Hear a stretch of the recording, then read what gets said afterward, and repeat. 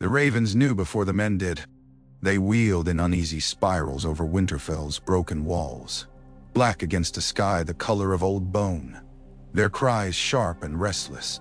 Snow had fallen in the night, not the wild, swirling snow of true winter, but a thin, uncertain dusting that clung to the stone and melted on the warm breath of the living. Fires still burned in braziers along the ramparts where corpses had piled not so long ago, and the scars of that last long night had not yet had time to fade. Jon Snow stood alone in the Godswood, where snow did not quite dare to fall. The great weirwood loomed before him, pale and ancient, its bloody leaves whispering though there was no wind.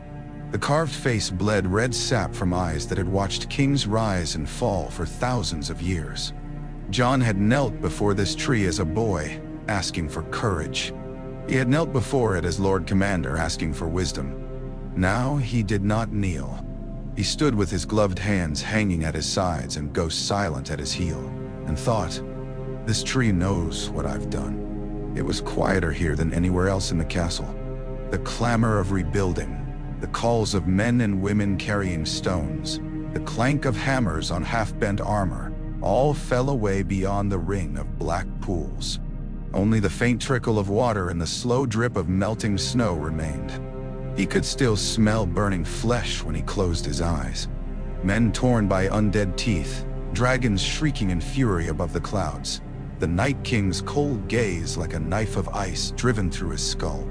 He remembered the bruising impact of Viserion's felt blue fire on the walls, remembered the sickly, shattering sound when Arya's dagger found the thing's heart of ice. The living had won, the dead were gone, and yet it felt unfinished. Jon slipped off his glove and laid his bare palm against the bark. The weirwood was colder than snow and softer than he expected, like flesh turned to stone. He thought of another touch, the warmth of Daenerys' hand on his chest in a ship's cabin rocking on the narrow sea. The tremor in her fingers when she whispered his name. Aegon Targaryen. The Godswood did not care for names. It cared for roots, for blood seeped into soil. "I did what I had to do," Jon murmured, though he had not yet done it. In his mind he saw her before the Iron Throne, dragonfire still glowing in her eyes, ash in her silver hair. A city screaming beneath her shadow.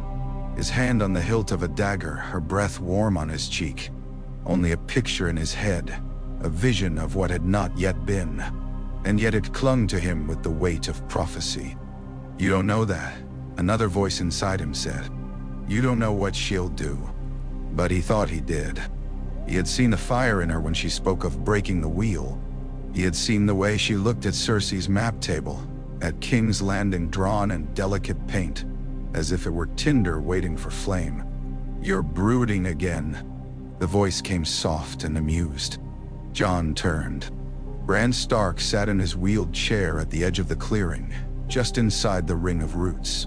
His furs draped around him like a king's mantle, but his pale eyes drifted between this world and something beyond.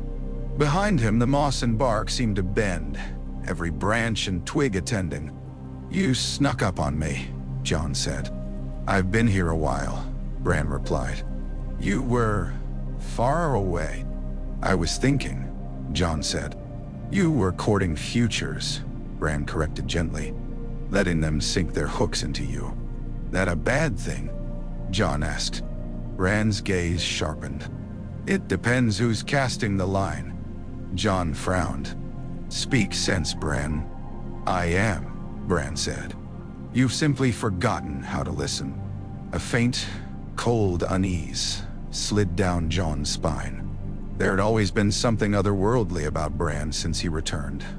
Something unnerving in how he stared, in the way he spoke of past and present and future as if they were all one thing. Jon had fought White Walkers and Whites, had died and risen, had ridden a dragon.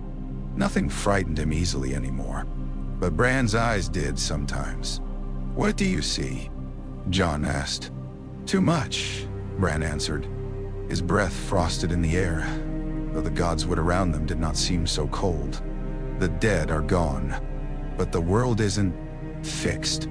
The long night was only one wound. The wheel still turns. Fire and blood, ice and shadow. Old powers that do not like loose ends. Nodden.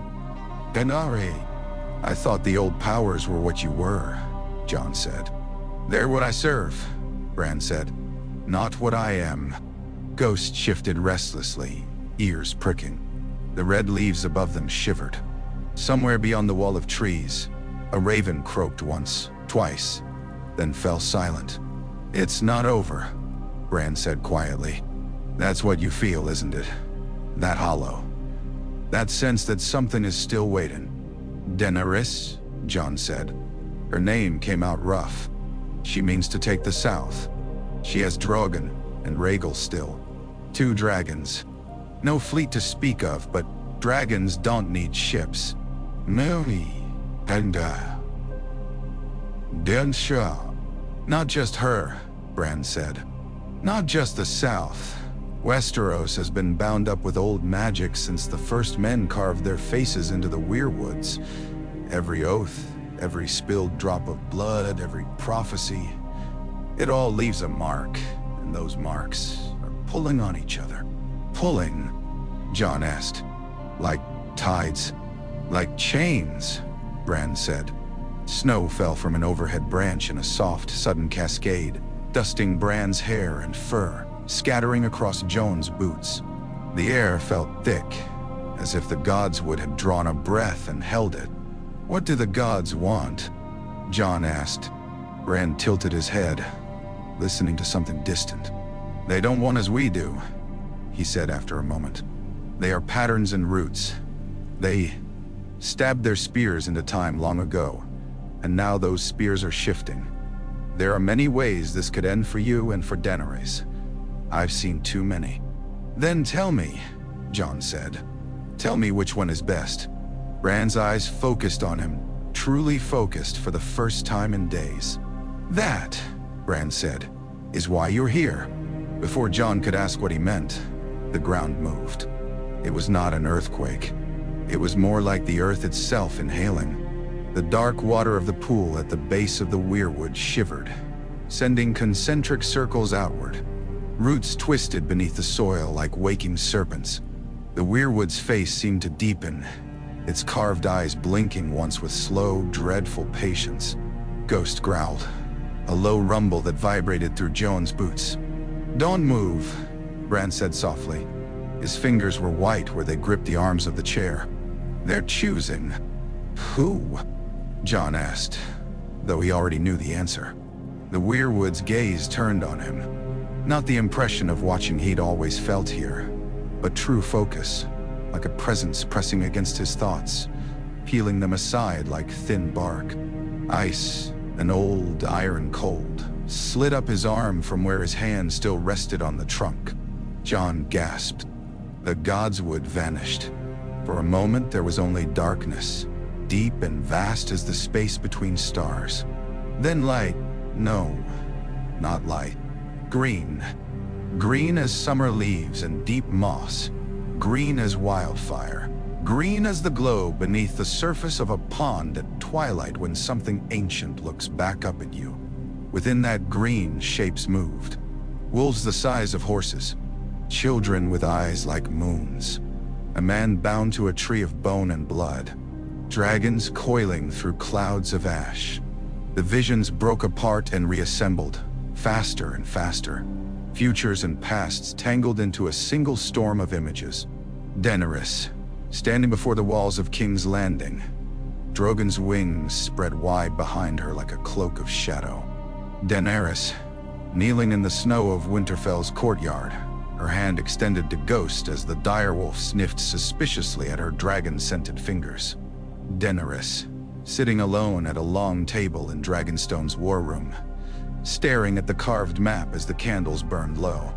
Jon saw himself beside her in some of those visions, and far from her in others.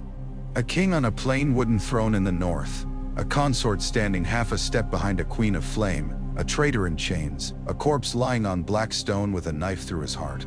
He saw himself on Dragonback. He saw himself in the godswood, bleeding out beneath the weirwood's roots, while red leaves fell like snow. He saw other futures where Daenerys burned alone, or died in a narrow alley with a knife at her throat. Places where dragons never hatched, where Stannis Baratheon still held Storm's End, where Robb Stark wore a crown of ice and iron. Futures that had never been. Futures that might have been. Futures that still waited, coiled and hungry. It was too much. Jon tried to wrench his hand away from the weirwood. His body did not move. "You asked?" Bran's voice said. "Everywhere and nowhere. You wanted to know which ending was best. The old magic doesn't answer in words. It answers in roads." "No." The visions accelerated. A dragon flying north until its flames turned blue. A red woman standing on a parapet, robes whipping around her as she whispered a name into the wind. A bolt of orange light across a moonless sky, a comet splitting into many fragments. A newborn child with silver hair and gray eyes, screaming as snow fell on Dragonstone. Jon's heart pounded against his ribs. Somewhere far away he could feel Ghost pressing against his leg, whining. Somewhere, he thought he heard Sansa calling his name from the castle. Voice tight with some new problem. But all of that was distant, muffled by the roar of blood and leaves. "You don't have to show me all of it," Jon gritted out. "Yes," Bran's voice said gently. "We do." The green deepened, darkened. When it cleared, Jon was no longer in the Godswood. He stood on black stones slick with salt spray. Wind whipped his cloak around his legs, carrying the tang of the sea and the distant shriek of gulls. Above him, the sky was iron gray, clouds stacked low and heavy. Before him, stretching like a map carved into the world, lay a carved table in the shape of Westeros. Candles burned along its edges, casting little islands of light across the painted mountains and rivers. Dragonstone. He knew it at once, though he had seen it only once before. The room smelled of ash and old smoke. The great stone dragons carved into the walls seemed to watch him with sightless eyes. Daenerys stood at the far side of the table, her hands flat on the painted reach. Her silver gold hair was braided back from her face. 3 thick plaits coiled at the nape of her neck like a crown. Her shoulders were tense beneath a coat of dark, scaled leather.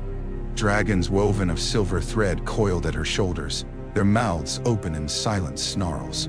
She looked tired, not just in the way of sleepless nights and too many councils. Tired in her bones, as if every mile of the long road from Pentos to here had settled into her spine and refused to leave. Shadows pooled beneath her eyes. Her lips were pressed into a thin line. Jon opened his mouth to speak, then stopped. His own voice would break this strange, fragile thing. He knew, with the same weird certainty that told him he was both here and in the Godswood, that this was not his present. This was one of the roads the Weirwood was forcing him to walk. Daenerys murmured something under her breath. The words were Valyrian. Jon did not catch their meaning, only the tone. Frustration, anger, fear. "I freed them," she said louder, in the common tongue. "I broke chains. I burned slavers. I crossed deserts and seas and corpses to reach this place. And still they look at me as if I am alien." She spat the last word like a seed. "There are some in the north who will never accept a southern ruler," another voice said. Tyrion Lannister stepped out of the shadows by the door, his limp more pronounced in the damp. "There are some in the south who will never accept anything not resembling themselves. That is the way of people, I'm afraid. Ingrained stupidity." "I am not talking about the north," Daenerys snapped. "I expected resistance there. They bow to the memory of my father's killer. That wound is deep, I know that." She shoved herself away from the table and began to pace. "I am talking about men who begged for my help when they thought Cersei's monsters would devour them," she said. "Men who sent ravens and envoys, who called me their only hope, their last chance. But now that the dead are gone, now that the long night has passed, they count my dragons with narrow eyes and whisper the word, Tyrant behind my back." "Gratitude is a rare wine," Tyrion said. "Sour, fleeting, and often watered down with fear." "I don't want their gratitude," Daenerys said. "I want them to keep faith." Her hands clenched at her sides. The candle flames bent toward her as if drawn by an unseen wind. The carved painted riverlands on the table flickered in the dance of light, as if little painted towns might catch fire. "They will not forget who burned their enemies," Tyrion said. "In time, they may forgive who you are. There is a difference." "In time," she repeated. "How much time? How many years, decades?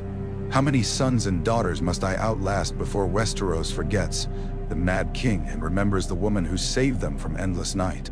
Tyrion hesitated.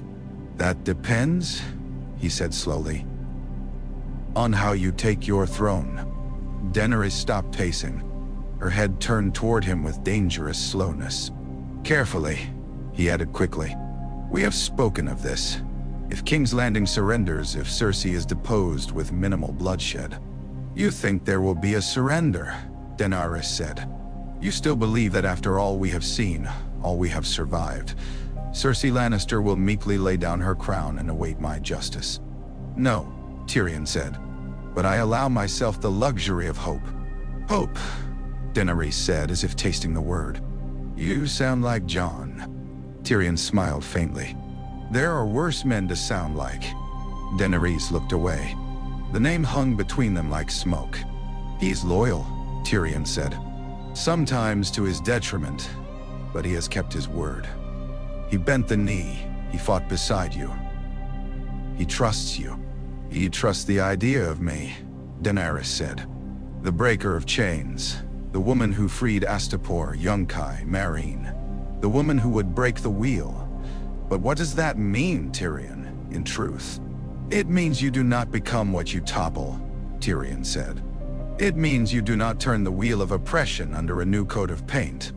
And if that wheel refuses to break," Daenerys asked, "if it flexes and bends and lashes back, how many times must I hold out my hand only to have my fingers bitten off before I decide a hammer is kinder?" "You're not the only one with a hammer," Tyrion said. "The old powers are watching." She gave him a sharp look. "The old powers? The North has its trees with faces," Tyrion said. "The Red Priests mutter about their Lord of Light. Your own dragons are born of some deep fire the Maesters pretend not to fear. Magic crawls in the cracks between the stones of this world. When great changes come, those old things stir. They don't always like to be surprised." "No, at Bedn," Daenerys considered him. "You have been drinking again," she said. "Only a little," Tyrion allowed. "But I am not wrong." "You are talking about ghosts and gods," Daenerys said. "I have no time for either. The living require all my attention." She turned back to the painted table and laid her hand on King's Landing. For a heartbeat, Jon thought he saw smoke curl from beneath her palm.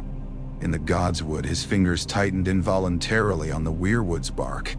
"We're not just seeing," Bran's voice murmured. "We're sending." "Sending what?" Jon asked, though not with his mouth. His lips in Winterfell were numb with cold. His body in Dragonstone stood perfectly still, an unmoving watcher in a room where no one seemed to notice him. "Wait," Bran said. "Possibility. Choice. The old magic doesn't like singular answers. It prefers combinations, interlocking paths. But even the deepest roots can be forced to grow in a direction if you lay enough stone." "How?" Jon thought. "In every future I have seen," Bran said, "the two of you are central. You, the blood of the wolf and the dragon. Her, fire made flesh. But you are not alone. There are other fires, other woods. Many." A flicker. Jon caught a glimpse of Melisandre on the shivering sea's shore. Her hair turned white with age, casting a ruby into the waves. He saw the children of the forest standing in a cavern of roots, their eyes glowing like coals. He saw men in a shy gathered around a black stone, chanting in tongues too old for any maester's book. "They are all pulling," Bran said. "And now, the pull tightens." In the war room, the candles all guttered at once. Daenerys' head snapped up.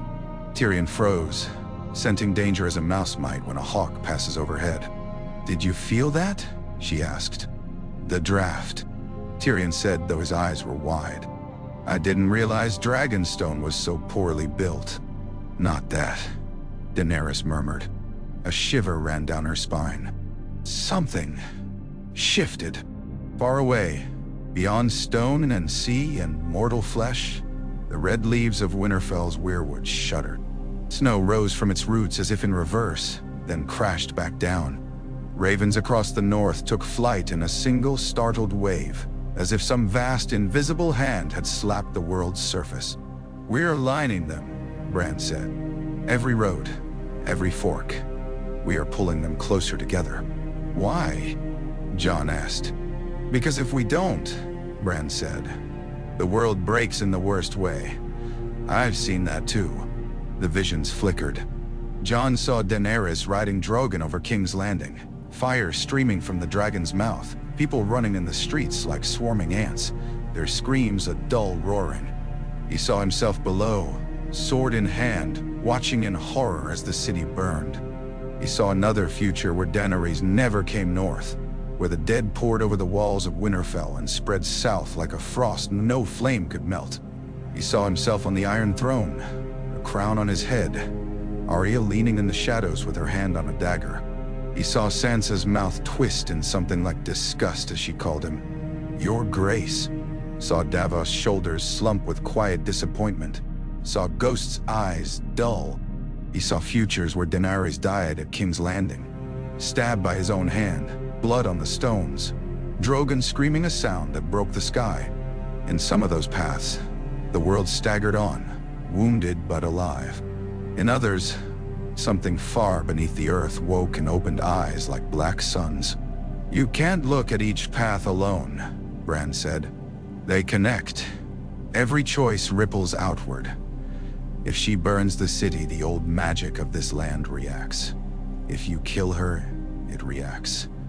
If you walk away, it reacts. Fire and ice, blood, entangled. It's all entangled." "You talk like a maester mixing his words," Jon said through clenched teeth.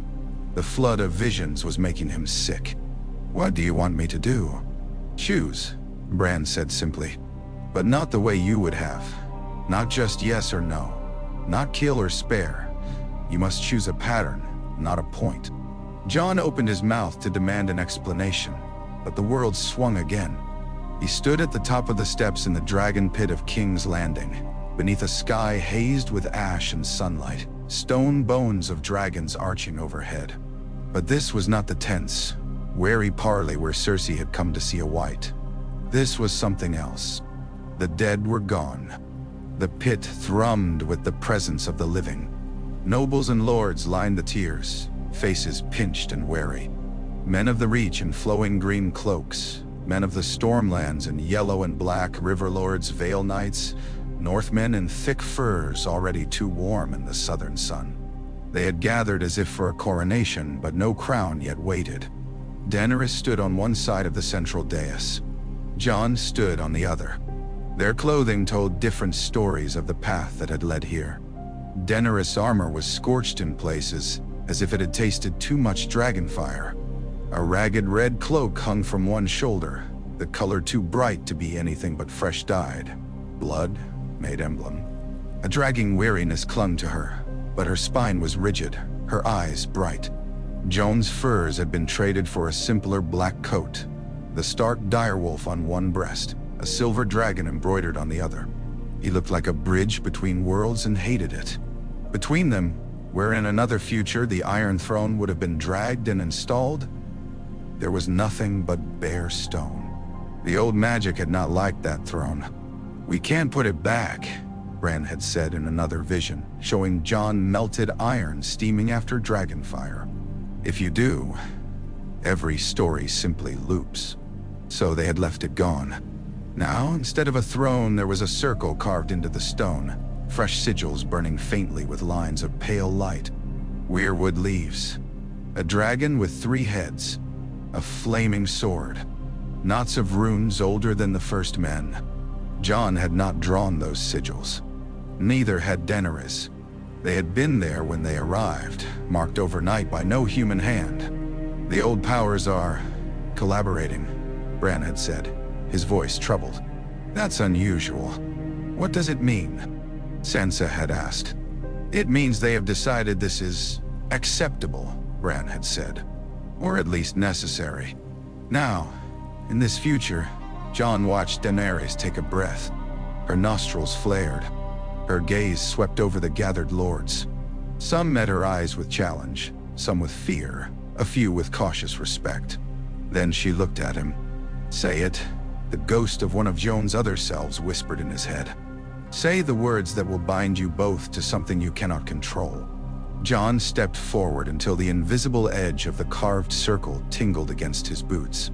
He could feel something under the stone. A thrum, like a distant, massive heart. It matched the slow, heavy beat he remembered from Dragonback, when Drogon's wings hammered the air. Lords and ladies of Westeros, Jon said. His voice carried in the hushed pit. We stand here in the shadow of what was. For 300 years, this city was ruled from a throne forged by dragonfire. Before that, kings knelt to kings, swords to crowns, blood to blood. Each time the wheel turned, some were crushed, some were raised, none were free. He saw Tyrion out of the corner of his eye, watching with careful attention. Saw Davos, standing with the northern men, his weathered face tight with worry. Saw Arya, half hidden behind a pillar, her eyes narrowed. Sansa stood further back, flanked by Vale men. Her expression was unreadable. We broke the dead, Jon said. Together.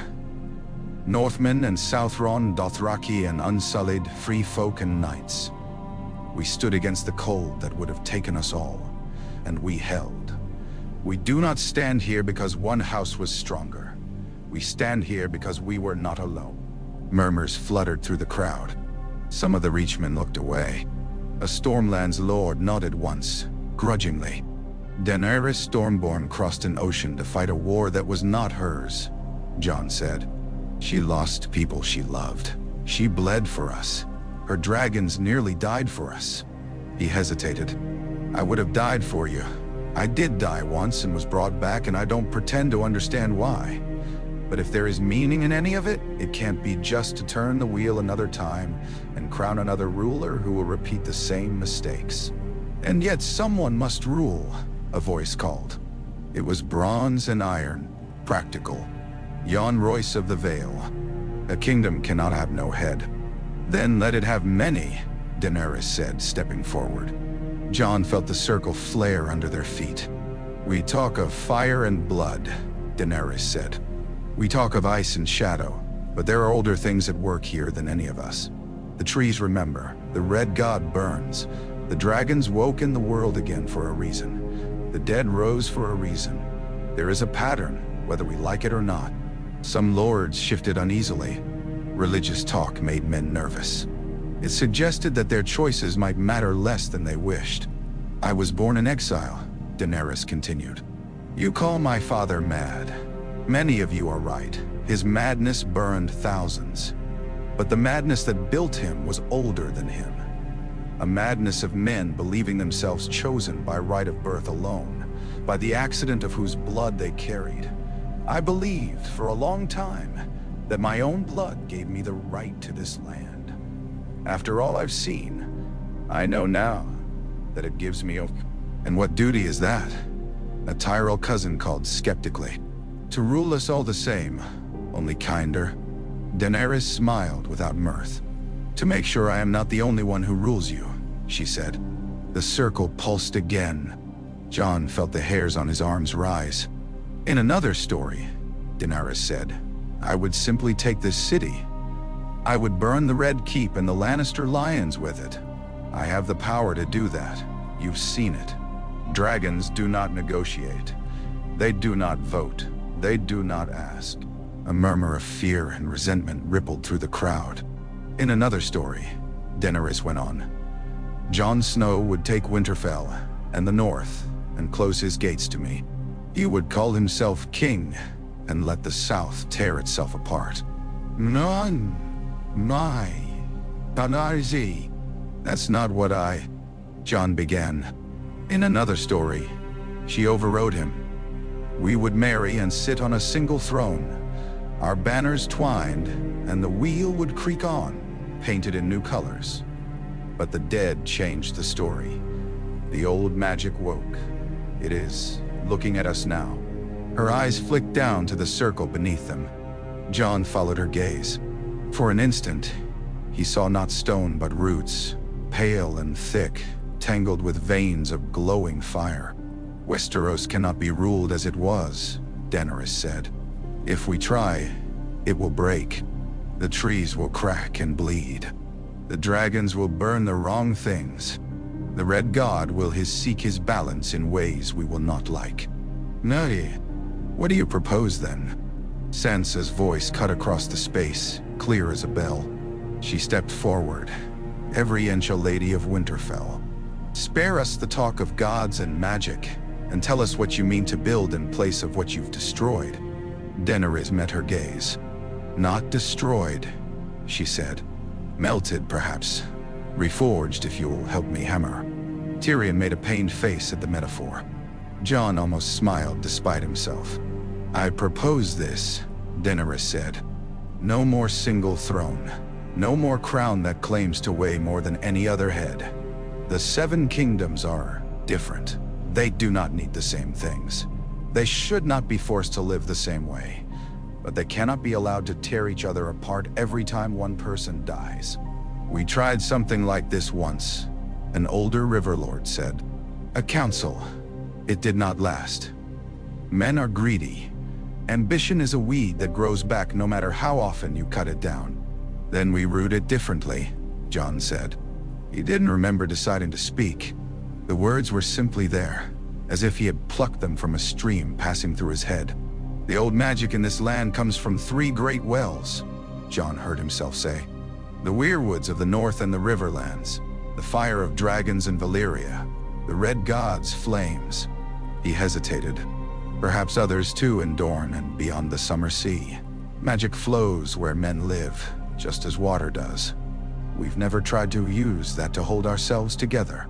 Because magic is fickle, Tyrion muttered under his breath, and not fond of bookkeeping. We ask it to bind us anyway, Daenerys said. Not by chains, but by oaths it cares about. She turned in a slow circle, letting her eyes touch each cluster of lords in turn. Let every major house of every land send 1 representative to King's Landing, she said. Not just lords. If you wish to send a maester, send a maester. If the North wishes to send a greenseer, it may. If the Red Priests wish to send someone, let them. They will form a circle, a ring that stands above individual crowns. No law touching more than 1 kingdom shall be made without their consent. No war shall be declared by 1 ruler alone. No use of great magic shall be decided in a single chamber by a single hand. D? And who sits in the center of this circle of yours? Sansa asked. You? Daenerys' gaze flicked briefly to Jon. We do, she said. For a time, as Anchors. That's another word for king and queen, a Lannister cousin said dryly. No, Jon said. It isn't. He stepped forward, feeling the circle's light flare around his boots. A king sits above, Jon said. We would stand within.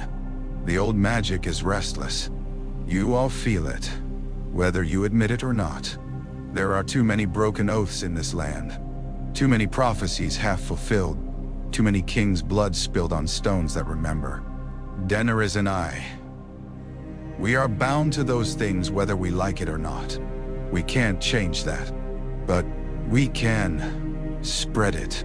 Hey, spread it, another man repeated, baffled. Share it, Daenerys said. If the children of the forest will lend us a greenseer, let my dragons be bound to more than 1 will. Let their fire be called not just by my words, but by the ring's consent. Let the Red Priests see their visions, and have to speak them before others who look differently at the world. Let magic answer to more than 1 pair of hands for once. Mateta. The crowd buzzed with confusion, skepticism, intrigue. Some made warding signs against sorcery. Others bared their teeth in hungry calculation, already wondering how such a system could be bent to their advantage.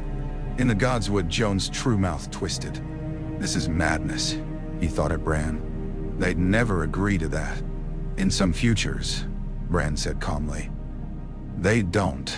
Those futures end poorly. In others, they do. At least enough of them. Those futures end differently. Better, Jon demanded.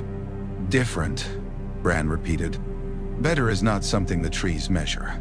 They measure stability, patterns, survival. And you? Jon asked bitterly. What do you measure? Bran was quiet for a long moment. When he finally spoke, his voice was that of a boy who had fallen from a tower into snow. I measure whether my family is alive, he said. Everything else is branches. Why show me this then? Jon asked. If this is one path, why force me to walk it when I'm still standing in the snow? Because this path only exists if you choose parts of it, Bran said. You are linchpin. So is she.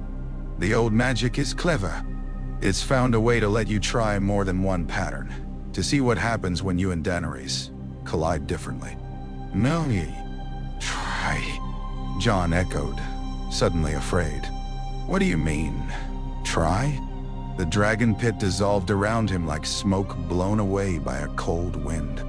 He tumbled through darkness, through a churning mass of half-formed shapes, cities burning, dragons crying, the wall falling, ships splintering, children born screaming, crowns dropping from nerveless fingers. Somewhere in that chaos, he heard Daenerys' voice, high and fierce and bewildered. Where are you taking me? She demanded. I did not ask for this. You did, Bran answered, though whether he spoke to Jon or her or the roots themselves, Jon could not tell. Every time you said, I will break the wheel. Every time you chose fire instead of surrender. Every time you refuse to be less than what you are. The world listens when people like you shout. The fall stopped. Jon stood once more in Winterfell's Godswood, his knees buckling, his breath tearing in and out of his lungs as if he had run up the wall's steps twice over. Ghost whined and nosed at his hand. His fingers were cramped around the weirwood's trunk, knuckles white. Bran still sat in his chair before him, but his eyes were not empty and distant now. They glowed faintly green. You've seen one pattern, Bran said quietly. One way the old magics might mesh instead of tear. There are others, some harsher, some gentler, some where you die, some where she does. Some where both of you live long enough to hate what you've made. Some where you die, and the world is better for it. Better for it. Jon swallowed against the tightness in his throat. And you're going to make me watch all of them? He asked. No, Bran said. We don't have time for all. The old powers are impatient. They're already pushing. The dead are gone. That emptiness calls to things that hunger. If we do nothing, the paths will collapse into whatever is easiest. And what is easy for magic is rarely easy for men. Then what? Jon asked hoarsely. We will choose a handful of roads, Bran said. We will walk them far enough to see what they demand. You and Daenerys both. The old magic will remember. It will let some of that weight fall back into this now. When you stand in front of her next, in truth, you will not be blind. No, cow. Jon's heart lurched. You mean she? Yes, Bran said.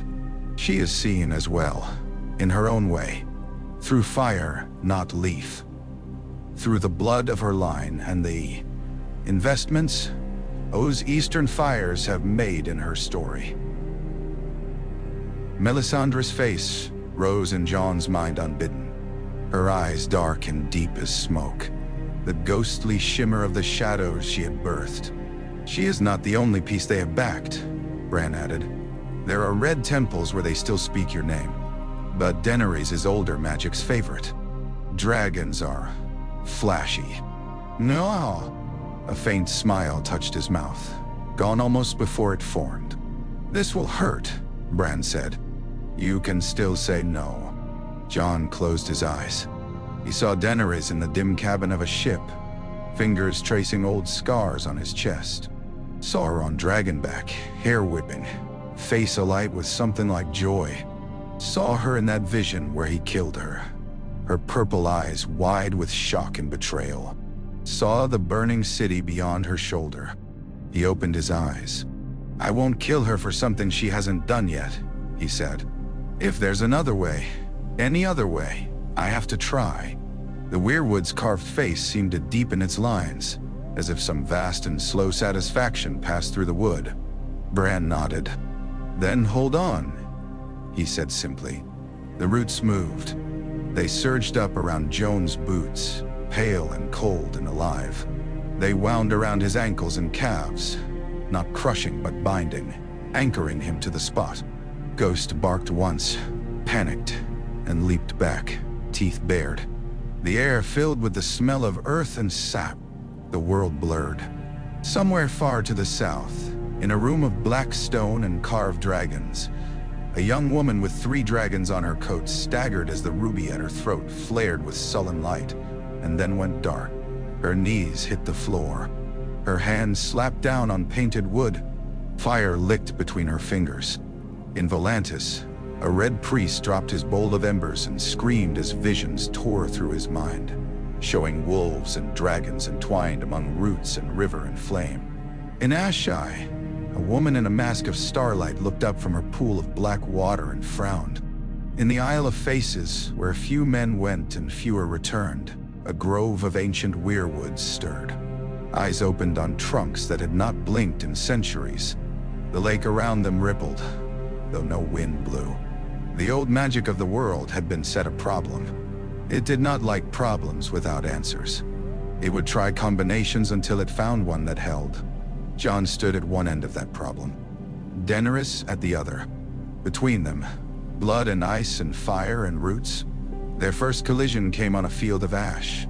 He stood ankle deep in it. The wind kicked it up around him in pale whorls, stinging his face. It filled his mouth and nose, tasting of burnt stone and hair and flesh. The sun above was a hazy disk behind a ceiling of smoke. Buildings leaned precariously around him, their windows gaping black, their walls groaning. It was King's Landing, but not as he had ever seen it, not even in stories. The Red Keep was half melted, its towers sagging like candles near the end of their lives.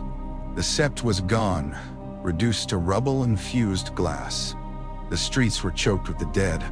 Jon knew with a jolt that in this path he had not stopped her. Dracarys, Daenerys whispered, somewhere overhead. Her voice was soft and exultant, the sound of a sword sliding free of its scabbard. Drogon's shadow passed over him. Jon flinched as heat seared the air. A building to his left, somehow still standing, exploded outward as dragonfire poured through its windows and shattered walls. Charred bodies tumbled into the street like discarded dolls. Jon stumbled, coughing, his heart slamming against his ribs. He knew this wasn't real.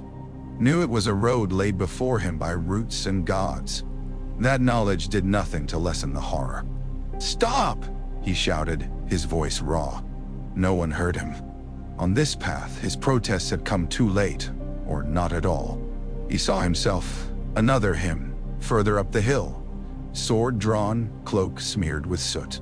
That Jon's face was gray with shock. He stared at the carnage with the empty eyes of a man whose faith had broken. Between them, Daenerys descended. Drogon's massive body crashed onto the stones with a sound like a mountain moving. His wings flared, scattering ash. His eyes burned molten gold. His scales glowed red at the edges, heat shimmering around him. Daenerys dismounted with the ease of long habit. Her hair was wild, ash streaking the silver. Her cheeks were flushed, her eyes too bright. There was a smear of soot across her jaw that made her look younger and more dangerous at once. "It's done," she said, not to Jon, not to anyone. To herself. To the air. "This wasn't necessary," Jon's other self said hoarsely. The bells rang. They surrendered. She turned toward him, head cocked. as if trying to understand how a child had learned to speak. "They surrendered to me," she said. "Finally. Truly. Not to some idea of a better queen, not to a future they could wriggle free of. To me, Jon, this is what breaking the wheel looks like. You can't fix a thing that is rotten in every spoke. You have to shatter it." "You killed children," Jon said. "You burned." His voice broke. "You burned them. They were Cersei's shields," Daenerys said. "Every child raised in this city would have grown up under her lies, her cruelty, her hunger to go back to how things were. How many wars have been fought because men could not imagine a world different from the one they were born into? I am forcing them to imagine something else." "No, gonna be Asuna," she smiled then. It was a small, almost gentle expression that made Jon's stomach twist. "I know it's hard for you," she said. "You've spent your life trying to save as many as you can. But look at the long night we just survived. You think I will let this world slide back into its old habits? All those deaths, wasted? No. If I must be the villain in every story they whisper about this day, I will be. Their fear will outlive me. It will outlive you. It will keep the wheel broken." "Dang. You sound like him," Jon whispered. "You sound like your father." Something in her eyes flared, hurt, then anger. "I sound like myself," she said. "You think small, Jon Snow. You think of the people in front of you. I am thinking of 10 generations from now. Of the child born in a world where no one remembers what the Iron Throne felt like beneath them. Because it never existed." She stepped toward him, leaving ash footprints. "Come with me," she said. "Help me build that world. You know I don't enjoy this. You know I wanted." Her gaze flicked down to his lips, then up again. A memory passed between them like breath. Ship's cabin, flickering candlelight, hands and mouths, and whispered words of comfort in the dark. For a moment, the Daenerys who had held him, who had laughed with him, who had flown with him over the white wilderness of the north, shone through the ash and the madness. "We can be better together than we are alone," she said. "But not if you cling to old Mercy like a cloak that keeps you warm." Mercy led Ned Stark to the block. "Mercy nearly cost the world to the dead. Let me be the fire. You be the ice that cools it if you must. But do not ask me to snuff myself out." "Mayor." Jon's other self looked at her for a long time. Jon, watching through the god's cruel lens, knew, even before the other him moved, what he would do. He felt it as a splinter under his own nail. This Jon sheathed his sword. "I'll stay," he said quietly. "For now." Daenerys' shoulders sagged with relief. She reached out, put a hand to his cheek. For a heartbeat, there was something like peace between them. A fragile bridge spanning a chasm filled with fire and bone. Then the vision blurred, cracked, and shattered. Jon reeled as if struck. The godswood swam back into view. Roots dug into his legs like frozen snakes. His heart pounded. His throat burned with ghosts of ash. "You let her do it," he rasped at Bran. "In that road. You let her burn them all." "I didn't let her," Bran said. "She did. With or without your consent. In more futures than I care to count. In some, you oppose her. In some, you don't. In some, you try that circle you saw in the pit, but not soon enough. Or not sincerely enough. It fails. The old magic reacts.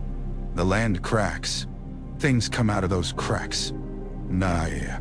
Jon's hands shook. He clenched them into fists to steady them. "And if I kill her?" he asked. "If I stop that?" Bran's expression didn't change. "We've seen that path too," he said. "You didn't enjoy it." "Show me," Jon said. Bran hesitated. The leaves whispered. "We don't have to." "Show me," Jon snarled. The roots convulsed. He was in the Red Keep's shattered throne room. The Iron Throne loomed before him, twisted and jagged, sharp shadows thrown by dragonfire. Smoke drifted in through the broken roof, bringing with it the scent of rain and ash. Snowflakes fell, melting as soon as they touched the hot stone. Daenerys stood at the foot of the throne, her back to him, staring up at the cruel, spiked seat that had haunted her dreams since childhood. Drogon's distant rumble vibrated through the floor. Jon's other self approached her slowly. In this path, the city had burned less. The streets still reeked of fire and blood, but not everything was ash. There had been a surrender of sorts. The bells had rung. Some of Daenerys' worst impulses had been checked by his presence, his pleas, the sight of children cowering in doorways. Fewer had died. Not enough. Fucking gods, never enough. Her hair was damp with mist, clinging to her neck. Her shoulders sagged with exhaustion and triumph. "When I was a girl," she said without turning, "my brother told me that our father's throne was made from the swords of 1,000 of Aegon's enemies. 1,000. She laughed softly. "I would sit in the red keep in pentos and close my eyes and imagine the sound they made when they bent. The screams, the fire. I thought it sounded beautiful." Jon swallowed. His hand felt heavy on the hilt at his hip. "Now that I see it," Daenerys said, "it's smaller than I expected." She took a step toward it. "Dany," Jon said. She stilled at the sound of his voice. Slowly, she turned. Her eyes were not mad in this path. They were tired. They were wary. There was a little wildness at the edges, a frayed place where too much loss and too much power had rubbed her raw. But she was still there. The woman who had held sick children in Marine. The woman who had smiled when Gilly's baby grabbed her finger. "You're afraid," she said softly. "Yes," Jon said. "I won," she said simply. "The dead are gone. Cersei is gone. I broke the chains on the Unsullied. I've given land to freedmen in 3 cities. I've crossed the world to stand here. Why are you afraid now?" "No, because I don't know what you'll do next," Jon said. "Because I see you looking at that throne like it's a step, not a seat. Because your war never ends, Dany. There's always another slaver, another unjust lord, another city that needs burning to remake it in your image." "And that's wrong?" she asked. "We talked of better, of building a new world out of the ashes of the old. Did you think that would be clean? That it would end here? Nanti?" "No," Jon said. "I knew it wouldn't be clean. I thought you would talk to them first." She smiled sadly. "Talk to who?" "The people," Jon said. "The lords, the small folk. The men and women who will bleed for every decision you make. You say you're building the world for them. Why not let them help?" "Help," she repeated. "You sound like Tyrion, or that Stark sister of yours." "She's my sister," Jon said. "Listen to her. She knows how the South thinks. She knows how power twists people. She knows what rulers can become when no one tells them no." "No, but I don't need people like Sansa to tell me who I am," Daenerys said. "I know what I am." Jon looked at her, at the dragon fire simmering beneath her skin, at the scars no one saw, at the weight of all she had lost. "So do I," he said quietly.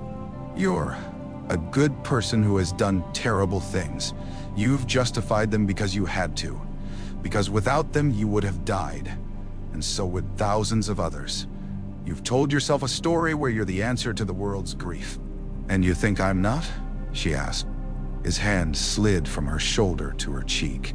Her skin was warm. She leaned into his touch without thinking, eyes closing briefly.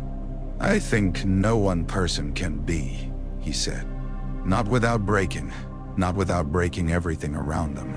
Her eyes opened. "So what do you suggest?" she asked. "I abdicate? I hand the throne to you, to your sister, to some council of squabbling lords, to something that isn't just us," Jon said. "To something larger. Daenerys, there are forces at work here we don't understand. The old gods, your fire gods across the sea, the dragons themselves. They woke up for a reason. They care what we do with this moment. Bran. She stiffened. I am tired of your brother's eyes, she snapped. He pulls at me in my dreams, you know. Shows me paths. Futures where I burn the world. Futures where you kill me. Futures where we both die for some balance. I was not born to be a puppet for trees. He stared at her. You've seen them too. She blinked. Uncertainty flickered. You. The gods showed me the same paths, Jon said. The same burning city. The same choice. They're not trying to use us, Dany. They're trying to avoid worse things. Nani, come now. There is nothing worse than this, she said, gesturing at the ruined city beyond. Fire cleanses. The world will heal. You haven't seen what happens if it doesn't, Jon said. If we hammer it into a shape it can't hold, the magic in this land tears. Things that make the dead look kind crawl through. I've seen it. I don't know how. I don't want to. She laughed once, disbelieving. Now you sound like the Red Priests. I'm not asking you to believe the gods, Jon said. Believe me. Believe the man who loves you. She froze. I do, he said. I tried not to. You were my queen, and that was supposed to be enough. But it isn't. I love you, Daenerys. I love the woman who walked naked into fire for her children. I love the woman who wept when a shepherd brought her a child's burned bones. I love the woman who slept in the same tent as freedmen to show them she was not of them. I will not This? She asked in a whisper. A story they tell their children to keep them in line, Jon said. A dragon who burned so bright she burned the sky. Her eyes shimmered with tears. Anger, pain, hope, and all twisted together. You would have me step back, she said. Share power. Bind myself to councils and circles and trees. Let lesser men argue with me. Accept that I am not destiny embodied, but merely important. Yes, Jon said. Because if you don't, someone will have to stop you. And if the gods have their way, that someone will be me.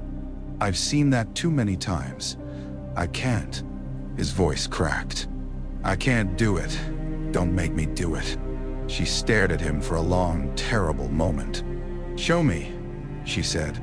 He blinked. What? What? Show me, she repeated. If the old magics have tangled us in their roots, if they've shown you these futures, then they can show me as well. Truly. Not just in dreams I wake from screaming. I'm not afraid of the truth. I never have been. You may be, Jon said. After. She drew herself up. I am Daenerys Stormborn of House Targaryen, she said. Breaker of chains. Mother of dragons. If your gods wish me to be part of their pattern, they can speak plainly. Call them, Jon. Call your trees. Let them eat my sight if they must. I will not live in ignorance. In the Godswood, the roots around Jon's legs squeezed. She asks, Bran said. His voice was very quiet. That makes it easier. For an instant, the vision doubled. Jon saw Daenerys standing before him in the ruined throne room, eyes defiant. Saw her also in Dragonstone's war room, one hand on the painted table, the other pressed to the ruby at her throat as it glowed red-hot. Saw her in a tent on the Dothraki Sea, hair loose, gazing up at unfamiliar stars as invisible threads tightened around her. Saw her newly born, squalling, as a midwife whispered an old Valyrian blessing that was also a bargain. The old magics had been courting her all her life. Now she courted them back. The world flashed green. Daenerys gasped. Her knees buckled. Jon in the throne room caught her before she hit the ground. Jon in the Godswood tasted her fear like ash. Then she was falling, as he had fallen, through tangled visions of roads. Somewhere in that chaos, their paths collided. They stood on nothing. It was not darkness, nor light. It was something older, a place between, like the space under the roots of a forest and above the bones of a mountain. Shapes glimmered out at the edges of perception. Branches, wings, flames, faces. The air smelled of sap and blood and salt and smoke. Jon looked down. There was no ground, yet his boots stood on something solid, some invisible weft of threads. Daenerys stepped toward him from the opposite direction, her hair floating slightly as if in deep water. "Where are we?" she demanded. Her eyes flashed. "What have you done?" "I asked them to show us," Jon said. "Not them," a voice corrected gently. Bran stepped out of nothing beside them. For once, he stood.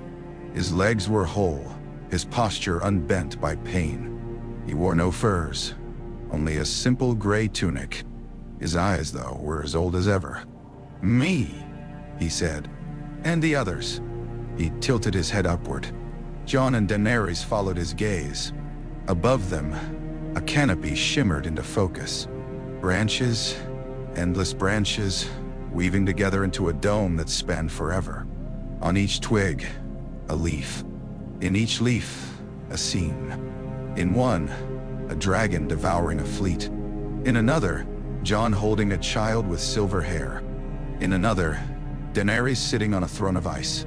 In another, both of them dead on a field of snow. Daenerys took a step back, eyes wide. "This is," she whispered, "madness." "This is possibility," Bran said. "The old magics meet here.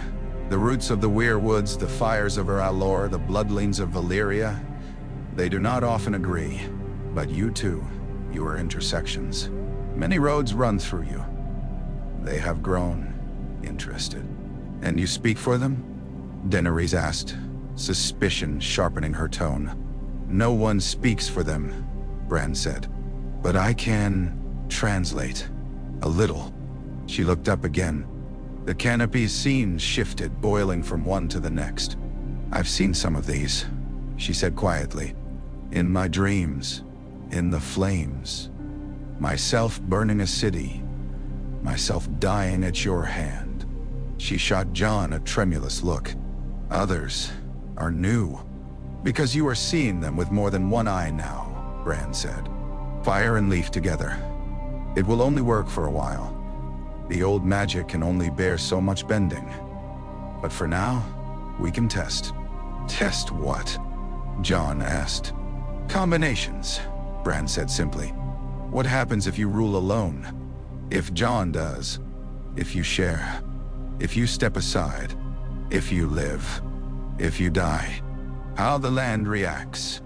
How the powers react? How many cracks appear? How many hold?" "Nah. We are not bits on a Savas board," Daenerys snapped. "You cannot just shuffle us through your little game until you like the outcome." "You've been shuffled since you were born," Bran said, not unkindly. "We all have. Every prophecy, every arranged marriage, every sword taken up because of a song. The difference here is that you are being shown some of the board. You asked. They answered." Something moved at the edge of Jon's vision. He turned. There, half hidden among the branches, he saw the faint outlines of figures. Children with bark for skin. A tall, shadowy woman wreathed in red light. A dragon coiled in a circle, biting its own tail. A weirwood face, eyes glowing. A sword of flaming steel. A flock of ravens, their eyes all the same pale blue. The old powers watched them with the dispassionate curiosity of storms. "Why us?" Jon asked. "There have been kings and queens before, sorcerers, dragons. Why now?" "Because the dead came," Bran said. "Because the wall fell. Because dragons hatched in a world where they were supposed to be gone. Because a man died and came back. Because a girl killed a demon made of cold. Because a red priestess saw too much and still believed. The pattern, strained. It must be reforged, or it will break entirely." "No, you speak like a smith," Daenerys said. Bran's mouth twitched. "My father liked his forge," he said. "Enough," she snapped. Her fear was turning to anger. It was how she defended herself from helplessness. If you wish us to choose, then give us more than images.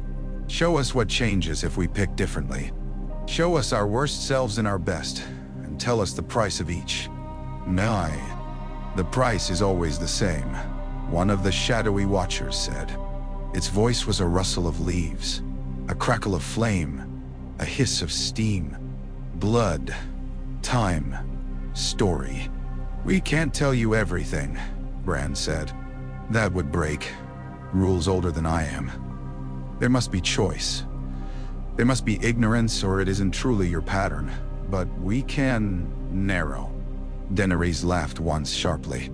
Narrow, she said.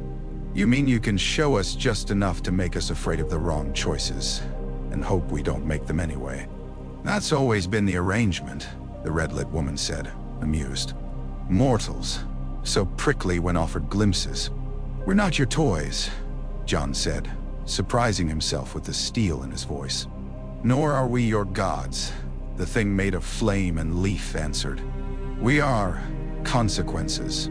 But speak, little king not king, little queen not queen. We are listening. Daenerys' chin lifted. She had stood before khals and slavers and queens and not bowed. She would not bow here either. In the path where I burned them all, she said. What had happened? The canopy rippled. Leaves turned. One scene swelled larger than the others, hanging overhead like a grim sun. They watched as the city burned, as Daenerys carved a swath of fire from the Red Keep to Flea Bottom, as Jon turned away, then turned back.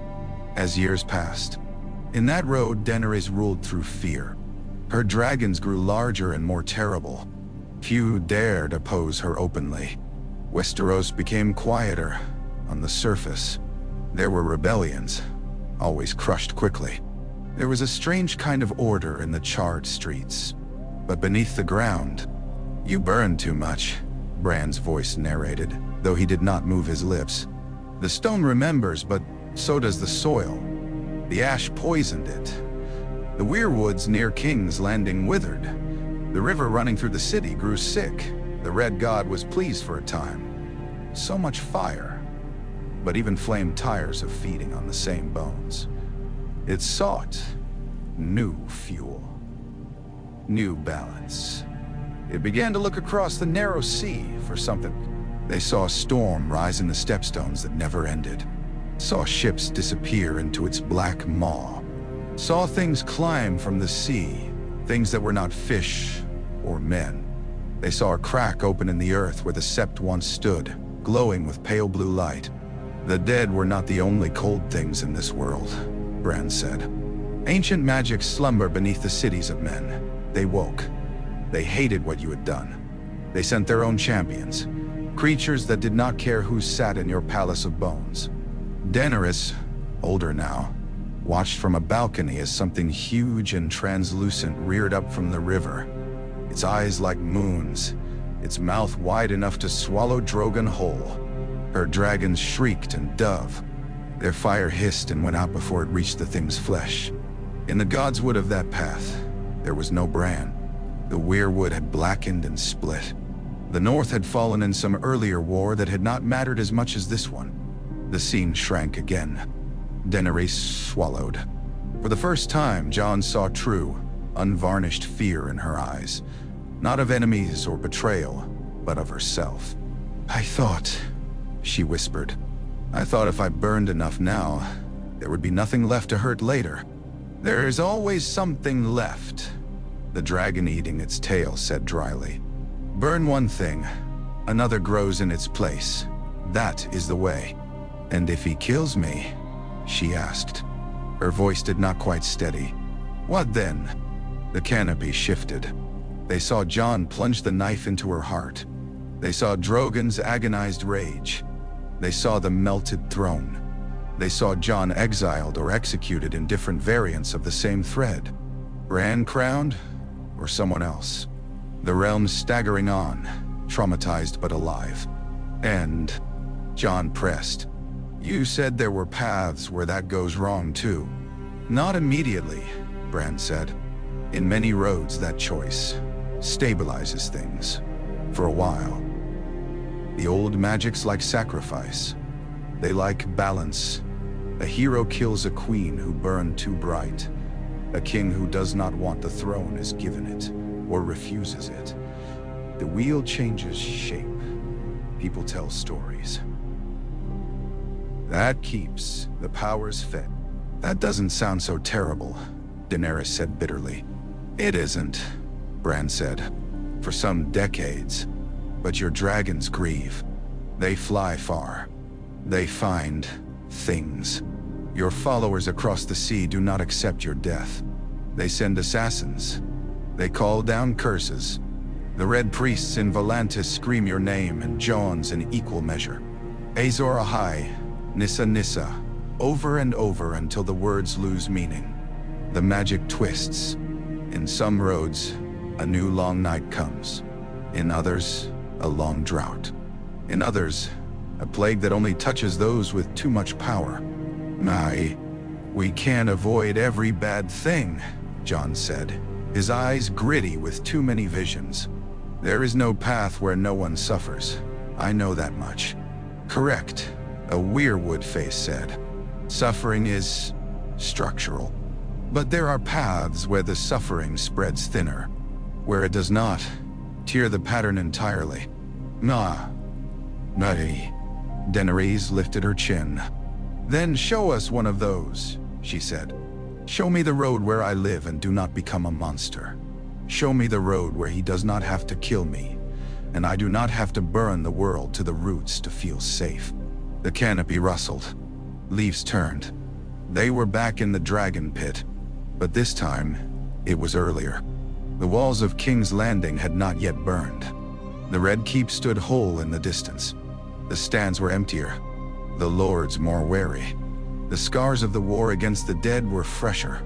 Daenerys looked more like the Queen of Meereen than the conqueror of Westeros. Her armor polished, her posture uncertain beneath her regal bearing. Jon's face was gaunter, haunted by recent cold.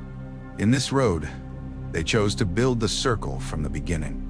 They watched as Daenerys relinquished the idea of sitting on the Iron Throne alone. Watched as Jon refused every crown. Watched as Sansa insisted on the North's particularities, as Jon Royce argued law, as Tyrion designed intricate checks that would infuriate future maesters with their complexity. They watched as Melisandre returned, thin and wan, to stand in the circle as Erlor's unwilling emissary. Watched as a child of the forest, brought secretly from the Isle of Faces under cover of fog and old oaths, laid a hand of bark and bone on the map of Westeros, and murmured words that made the circle's sigils blaze. They watched as a compromise, imperfect and fragile, took root. In that road, Daenerys dragons did not burn cities alone. When they were used, it was with witnesses at her side. Jon, sometimes, a greenseer, a red priest, a lord from the land in question. Sometimes she snarled and chafed at the restraint. Sometimes she thanked it, later, as she walked through fields that had not been turned to glass. In that road, Jon patrolled the north and the wall with a new kind of purpose. The wall itself changed, no longer a barrier against a specific enemy, but a living monument, its ancient spells repurposed with the help of the children into something that watched for tears in reality itself. In that road, the old magics learned new habits. They grumbled. They cracked things now and then, but they did not shatter the world. It's not clean, Daenerys said, watching as a council meeting devolved into shouting over the tax rights of a minor Dornish house. It's messy. People are messy, Jon said. So is magic, apparently. She watched herself in that vision compromise. Back down, admit ignorance, lose temper and apologize. She watched Jon do the same. She watched them argue, bitterly, about how much force to use against slavers in Volantis, about how quickly to push reforms in the Reach, about whether to let the Ironborn keep some of their traditions. She watched them fail sometimes. People died who might have been saved in a more ruthlessly efficient world. But the cracks did not widen into chasms. She saw herself old, gray in the hair, standing on a balcony not unlike the one she had imagined in Pentos, watching children of all colors and accents chase each other through a courtyard where a tree with red leaves and a dragon carved in stone shared the same small patch of earth. "What does that cost?" she asked, voice raw. "More compromise than you like," Bran said quietly. "More living than you expected. It is easier to die for a cause than to live with it, year after year, as it disappoints you and exceeds you and grows beyond you. You must accept being one branch on a tree, not the tree itself." "No, nah. And me?" Jon asked. "What do I pay?" Bran's eyes softened. "You never get to go far from it," he said. "You never get to be just a man in the north again. The old powers lean on you. They whisper. They send you dreams when something stirs in the east or beyond the wall. You have to answer. You are a tether. But you live, you love, you raise." He cut himself off. Daenerys' eyes flicked to Jon. Something like hope and terror shivered through her. "What happens if we step aside entirely?" she asked quickly. "If we die? If we refuse to be any part of this pattern?" The canopy darkened. "There are roads where that happens," Bran said.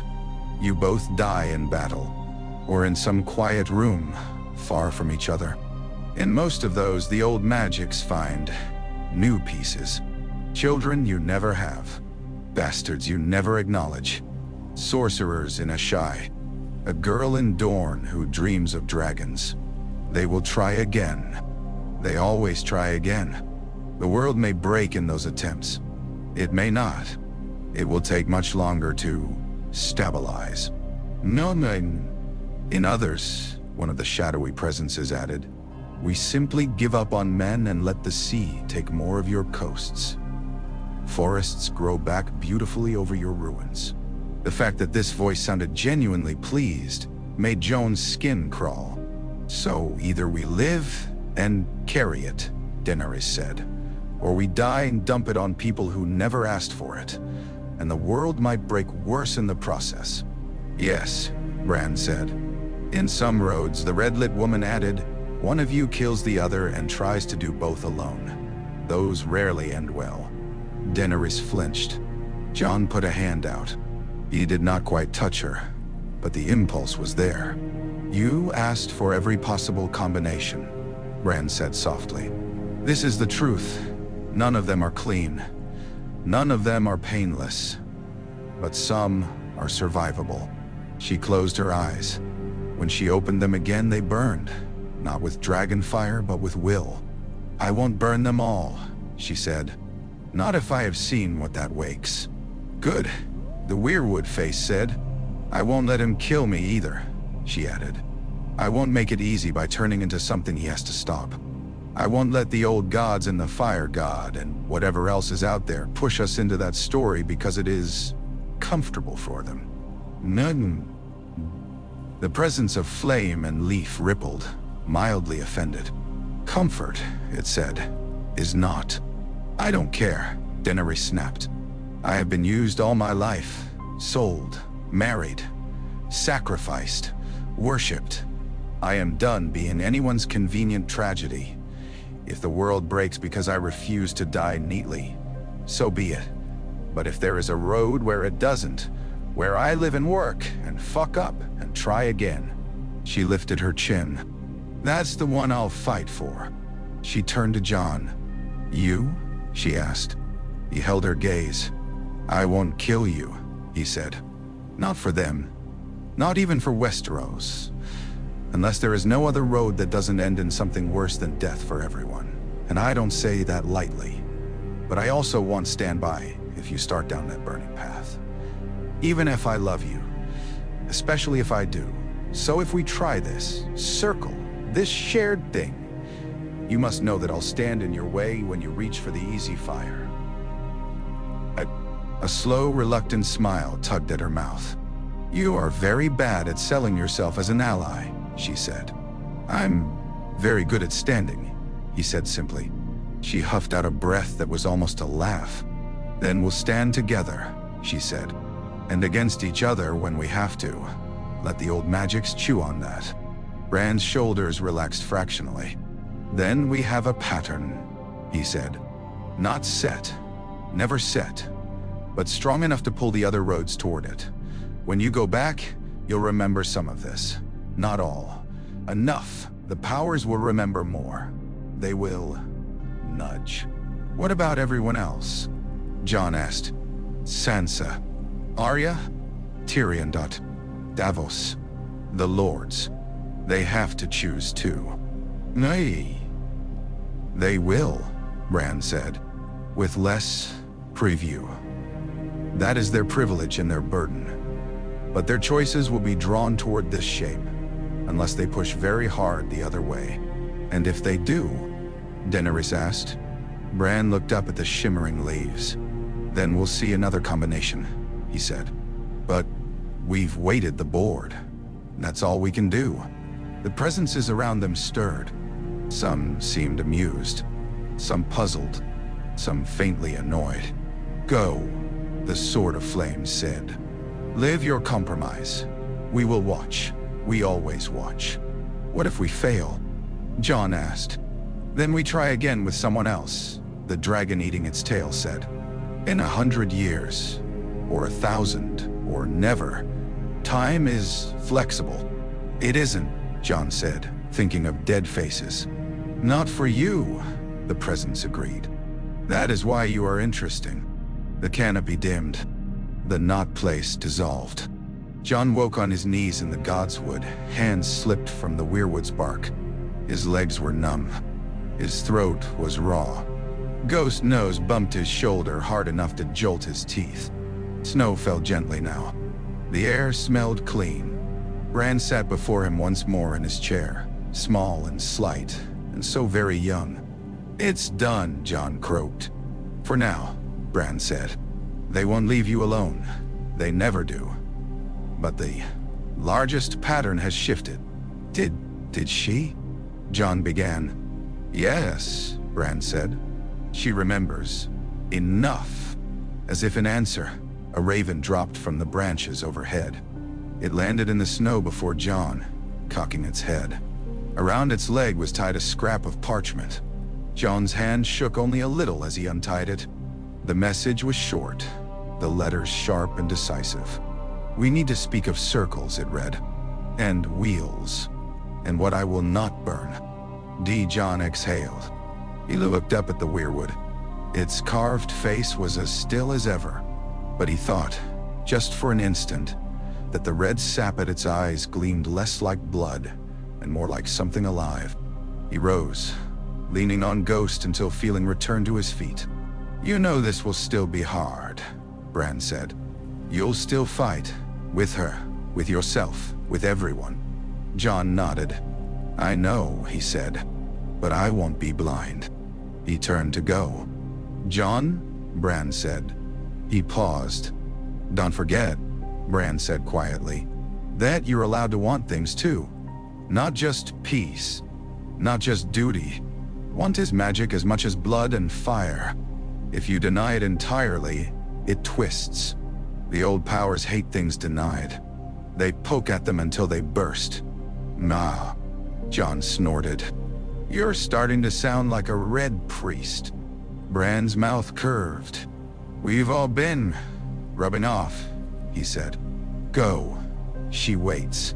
So Jon Snow, Aegon Targaryen by blood, bastard by habit, dead man walking by the grace of some god he did not understand, left the godswood and walked back into the mess of the living with ash in his lungs, snow in his hair, and the weight of many futures like a sword across his shoulders. He found Daenerys on the ramparts, looking north. Her hair whipped around her face in the wind. She had not bothered with a crown. Her hands were ungloved, resting on the stone. Her dragons were distant specks against the sky, circling like wary hawks. "You felt it?" he asked. She did not turn, but he saw her jaw tighten. "I dreamed," she said. "It felt more than that." He stepped beside her and looked out across the white world. "They gave us a choice," Jon said. "Not as many as we'd like, more than we deserve. I saw myself burn them," Daenerys said softly. "I saw myself smile while I did it. I woke up screaming." She glanced at him, a flash of vulnerability. "I don't want to be her." "Then you won't be," Jon said. She huffed out a breath. "It's not that simple," she said. "There will be days when I want to burn something. Someone, when some lord mocks me, or some city resists, or some old man in a chain tells me I am not allowed to do what I know is right. You saw it. We argued. We will again. We will again." "Good," Jon said. She blinked. "Good? If we agree on everything one of us isn't thinking," he said. A small, startled laugh escaped her. It blended with the wind. "I want to try it," she said. "The circle, the ring, binding the old powers to process." She made a face at her own choice of word. "It will be tedious. It will be infuriating. It will be slow. It will keep you alive," Jon said. "And them?" She nodded once. "You'll stand with me?" "I will stand with you," he said. "And in your way, when I have to." Her eyes searched his face. "I asked the fire," she said quietly. "One last thing." "Oh," Jon said warily. She stepped closer, until the warmth of her body cut the wind's chill. "I asked it," she said. "If there was a path where we did all of that, built circles, argued with lords, shared power with trees and priests, and still had space for ourselves, for other work." He swallowed. "What did it say?" She smiled, slow and fierce. "It showed me a child with your eyes in my hair," she said, throwing stones at a weirwood root and shouting that it was unfair that he wasn't allowed to ride dragons until he finished his sums. His breath caught. "That's a cruel thing to show someone," he managed. "Yes," she said. "Cruel. Dangerous. They did it anyway." She lifted a hand and touched his cheek. "You heard what your brother said. Want is dangerous. But I would rather carry it openly than pretend I am empty." He leaned into her touch. "I want that too," he said. "Good," she said. "Then the old gods and the new and the dragons and whatever else is watching can choke on it." He laughed, surprised. It felt like something breaking in him, something hard and cold. Snow swirled around them. Somewhere above, a dragon roared. Below them, in the bones of the earth, roots shifted. Fire coiled. The old magics of Westeros, given their pattern at last, settled in to watch the long, messy, infuriating work of reforging a realm, not through a single brilliant blaze, but through the steady heat of two people who refused to be anyone's simple answer. It would take years. It would take blood. It would take failures and retreats and small victories no bard would ever bother to put into song. But the wheel, for the first time in a very long time, did not simply turn. It changed shape. They stood together on the ramparts for a long time, saying nothing, watching the gray sweep of the world. Below, Winterfell crawled with life. Men repaired walls shattered by blue fire. Women mended cloaks and boiled leather, their hands raw and red. Children chased each other in the snow with sticks, too young to understand how close the dark had come. The smoke from the forges rose in steady plumes, comforting his breath. The wind smelled of wood smoke and old blood. "We can't do it from here," Daenerys said at last. Jon glanced at her. "Do what?" "Reforge the world," she said quietly. "Winterfell is a fortress, a home, your home. It is not a fulcrum. The story always bends back to King's Landing. To that damned city. To the place my father lost his mind and Robert lost his honor and my brother lost his crown." "My father kept his honor," Jon said reflexively. She tilted her head. "Did he? Perhaps more than most," she allowed. "But he lied to almost everyone he loved to keep you safe. Men call that honor. The gods may call it something else. She drew a breath. The point is, if we mean to bend the wheel instead of letting it turn, we have to put our hands where it spins fastest. King's Landing, Jon said. King's Landing, she agreed. He looked back out over the snow. The men are tired, he said. The North bled for the dead. They won't like marching south again. Not so soon. Not for a southern throne. It isn't for a throne, she said. Not if we do what we saw. He gave her a sideways look. You're certain that wasn't just some trick of the gods? A dream we wanted to see? No. Tricks don't leave bruises, she said dryly, flexing the fingers of one bare hand. Red marks like thin roots climbed her wrist. Nor do they tie themselves into our bones. The old powers gave us enough truth to hang ourselves with. I mean to use it for something else. He didn't like the marks. He didn't like the faint red veins he'd seen beneath his own skin, up his forearms, when he'd splashed water on his face. They had already faded, but not entirely. As if the weirwood's touch lingered. There's something we have to do first, Jon said. She raised a pale eyebrow. Talk to my family, he said. Her mouth tightened. Your sister does not like me. She doesn't like anyone she doesn't understand, Jon said. She understands very few people. It isn't meant as an insult. That's what kept her alive. And the other one? Daenerys asked. The little wolf with the knife in her eyes. Arya likes you better than she lets on, Jon said. She liked your dragons. She liked the way they frightened everyone, Daenerys countered. Same thing for Arya. He took a breath. They deserve to hear what we're going to do. They deserve a choice in it. No. What choice? Daenerys asked. Whether to come south with us, whether to send their men, whether to join this circle you want to build. We want to build, Jon said. She pressed her lips together at the correction, then nodded once. Very well, she said. Let us go and bare our throats to a pack of wolves. What's one more set of teeth in a life like mine? He almost smiled. In the great hall of Winterfell, the stones still remembered Dragonfire.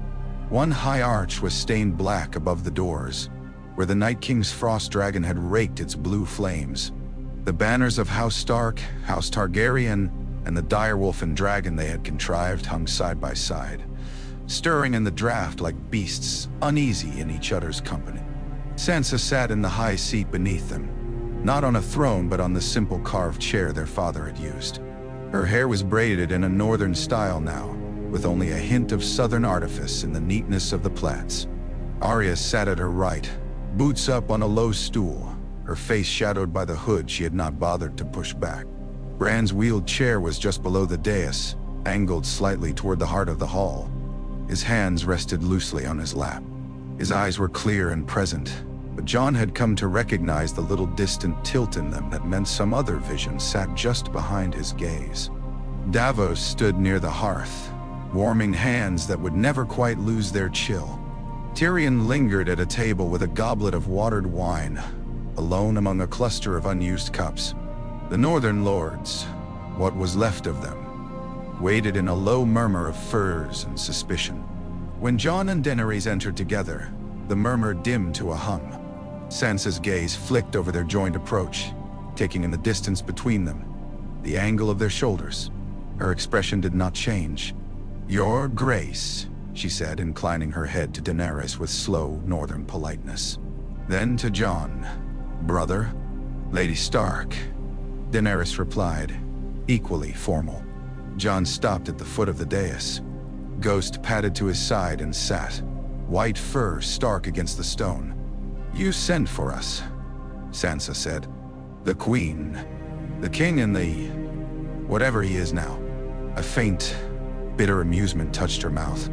"I assume this isn't to ask whether the kitchens can make more lemon cakes." "The kitchens are already doing all they can," Davos put in. "There's barely enough lemon to scent the water, my lady. Not that I'm complaining. The salt cod is lovely." No one laughed. Davos grimaced and took a step back. Jon cleared his throat. "We need to speak of what comes next," he said. "The dead are gone, but Cersei Lannister is not. Neither are her sellswords or her fleet. She'll have sent ravens to every corner of the south by now, saying the north means to march on her lands. Saying Daenerys and her dragons have come to burn King's Landing as her father meant to. But see, she won't be entirely wrong," a Flint muttered. Jon ignored him. So did Daenerys, though her jaw tightened almost imperceptibly. "There was always going to be a reckoning with King's Landing," Sansa said calmly. "We spoke of this before the dead came. Allying with the Dragon Queen meant war with Cersei. Nothing has changed." "Everything has changed," Jon said. "We've seen what happens if we fight that war the way we thought we would." Tyrion's fingers tightened around his goblet. His eyes flicked to Jon, sharp. "What have you seen?" he asked carefully. Jon hesitated. The hall's heavy air pressed against his words. Bran's gaze brushed over him, cool as snowmelt. "Fire," Jon said. "Too much of it. A city in ash. A queen alone on a throne of bones. Things waking under the ground that make the dead look simple." The hall shifted uneasily. Men exchanged glances. Arya's eyes narrowed. "Dreams?" she asked. "You've never had dreams like Bran's." "These weren't just mine," Jon said. Every face turned, almost as one, toward Bran. Bran regarded them levelly. "The Weirwoods are restless," he said. "The magic in this land has been twisted too many times. When great changes come, the roots strain." They showed Jon some of the ways that strain can break us. They showed Daenerys through her own channels, through fire, through blood. "I thought that madness had ended with Stannis and his burning gods." Lyanna Mormont's uncle snapped. "You're telling me we've let more fire priests and tree demons into this war?" "We let them in the moment we let dragons live," Bran said. "The moment we let Jon live when he had died. The moment Arya stepped through shadows to kill a thing that had waited 8,000 years. Magic doesn't come and go like weather. It sticks. It asks for resolution." "Resolution?" Sansa repeated. "What does that even mean, Bran?" "It means the old powers want a pattern that doesn't rip them apart," Bran said. "They don't care if that pattern is kind to us. But some are willing to listen when we say we'd rather not all die in the process." "Ganti, Ganti, Ganti, Da, Anteso, Antes, Ganfrafor." "That's reassuring," Tyrion murmured. "We've become consultants for gods." Arya's gaze cut to Jon. "What did they show you?" she asked. Jon met her eyes. He remembered her small hand in his years ago when she'd begged him not to go to the wall. He remembered her face when he'd ridden into the courtyard after the Battle of the Bastards, streaked with soot and relief. "They showed me," he said quietly. "What happens if I let Daenerys fight this war alone? If I let my fear of what she might do push me to walk away? If I let Cersei's cruelty and the Sal's arrogance drive me back behind these walls, and leave the rest to sort itself? Me." "And?" Sansa asked. "And the world breaks," Jon said simply. Daenerys shifted beside him, looking as if she were resisting the urge to move away from the word. "They showed me other paths," Jon continued. "Paths where I stop her by killing her. Paths where she kills me. Paths where we both die in the old magics. Try again with someone else. Some of those roads are better for a while. Many end worse.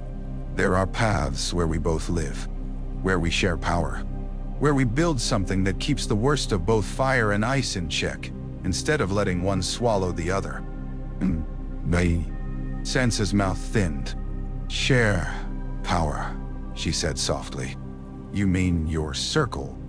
Daenerys' eyes flicked to Jon. "You told them." Jon nodded. "They have to know." "What circle?" Davos asked. Daenerys stepped forward. "A ring," she said.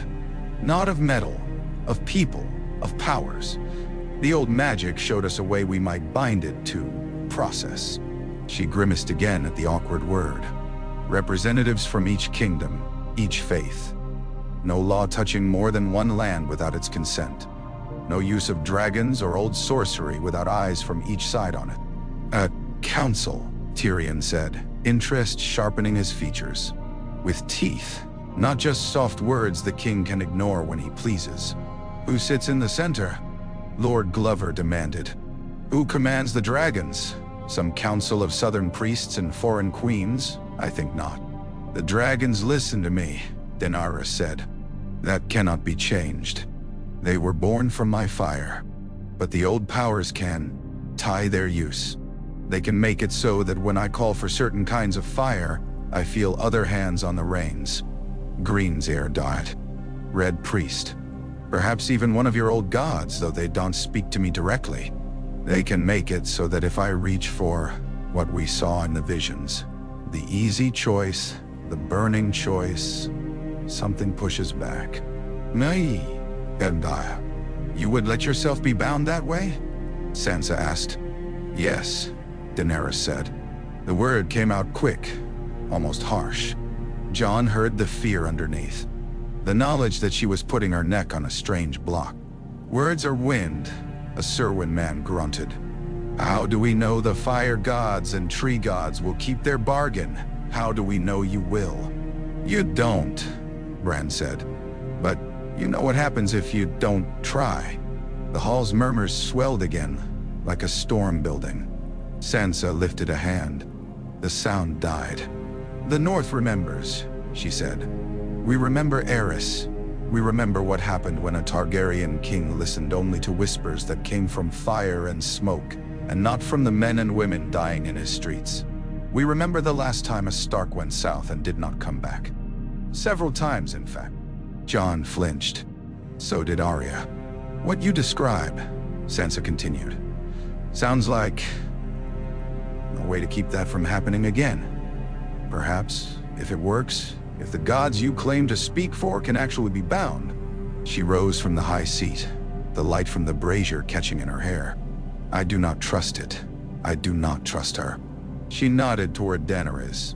But I trust you, Jon. More than I like. And if Bran says there are roads worse than this one, I believe him. I've seen enough roads for a lifetime. She descended the steps, the hall's eyes tracking her, and came to stand before them. You ask the North to march south again, she said to Jon. Not for a king, not for a single queen, but for some experiment in shared rule.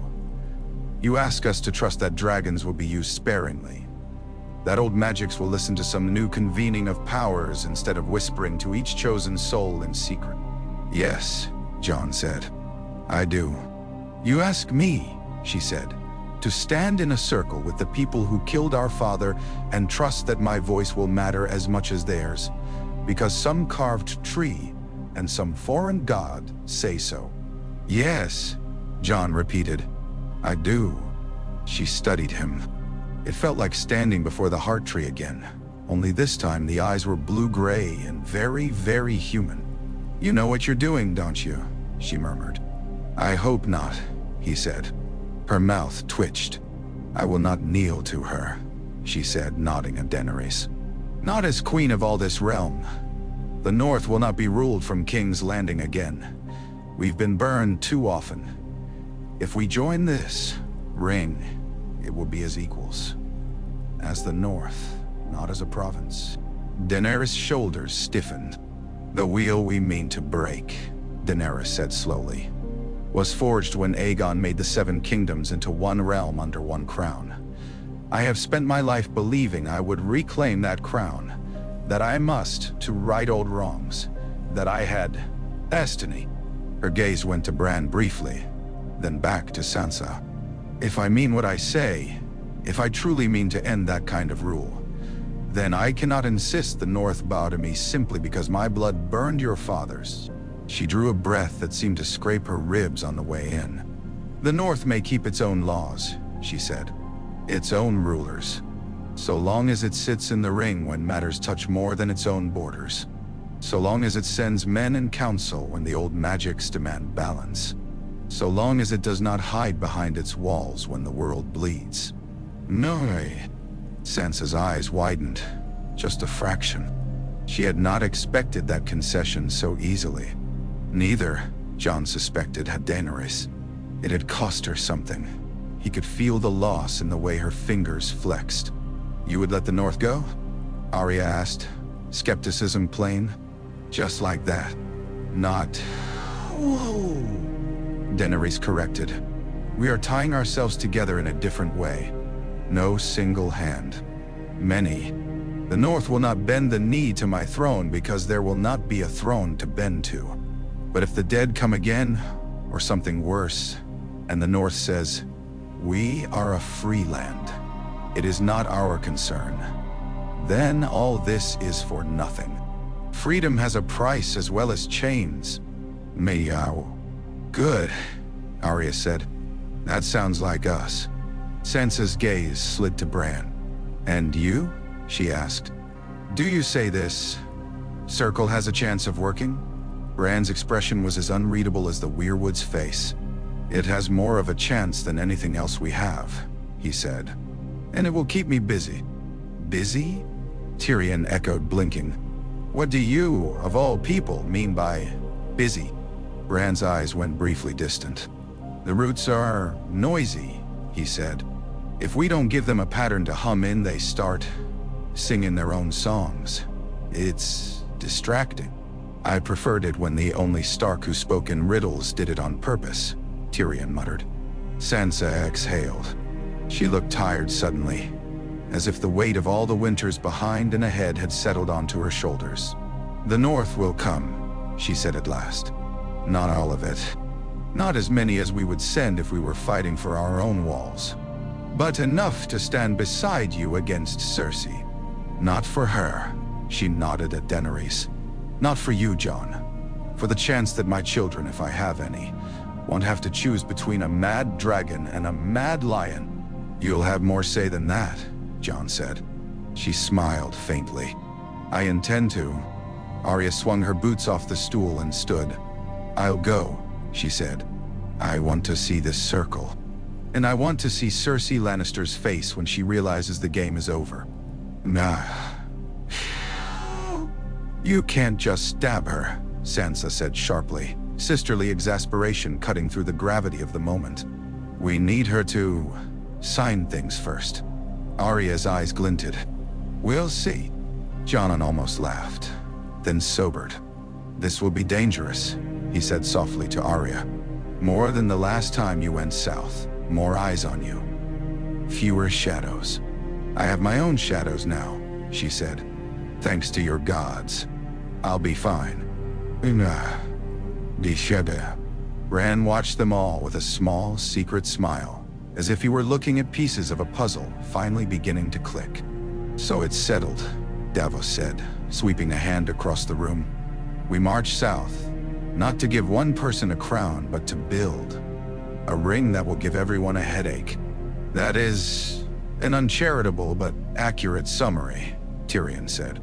Daenerys looked around the hall, at the faces that had once glared at her with open hatred. Some still did, but there were fewer locked jaws, fewer hard eyes. Enough of them were thoughtful now. Enough of them were afraid of the roads they had not seen, and just curious enough about the one they had. "We still have to win," she said. "Cersei won't roll over because we tell her we mean to rule more fairly. She will use any attack, any mistake, any misstep to claim we are monsters snapping at her throat. She's very good at that," Tyrion said. "We'll have to be better." "You have plans," Jon said to him. "I always have plans," Tyrion replied. "They very rarely survive contact with reality. But we have something Cersei never will." "Dragons?" someone ventured. Tyrion shook his head. "People who have seen themselves at their worst and are still willing to try to be better," he said. "Cersei has never looked into a mirror without seeing only what she wishes to see. That makes her brittle. We are less brittle now." "That, and we have dragons," Arya said. "That too," Tyrion conceded. Preparations began. Winterfell, which had spent weeks trying to become a place of rest after the horror of the long night, shifted itself back into a war camp with the weary efficiency of a soldier getting to his feet with aching bones. Stores were counted, horses shod, ravens sent. The smiths of the north got to work mending southern breastplates and setting northern edges on them.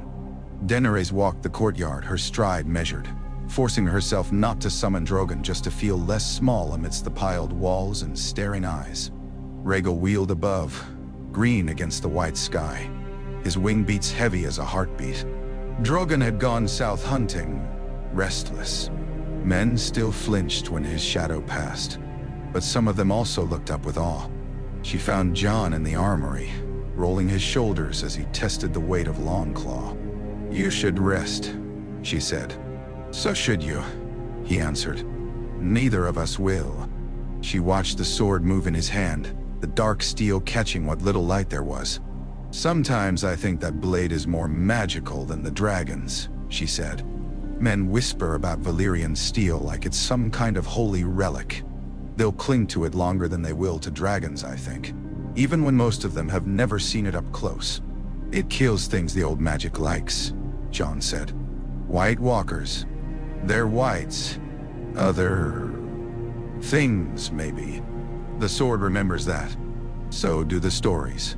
Men hold on to what saved them. Nah, crescendo." "And what about what might save them next?" she asked. He sheathed a long claw. "That's what we're going south to find out," he said. As they spoke, snow thickened outside. The sky lowered, iron heavy. In the godswood, Bran let his eyes slip half-closed. His mind flowed outward, into the roots, into the ravens, into the slow, patient awareness beneath the land. He saw Cersei Lannister on a balcony of the Red Keep, wine cup in hand, staring north. Euron Greyjoy whispered in her ear, laughing. The Golden Company drilled below in neat lines. In the streets, food was already short, coin tighter, fear thick. He saw Melisandre on a lonely hill overlooking a gray sea, her hair gone white, her skin wrinkled and spotted. She held a small brazier in her hands.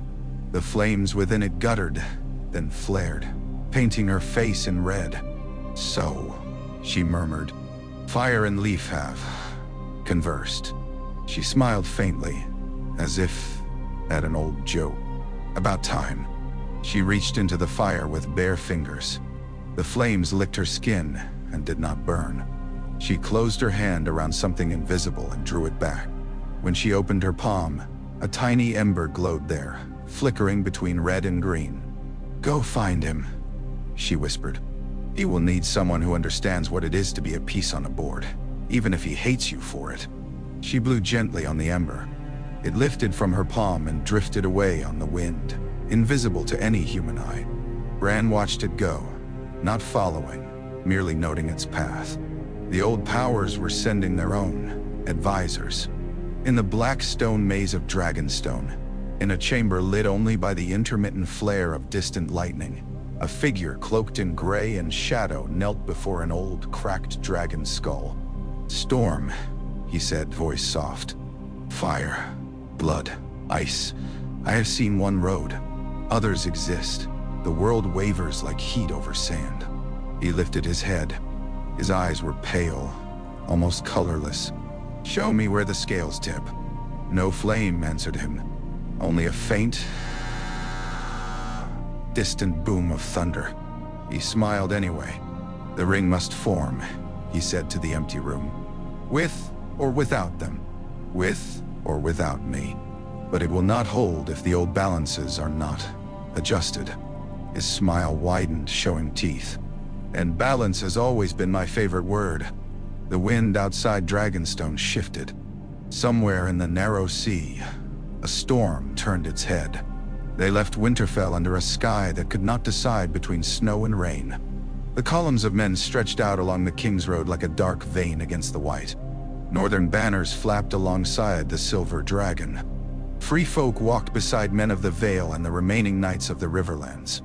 Knights of the Vale had their bright armor dulled with cloth and fur to survive the cold. Drogon rejoined them 3 days out, letting out a roar that sent horses skittering and men to their knees. He circled low, then landed in a churn of snow and mud ahead of the vanguard.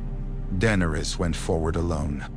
Jon watched from a slight rise as she laid a hand on the great black muzzle, as Drogon's molten eyes blinked slowly. He had never doubted the bond between them. He understood it better now that he had felt the shadow of such a bond under his own skin. "You feel it too?" Davos asked quietly at his shoulder. Jon didn't take his eyes off them. "What? What?" "The weight," Davos said. "The way the world's turning around the two of you, like a ship caught in a whirlpool. You ever sail near the Fingers? There's a spot where the current grabs you and won't let go. You can fight it, but if you do, it just drags you under. You've got to turn into it, let it spin you, and then slip out sideways when you see daylight." Jon glanced at him. "You think that's what we're doing?" "I hope so," Davos said. "Otherwise we're just circling the drain." Jon snorted despite himself. "The old gods and the new chose stubborn ones this time," Davos went on. "Him with his ice and her with her fire. If anyone can make a path where there wasn't one, it's people too bloody mule-headed to give up." "I'm tired of being chosen," Jon said. "Hey," Davos said. "The gods are never polite when they knock. But you open the door anyway. That's what makes you different from Cersei or Stannis or half the fools I've sworn to in my life. You still know you could say no." "Nah." Jon thought of the roots around his legs, the knot place between fire and leaf. "I'm not sure I can anymore." "You think you can't," Davos corrected. "You still can. That's what scares them. The trees, the fire, the dragons. They don't like not knowing." Jon fell silent. In the distance, Daenerys rose into the sky on Drogon's back, Rhaegal sliding into formation beside them, like the other half of a shadow. The march south felt like walking backwards through time. Towns that had once feared wildlings now gaped at unsullied ranks and horse lords with bells in their hair. Men who'd fought side by side on an ice-ruined field frowned at each other with old suspicions creeping back into their eyes. In one village, a group of small folk gathered to watch the army pass. A little boy broke from the crowd, running out into the road with something clutched in his hand. His mother shrieked after him. Arya, riding near the front, steered her horse aside to avoid trampling him. The boy stopped in front of Jon's horse, breathing hard. He held up his treasure, a battered wooden toy soldier with a painted wolf on its shield. "Sir?" he asked. "Are you Lord Stark?" Jon opened his mouth to say no, then closed it. He dismounted in a smooth swing and crouched in the snow. "I'm Jon Snow," he said. "I was a Stark once." The boy's brow furrowed. "My da says there's a dragon queen," he said. "He says she'll burn us all if we don't bow. Is that true?" Jon felt every eye on him. The column slowed. "No," he said. "Da says queens always burn us," the boy persisted, "and kings always take our food. He says it don't matter who sits in the big chair, we always end up hungry." "Nah, he isn't wrong," Arya murmured behind Jon, too low for the boy to hear. Jon thought of Daenerys on the ramparts, of Sansa's tired eyes, of Bran's roots. "Things have always been that way," Jon said to the boy. "Longer than you or I have been alive, longer than the tales go back. But we're trying to change that." "How?" the boy asked bluntly. "We mean to share the chair," Jon said. "Break it a little. Make it so no one person can decide to burn you because they woke up angry that day."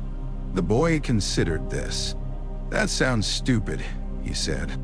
Arya snorted. Davos coughed into his hand.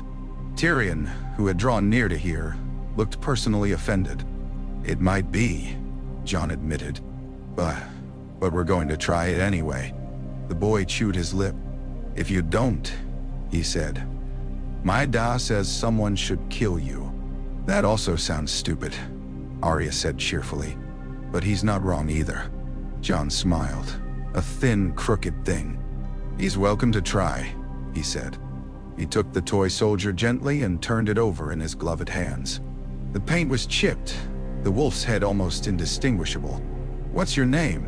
he asked. "Tom," the boy said. Jon handed the toy back.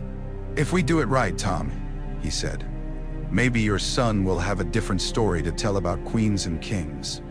Maybe he'll say they argued too much and took too long to decide anything, but they didn't burn him. That would be a start." Tom frowned, then nodded solemnly. "All right," he said. "I'll tell him that." He turned and ran back to his mother, who seized him and slapped him lightly on the head, then held him too tight.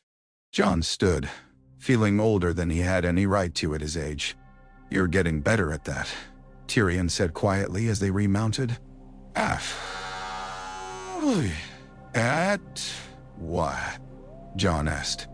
"Lying," Tyrion said. "Or at least, promising things you only half believe." "I meant it," Jon said. "I know," Tyrion replied. "That's what makes it dangerous." The King's Road grew wider as they neared the Trident, then narrower again as it wound between ruined villages and fields still scarred from old wars. At the Ruby Ford, Jon reined in and looked at the water. "Your father died here," Daenerys said, bringing Drogon down to a cautious lope that kept him away from the horses. She'd landed some way off to approach on foot. "Rhaegar," Jon said. The name still tasted strange. I don't feel anything." "Neither do I," she said. "For him, not anymore." He looked at her sharply. "I've seen too much," she said. "Too many visions of men like him. Dreamers who thought they knew what the world needed and soaked it in blood trying to make it match. Whatever romance there was in the story died when I saw that. And when I saw you, you're harder than he was. Less beautiful, perhaps." Her mouth quirked. "But better," he snorted. They crossed the ford together, water splashing cold around their horses' legs. The current tugged at them, insistent, but they held their line. At Harrenhal, they did not stop. The great black corpse of the castle loomed on the horizon, all melted towers and twisted stone. Daenerys' dragons wheeled uneasily as they passed. "I don't like that place," Rhaegal said in whatever language dragons spoke, thrumming his wings harder. Jon shivered as he looked at the burned fortress. In the Weirwood visions, he'd seen something crack there. Something crawl out. "Not yet," Bran's voice whispered in his mind, though Bran himself was miles back in a wagon, his hands resting on the sides as if feeling the earth pass. "Later, if you fail in other ways." "I prefer not to," Jon thought back, not entirely certain the thought would carry. He felt, faintly, something like a scent. They reached the neck and were met by men in leather and mud and reeds, the Crannogmen, who regarded Daenerys' dragons with open curiosity rather than fear. "Howland Reed," Davos said quietly, as a wiry man with gray-streaked hair and green eyes sharp as a frog spear approached Jon. "My lord," Jon said. "You look like him," Howland said without preamble. "In the eyes, not in the jaw. That's all Stark. Lyanna stamped you hard, boy." Jon swallowed. "You were there," he said. "At the tower." Howland said. "I was." He glanced at Daenerys. "You're smaller than I expected," he said. "So I've been told," she said evenly. Howland's mouth twitched. "Good. Small things can slip between the fingers of bigger ones." He turned back to Jon. "The marshes have been restless," he said. "Roots moving in ways I don't like. Lights under the water that aren't fish. Your brother's power touches more than just trees." "No. We'll need you," Jon said. "In King's Landing, in the circle we're building." Howland sniffed. "South Roans don't like bog water on their polished floors," he said. "But I'll come. Someone has to remind them that the world doesn't end at their horizon." "Will you bring—" Jon began. "Mira's with the children," Howland cut in. "She won't come yet. She sends word through the reeds that the old ones are interested. That's as close to a promise as you'll get. It would have to be enough." They crossed the neck, entered the south proper, and felt the temperature rise with every mile. Snow gave way to muddy fields, then to bare earth. Trees that had been stripped for firewood during the last winter now pushed tender green shoots. At Moat Cailin, Sansa and a cluster of northern lords broke off to secure the rear. She had no intention of leaving her home completely undefended with Cersei still at large. "You'll bring me into this circle of yours," she said to Jon, gripping the pommel of her saddle as they prepared to part. "Whether I'm in Winterfell or King's Landing, you'll send ravens. You'll listen when I say you're being idiots." "No, we will," Jon said. "Speak for yourself," Tyrion muttered. Sansa's gaze softened for a heartbeat as she looked at her brother. "Don't lose yourself in her fire," she said. "Or in theirs." Her eyes flicked briefly skyward to where Rhaegal coasted. "You're still a Stark. Don't forget that." "I couldn't if I tried," Jon said. "Arya rode with them, of course. Bran as well." The wagon he traveled in had been fitted with suspension and padded wheels by eager blacksmiths, as if that could ease the strain of being half root and half boy. Brienne rode with the vanguard, oath-bound to Sansa's cause but unwilling to leave her king's orbit entirely. Her presence was a comfort Jon hadn't realized he'd missed. "You look tired, sir," she said bluntly one evening as they made camp near a ruined inn. "I am," he said. "You don't get to be," she replied. "Not yet. Rest your body when you can. Your mind won't listen anyway." He huffed a breath. "Thank you for that." She nodded, accepting this as appreciation. King's Landing's smell reached them before its walls did. Smoke and rot and too many people packed into too small a space. The memory of wildfire clung to its stones like a perfume that would never wash away. From the last ridge before the city, Jon looked down. The city's walls stood unbroken. Lannister banners still gleamed red and gold from the towers. The black water glittered in the afternoon light, lined with ships bearing Kraken and Lion. Cersei had not been idle. Every approach was studded with sharpened stakes and siege engines. The Golden Company's camp lay to the south, neat and ordered. Daenerys sat astride Drogon on a nearby rise, Rhaegal coiled beside her. The sight of the two dragons silhouetted against the sky made even the most hardened northern men suck in breath. In one possible road, Jon knew. She would dive now. Fire would pour from above. Stone would melt and flesh char. She didn't move. "Waiting for an invitation?" Tyrion asked, climbing the ridge with more difficulty than he let on. "Waiting for clarity," Daenerys said. "Unfortunately, King's Landing has never been a place where clarity thrives," Tyrion said. "It's more of a fog merchant's town." He shaded his eyes, looking toward the Red Keep. "She'll be watching," he said. "You won't get surprise. Not here." "She has scorpions," Jon said, pointing to the massive crossbows spaced along the walls. "More than before." "I can burn them," Daenerys said. "Yes," Jon said. "But not the city beneath them." Her jaw worked. "You think I'll forget what we saw?" she asked. "I think you'll be tempted," he said quietly. "And with good reason. Every dead city makes 1,000 living stories easier."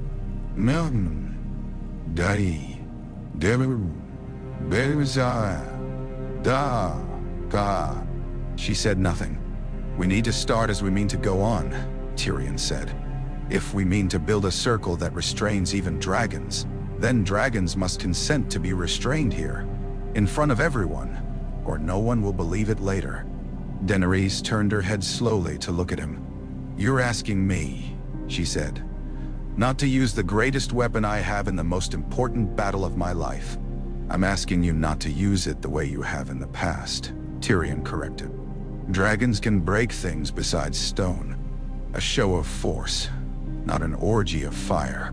You can melt the gates and nothing else. You can take out the scorpions and leave the city standing.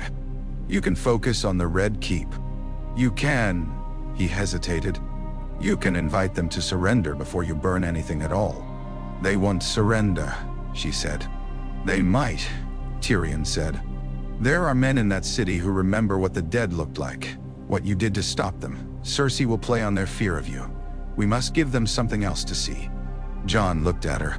Show them the woman from Meereen, he said. Not the dragon from our worst visions.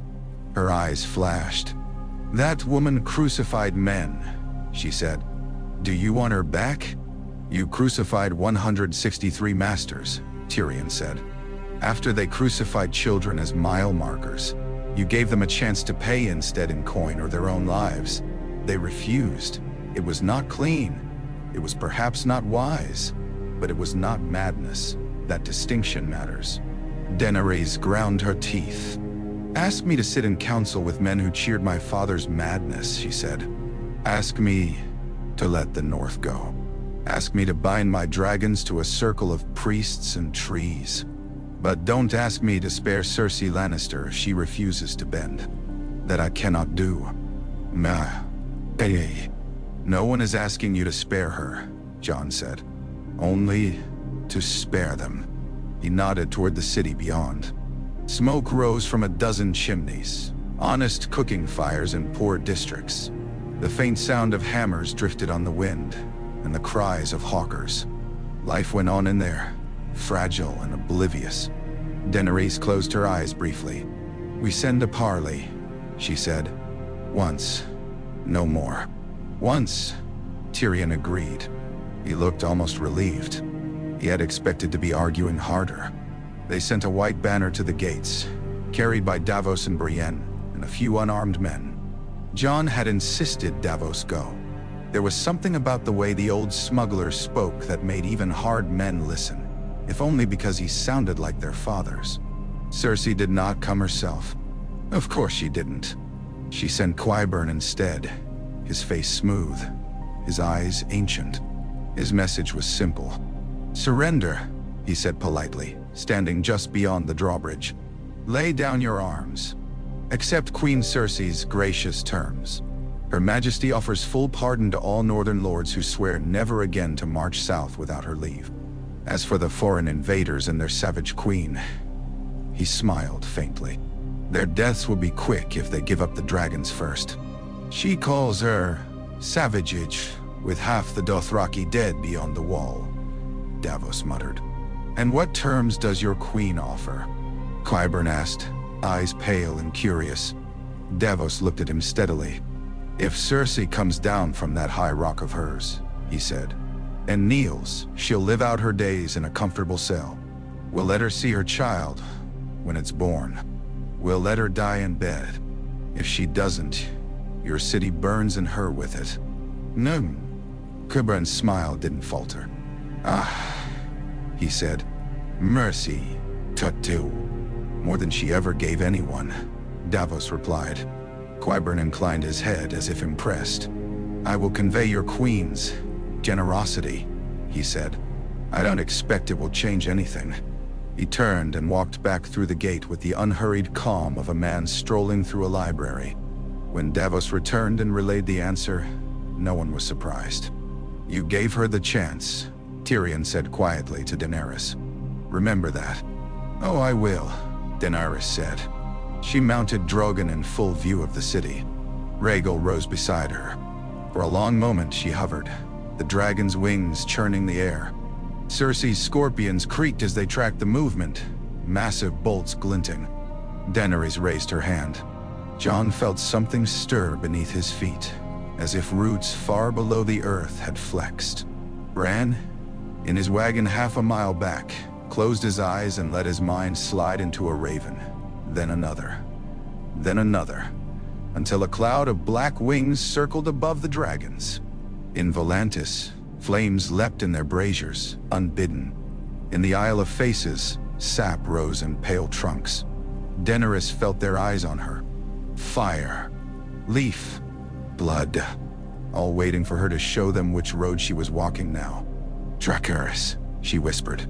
The dragons roared and dove, but their fire was narrow this time. It speared out in hot orange lances that struck the scorpions, blooming them into molten heaps of metal and splintered wood.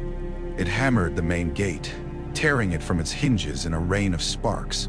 They washed over the upper ramparts where Lannister archers had massed, sending them screaming, but it did not sweep the streets. Jon held his breath. Smoke billowed. Stone cracked. The city shuddered, but it did not burn. Men cheered behind him, surprised at their own hope. "Charge," Jon said. The gates gaped. Unsullied ranks surged forward, shields locked. Northern spearmen followed, their formations sloppier but no less determined. Knights from the Vale spurred their horses.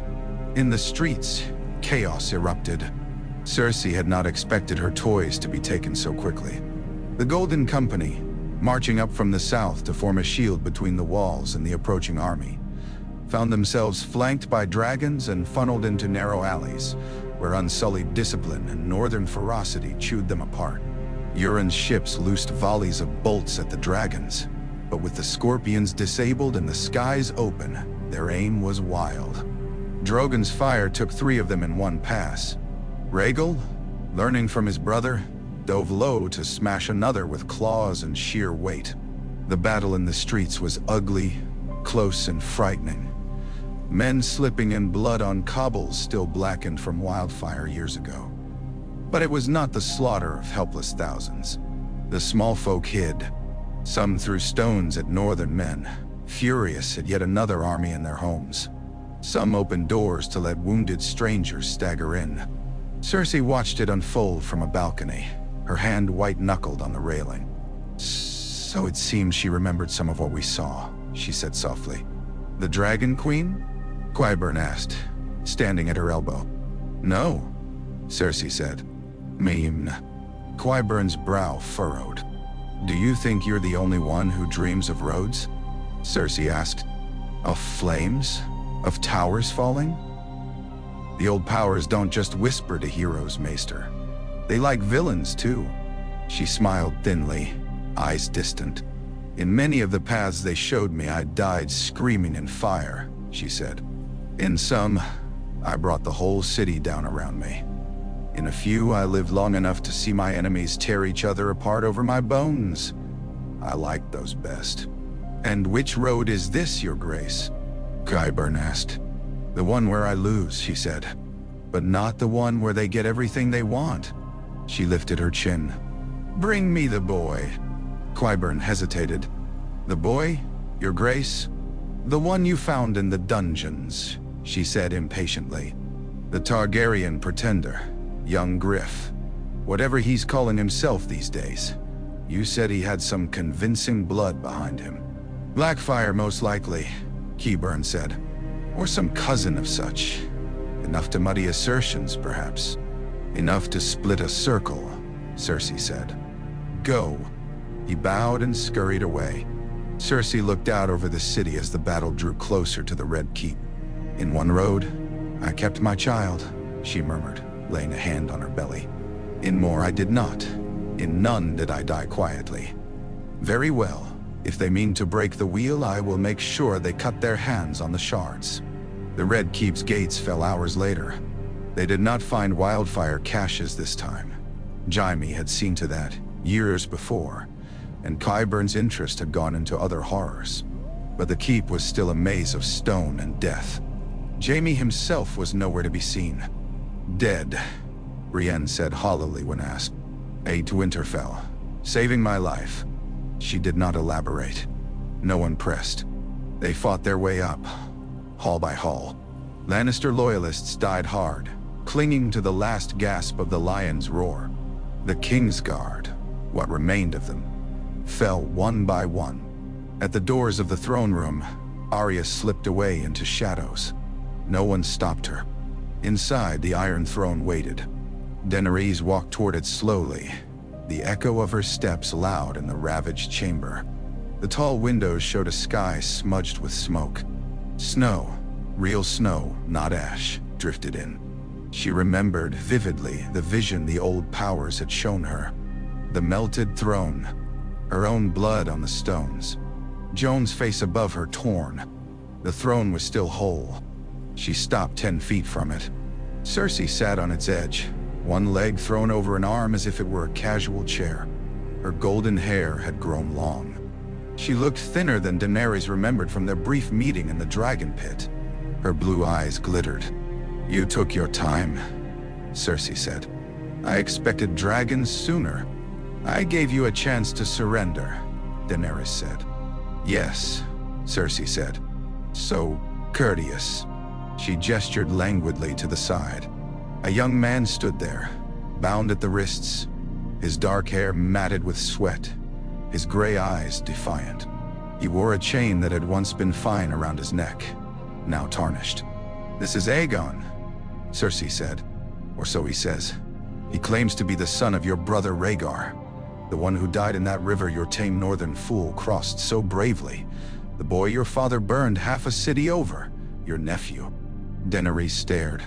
The young man, despite his bonds, managed a stiff bow. Your Grace, he said. If you are who they say you are, then we are kin. I was raised to take back this city from the usurper and his brats. I didn't expect one of those brats to be you. Maybe I'm He's lying, Jon said quietly, stepping up beside Daenerys. Most likely, Tyrion agreed from behind him, but not in a way that's easy to prove at a glance. How thoughtful of you, Cersei, Daenerys said, her voice like thin ice. Another Targaryen to throw on the fire. On the contrary, Cersei said, I offer you complexity. She slid off the throne and walked down a step, cradling her belly as she went. You want to build your little circle, your ring, share power between houses and gods and whatever else Bran Stark is these days. What better way to destabilize that from the start than by introducing a lovely little succession crisis? She smiled. Is he the true heir? Is it you? Is it Jon Snow, who is also Aegon, if you believe the whispering trees?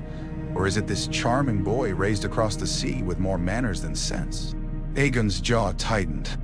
He said nothing. You think the old powers will let him matter if he's false? Jon asked. They'll sniff him like ghost and walk on. Perhaps, Cersei said. Perhaps not. Magic likes bastards and pretenders. There are gaps in the pattern it can wedge itself into. And even if he's nothing, men will believe in him. They always want more options. More ways to lie to themselves. She came down another step.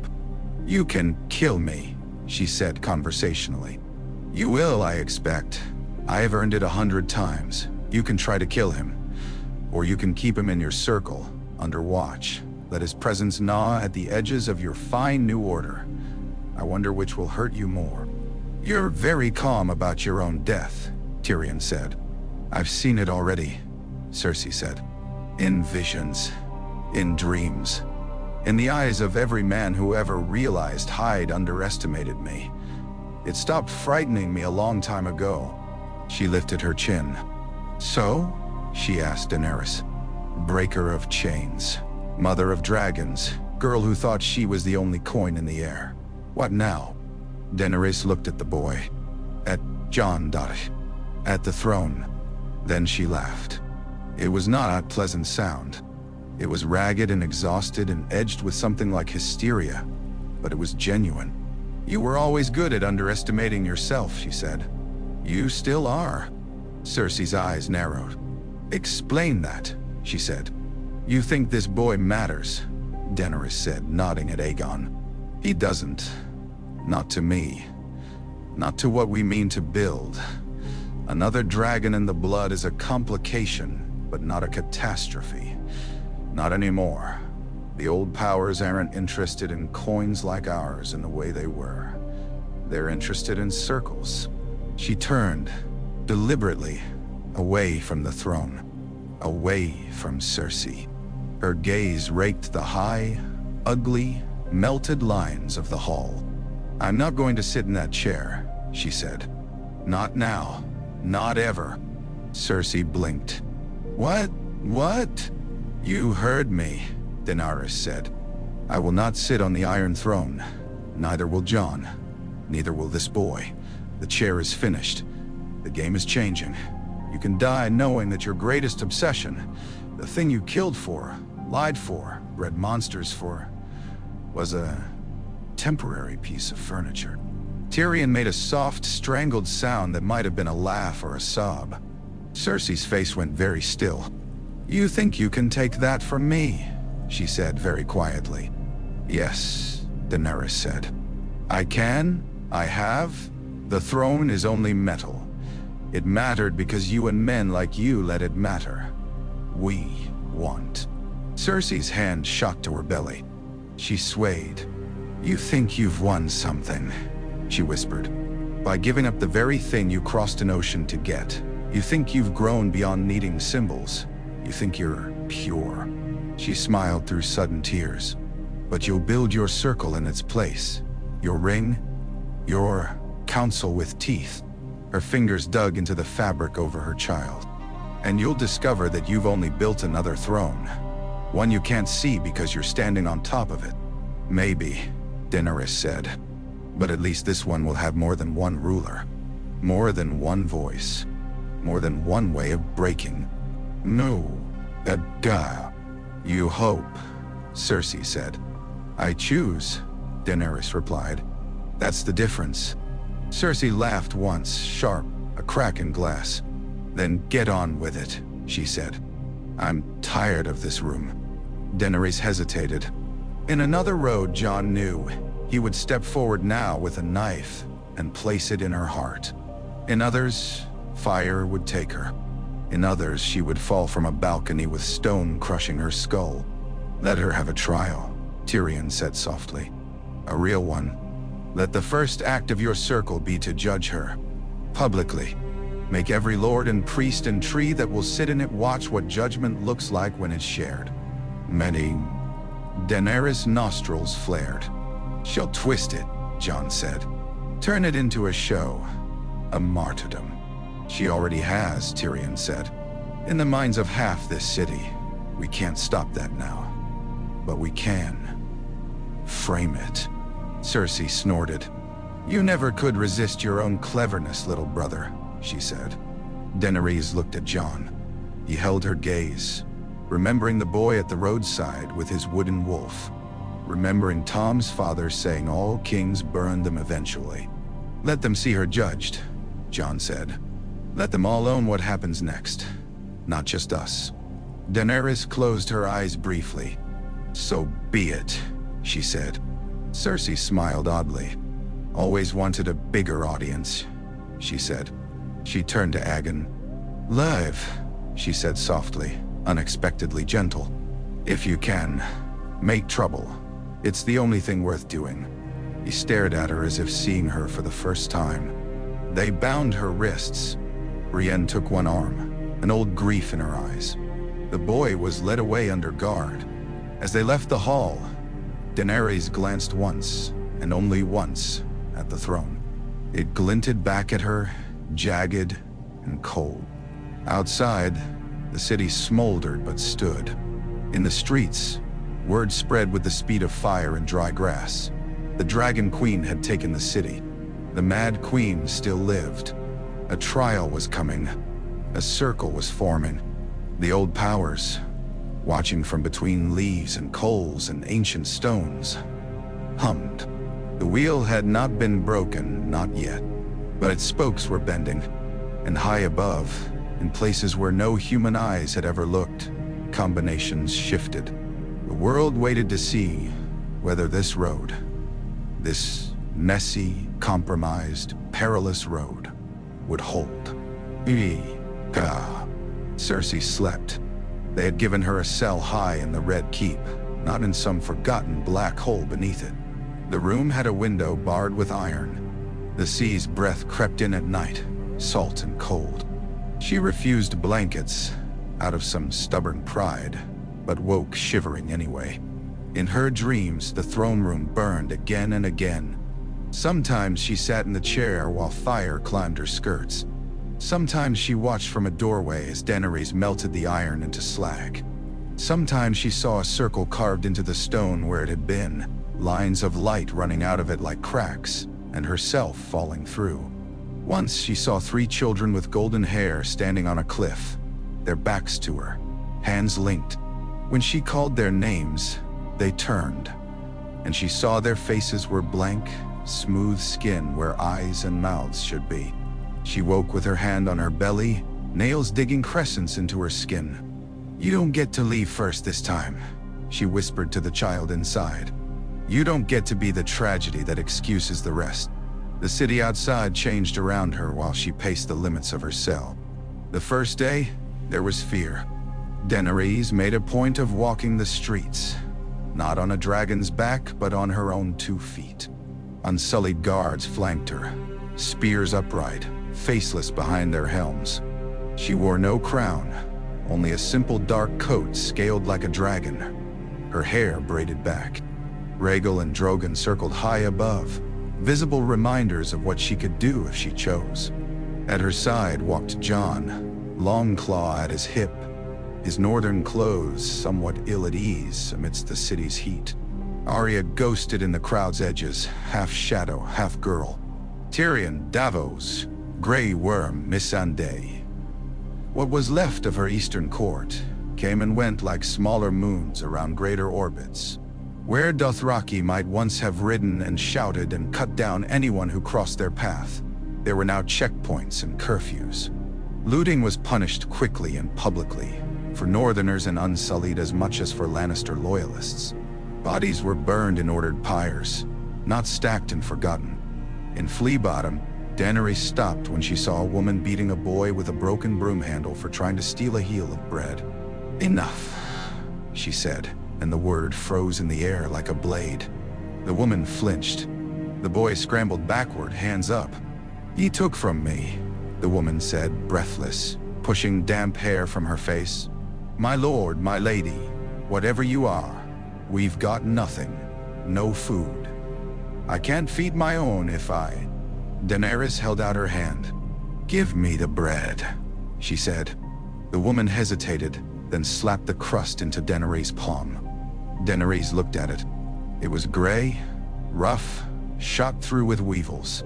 "Where did you get this?" she asked. "From the hoarders," the woman said.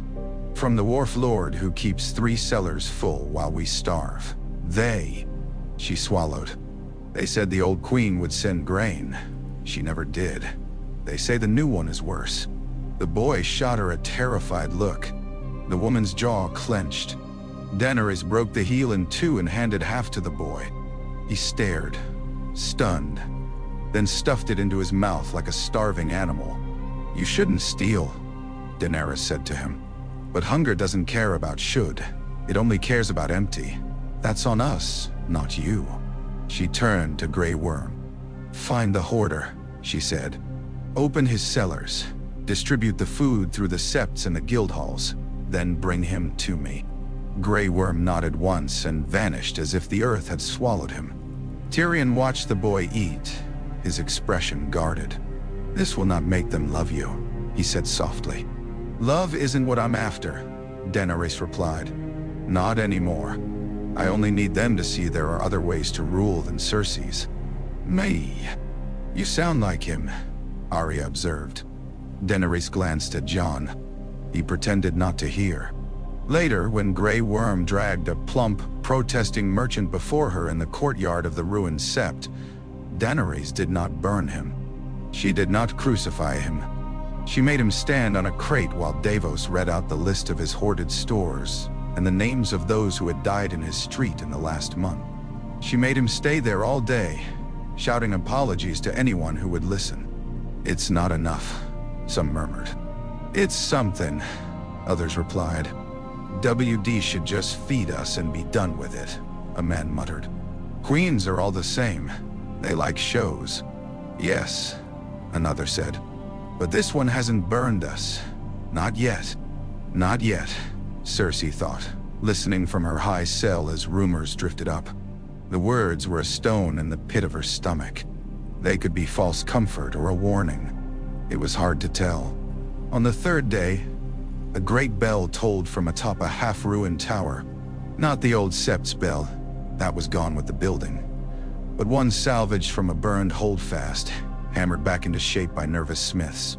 The sound rolled over the city, calling not to surrender, but to attend.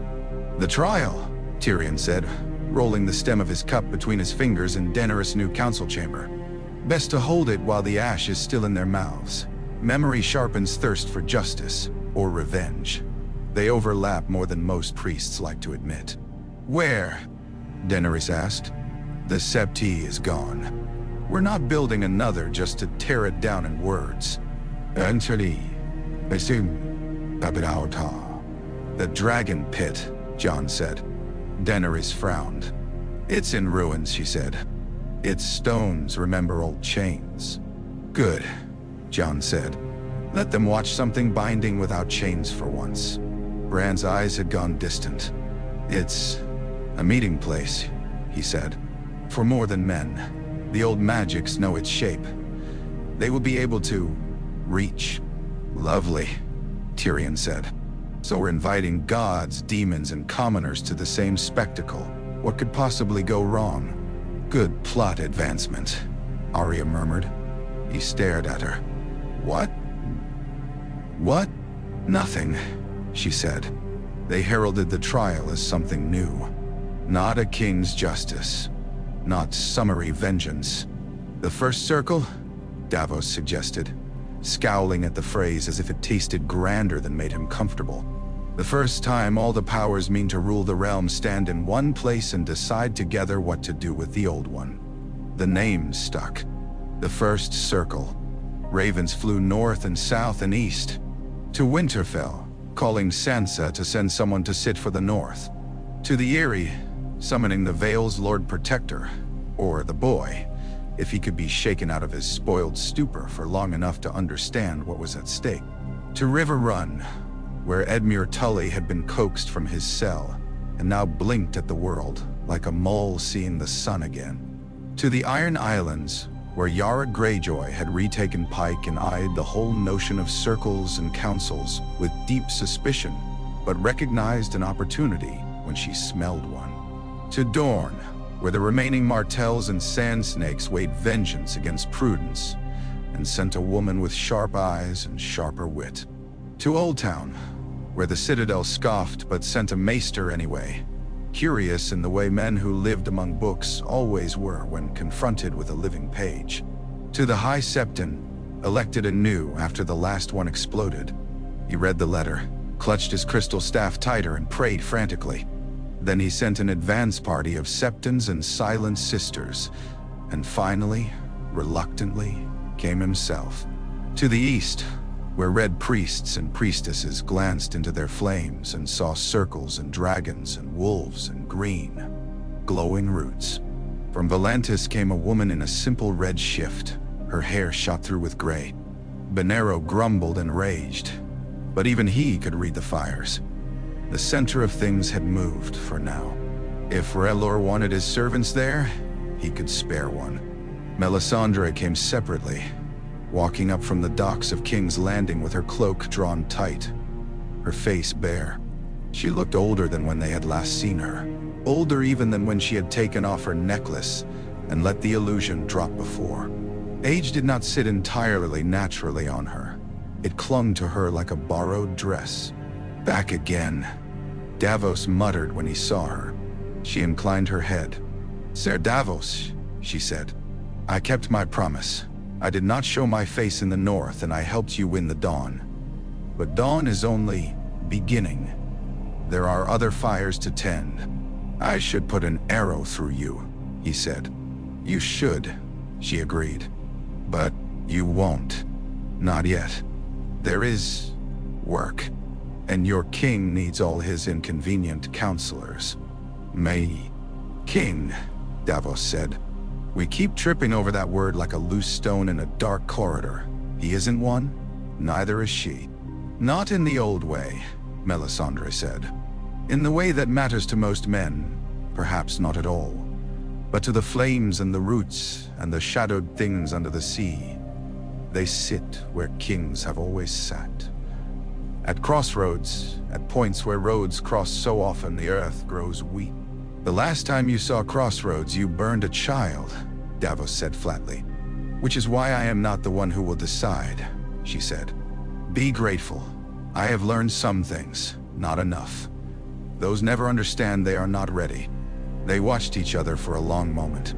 If you so much as look at a child the wrong way, Davos said, I'll gut you. Melisandre smiled faintly. I will welcome it, she said, when there's nothing left to do. The dragon pit filled with watchers. Not all of them had bodies.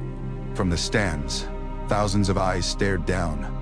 Lords and ladies in silks stained by travel, small folk who had camped out overnight to get a view, soldiers off duty, sailors on leave. The air hummed with the buzz of so many voices. The sky above was a pale, hazy blue. On the ground level, a circle had been carved into the dirt and stone, mirroring the sigils Jon had seen in vision. Weirwood leaves, dragons, flaming swords, knots of runes. At each cardinal point, a place was marked. North, south, east, west, west. Daenerys stood at the northern point, Jon at the southern. They had argued about that. She thought the north should stand in the north, he that she should. In the end, Bran had settled it with a simple, dry observation. The world is not your map table, he'd said. The directions are symbolic. You are both too hung up on them. Now he sat at the eastern point, his chair's wheels sunk slightly into the ground.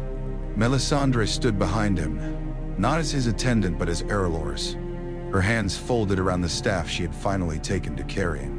At the western point stood a representative from the Faith of the Seven, the High Septon himself, perspiring lightly in his heavy crystal crown. Around them clustered others, in a second ring just inside the first.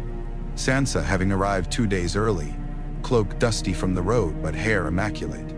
Yara Greyjoy, smelling faintly of salt and arrogance. A Martell cousin named Namella with laughing eyes. Howland Reed, looking like he'd rather be anywhere else but too stubborn to leave. The Maester from Old Town, quill behind ear. Varys, gliding like a pale ghost at the... It wasn't the entire circle they envisioned. Many were missing. Some seats were yet uncarved. But it was enough for a beginning. Bring her out, Daenerys said. Cersei walked without stumbling. Her hands were chained in front of her. Brienne and 2 Unsullied flanked her, but she held herself as if it were she escorting them. Her hair was braided back away from her face. Someone had given her a dress of plain dark wool, but she somehow made it look like armor. The crowd's murmurs swelled at the sight of her. Spittle flew from some mouths. Curse words rose, hissing. Cersei drank it in like wine. She stopped at the outer edge of the carved circle, just beyond the arc where light seemed to shimmer faintly in the dust. So, she said, letting her gaze drift lazily from Daenerys to Jon to Bran to the Septon. This is your great new thing, a ring. She turned slowly, lifting her chin to the stands. You've traded one throne for many stools. Thrones are for sitting, Daenerys said. Circles are for standing. This isn't about comfort. You'll find a way to make it comfortable for yourselves, Cersei said. You always do. That's what power is. Arranging the chairs so your feet don't hurt while you tell other people to walk barefoot.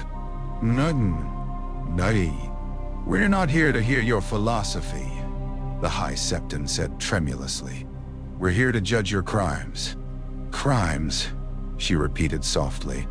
Against whom? Against your gods? Against these trees? Against a pack of wolves and dragons who would happily have done half of them themselves, if it had suited them? The crowd growled. Cersei of House Lannister, Bran said, cutting through the rising noise. His voice was calm but carried in a way Jon had never heard before, as if the roots under the pit had taken it up and echoed it. You are here because your choices have shaped the pattern of this land for decades, for good and ill. Mostly ill. I've heard worse, she said. In the old way, Bran continued. A king or queen would judge you, perhaps a trial by combat, perhaps a sept full of hypocrites, perhaps a blade in the dark. His eyes slid briefly to Arya. Hers did not flinch. We are trying something else. The first circle, the High Septon said, as if saying it often enough might make it his idea. The first circle, Bran agreed. Those who presently hold the greatest power in this land, for good or ill, will decide your fate, together, whether for death or exile or some other thing. Cersei's gaze flicked to Daenerys. "Is this your idea of mercy?" she asked. "Letting them all share the pleasure instead of keeping it for yourself?" Daenerys met her eyes. "This is my idea of responsibility," she said. "If we claim to break the wheel, we must all put our hands on it. The old way would be quicker, cleaner. It would also teach them nothing." "Them," Cersei echoed, glancing at the stands. "The ones who will suffer if you get this wrong. They're always the ones who pay for our lessons." "Your Grace," Tyrion said quietly, stepping into the circle. He did not take one of the cardinal points. He positioned himself slightly off-center, as if acknowledging his role as neither judge nor defendant, but something between. "You are accused of, among other things, the murder of King Robert Baratheon, the murder of your husband, the murder of your cousin, the murder of your younger sons by negligence, the murder of thousands of small folk in the destruction of the great sept of Baelor, the making of common cause with the army of the dead by refusing to send your forces north after swearing an oath to do so. Shall I go on? My, you forgot pushing you off a stool once when you were 5, Cersei said. It left a bruise. That should be on the roll. Consider it added, Tyrion said. How do you plead? Guilty, she said. The word dropped into the pit like a stone. Tyrion blinked. To which? All of them, she said. Any crime you care to name. Treason, murder, adultery, incest, loving the wrong people, hating the right ones. I did what I did because I wanted to live and win. I make no excuses. I will take no confessions. I am not sorry. The High Septon looked scandalized. You do not even seek forgiveness? He asked. From you? She said contemptuously. You were never my gods. You will have forgiveness from no one, he said. Your soul will. Spare me your afterlife, she said. I care about this life. The one you and yours never knew how to live. You hid in halls of marble and pretended your words meant anything when men like Tywin and Littlefinger and Varys and my father made the real choices. Don't prattle to me now that you've decided you'd like a say after all. Bundy. Enough, Daenerys said. Cersei turned back to her. Yes, she said. Enough. I won't beg. I won't lie. I did everything you say and more. Why are we here then, if not to kill me and feel better about what you do afterward? Because what we do afterward depends on how we kill you, Jon said. She studied him, curious despite herself. Your brother, she began. Not my brother, he said. Your prisoner, your toy, your victim, and your would-be partner in some futures. But not this one. Her mouth tightened at the mention of Jaime. Pain flickered and was gone. You saw, didn't you? She said slowly. Some paths, some roads where you and your fiery whore killed me in a dozen inventive ways. Why choose the long one? Because of what those roads cost, Jon said. And what they didn't teach. Every path where one person decided alone ended badly. For us, for the world. I thought you were breaking the wheel, she said. Not building a philosophy school. Enough, the High Septon said again, his voice snapping like a whip. He was sweating, but there was steel beneath the chins. We are not here to debate your views on sin. Your deeds are known. You've admitted them. The question is punishment. He looked around the circle. Well, Sansa stepped forward. The North remembers, she said. Yes, yes, Cersei said, rolling her eyes. We all know your little saying. The North remembers what happened when a power like yours went unchecked, Sansa continued, ignoring her. We remember what happened when my father rode south full of honor and found a viper's nest. When Robb rode south and found knives and lies. When you invited our family to dine and arranged to have them butchered in their own banners. We remember what happens when men like you, people like you, think they can do as they please because the consequences only ever fall on the power. Cersei's eyes glittered. You've learned something, little dove, she said. You sound almost like me. No, Sansa said. I sound like myself. That's what you never understood. You thought everyone was either you or weak. There is more than that. Denny. She turned slightly, addressing not Cersei now, but the circle and the stands. We can kill her, Sansa said. We probably should. There is no prison that can truly hold someone like Cersei Lannister as long as there are men who think they can use her. Exile would be cruel to whatever land received her. The North's justice would be simple. We'd hang her. Or better, give her to the wolves. Her mouth twitched. But that would make good meat go to waste.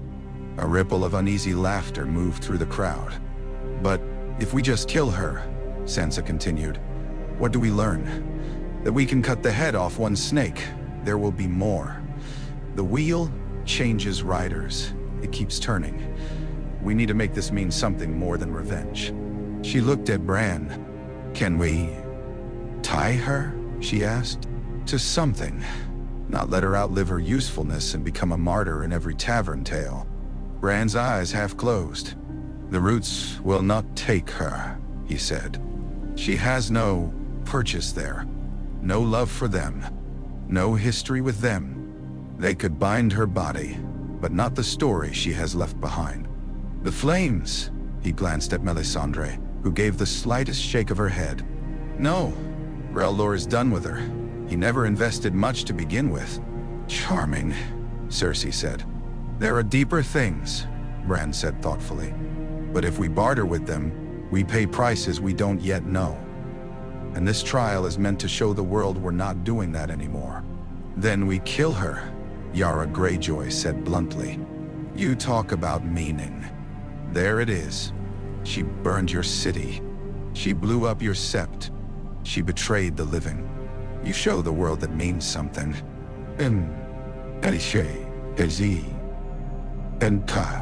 The Ironborn would have her drowned first, someone muttered. We're not on Pike, Yara said. And I'm not my father. The sea gets enough of us. Namella Martell spoke next, her voice light but her eyes hard. In Dorne, she said, we play long games. My aunts could have told you that if some of you hadn't killed them. Vengeance begets vengeance. Blood calls to blood. We could keep Cersei alive, parade her, use her as a warning. But warnings fade. New monsters arise. The only way to break that is to change the rules. She shrugged. But that doesn't mean we spare her. It means we shift the weight around her death. What do you suggest? Tyrion asked. Let her death belong to all of you, Namella said. Not one hand, not one sword, a dozen, a score. Each realm, each faith, each power. Let her be cut, not by a single stroke, but by many. That sounds unpleasant, the High Septon said weakly. Death usually is, she pointed out. How? Jon asked. Bran's eyes unfocused again, seeing roots and roads. I may have an idea, he said. Cersei sighed theatrically. At last, she said. I was afraid you'd debate my fate until I died of boredom. You don't get to enjoy this, Jon said. No, she said. But I do get to watch you tie yourselves in knots trying to be better than me. It's almost more entertaining than breathing. Bran's voice dropped, taking on a cadence that was not quite his. There is a place, he said, where many powers meet. A place where kings once went to bargain with shadows. The center of Aerys' wildfire web. The place where the sept stood. The ground there is thin. The pattern is worn. If we weave something into it now, with many hands it will hold. Nay, speak plainly, boy. The High Septon snapped, unnerved. We make a new kind of execution, Bran said. We take blood from each of us, each kingdom, each faith, each power, and we spill it in a circle around her. We bind her death to the first circle's consent, not to one man's sword. The old magics will recognize that. When people tell the story later, they will not say, Daenerys burned her, or Jon killed her, or the faith beheaded her. they will say. We, all of us, judged her, and we, all of us, did it. That matters. No, it spreads the guilt, Tyrion said softly. And the responsibility. Yes, Bran said. That's what the circle is. Daenerys thought of the little boy with the wood wolf, of Tom's father saying kings always burn them, of the vision of herself alight over a screaming city, of Jon's face above hers with a knife in his hand. This won't make us clean, she said. No, Bran agreed. Nothing will, but it will make us honest. If we mean to share power, we have to share this too. The High Septon swallowed. I cannot participate in a pagan ritual, he said, voice trembling. Blood magic is already in your halls, Melisandre said. In your stories, in your wine. Don't pretend you are above old ways because you prefer crystal to bone. He glared at her. You can stand aside, Bran said, but you cannot then claim the benefits. If the faith will not stain its hands, it will have less say when others do. The Septon looked at the stands. Thousands of faces watched, many of them clutching 7-pointed stars, lips moving in whispered prayer. The faith is the people, he said hoarsely. We must be present. He exhaled. Very well. I will bleed for them. You should get out ahead of this, Your Holiness, Tyrion murmured. When the story spread, you'll want it known you did your share. Cersei tilted her head.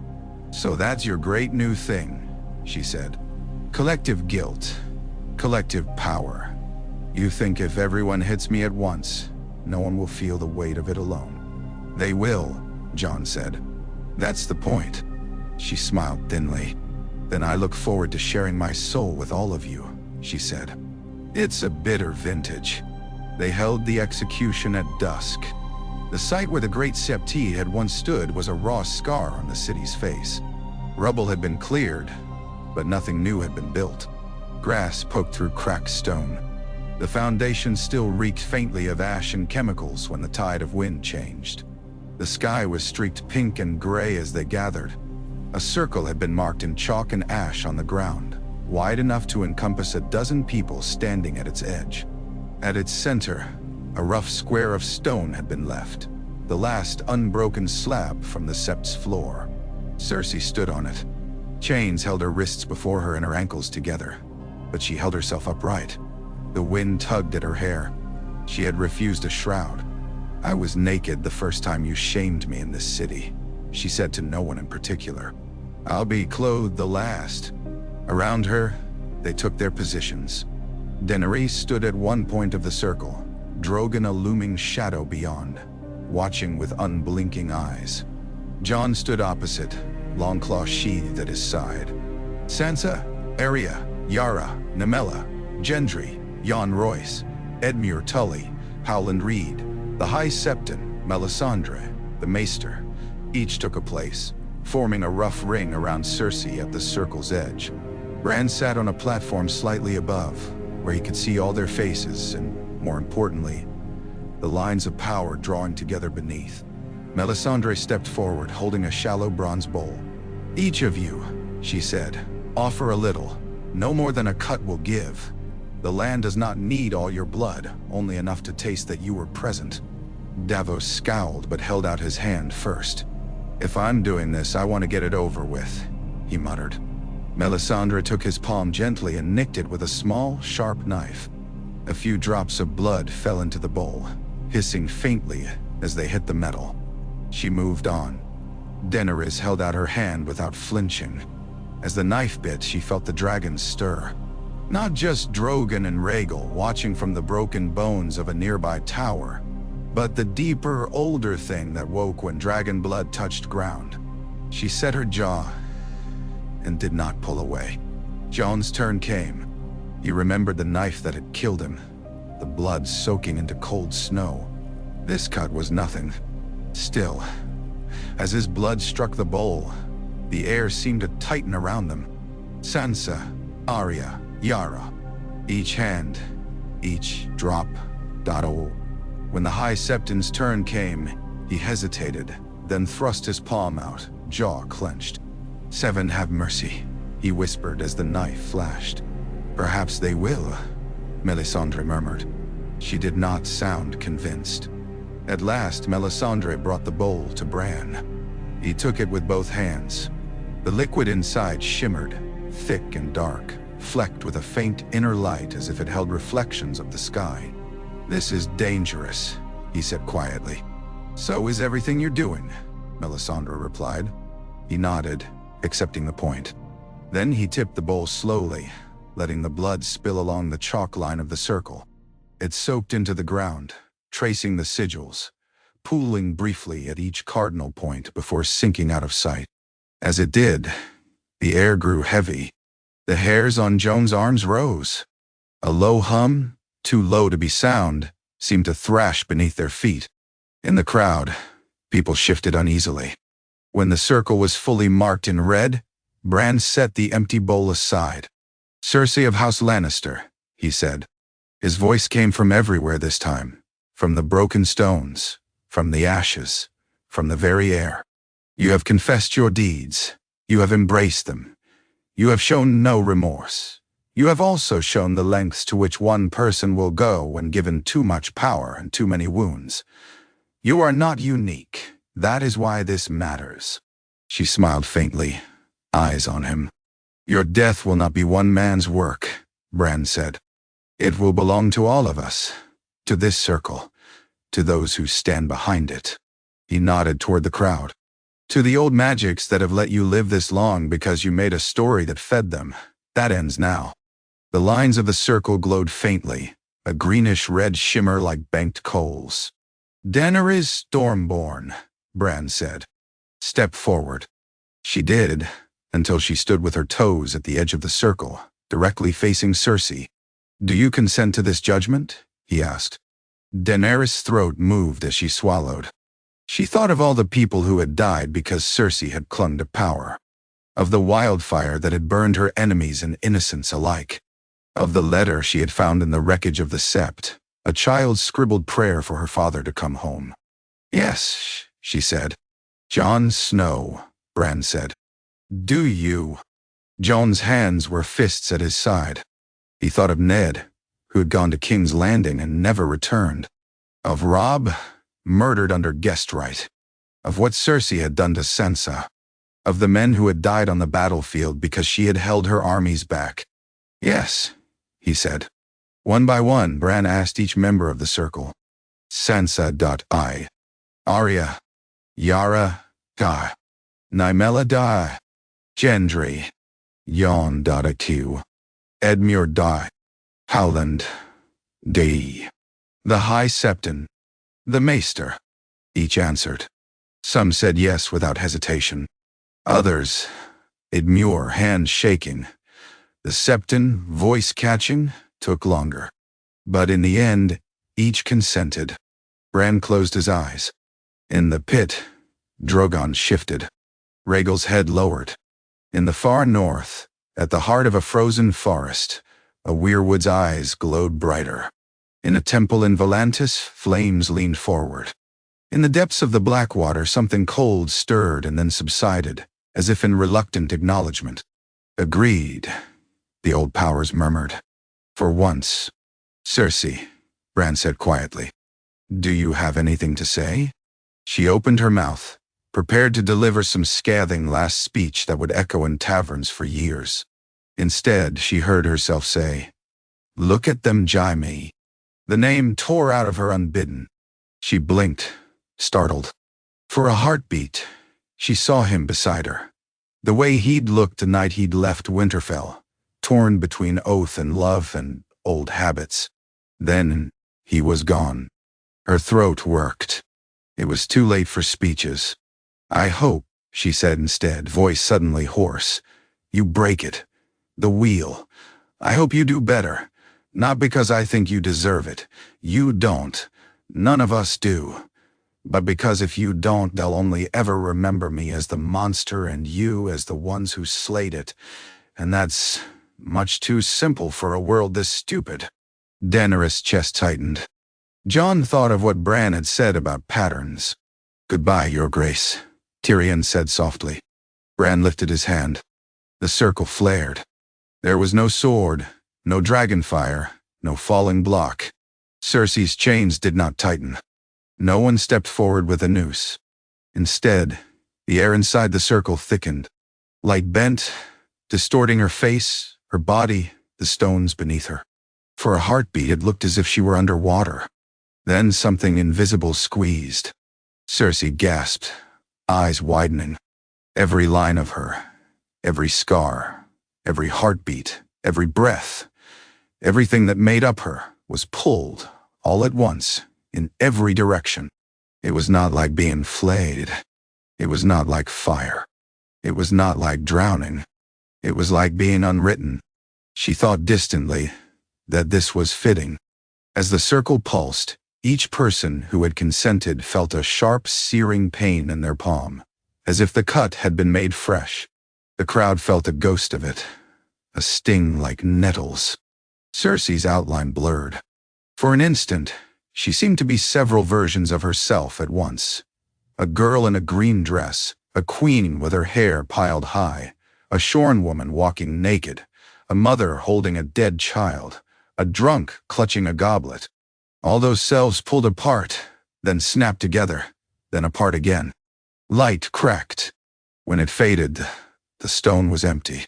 No body, no blood, only a faint scorch mark in the shape of a lion, already fading.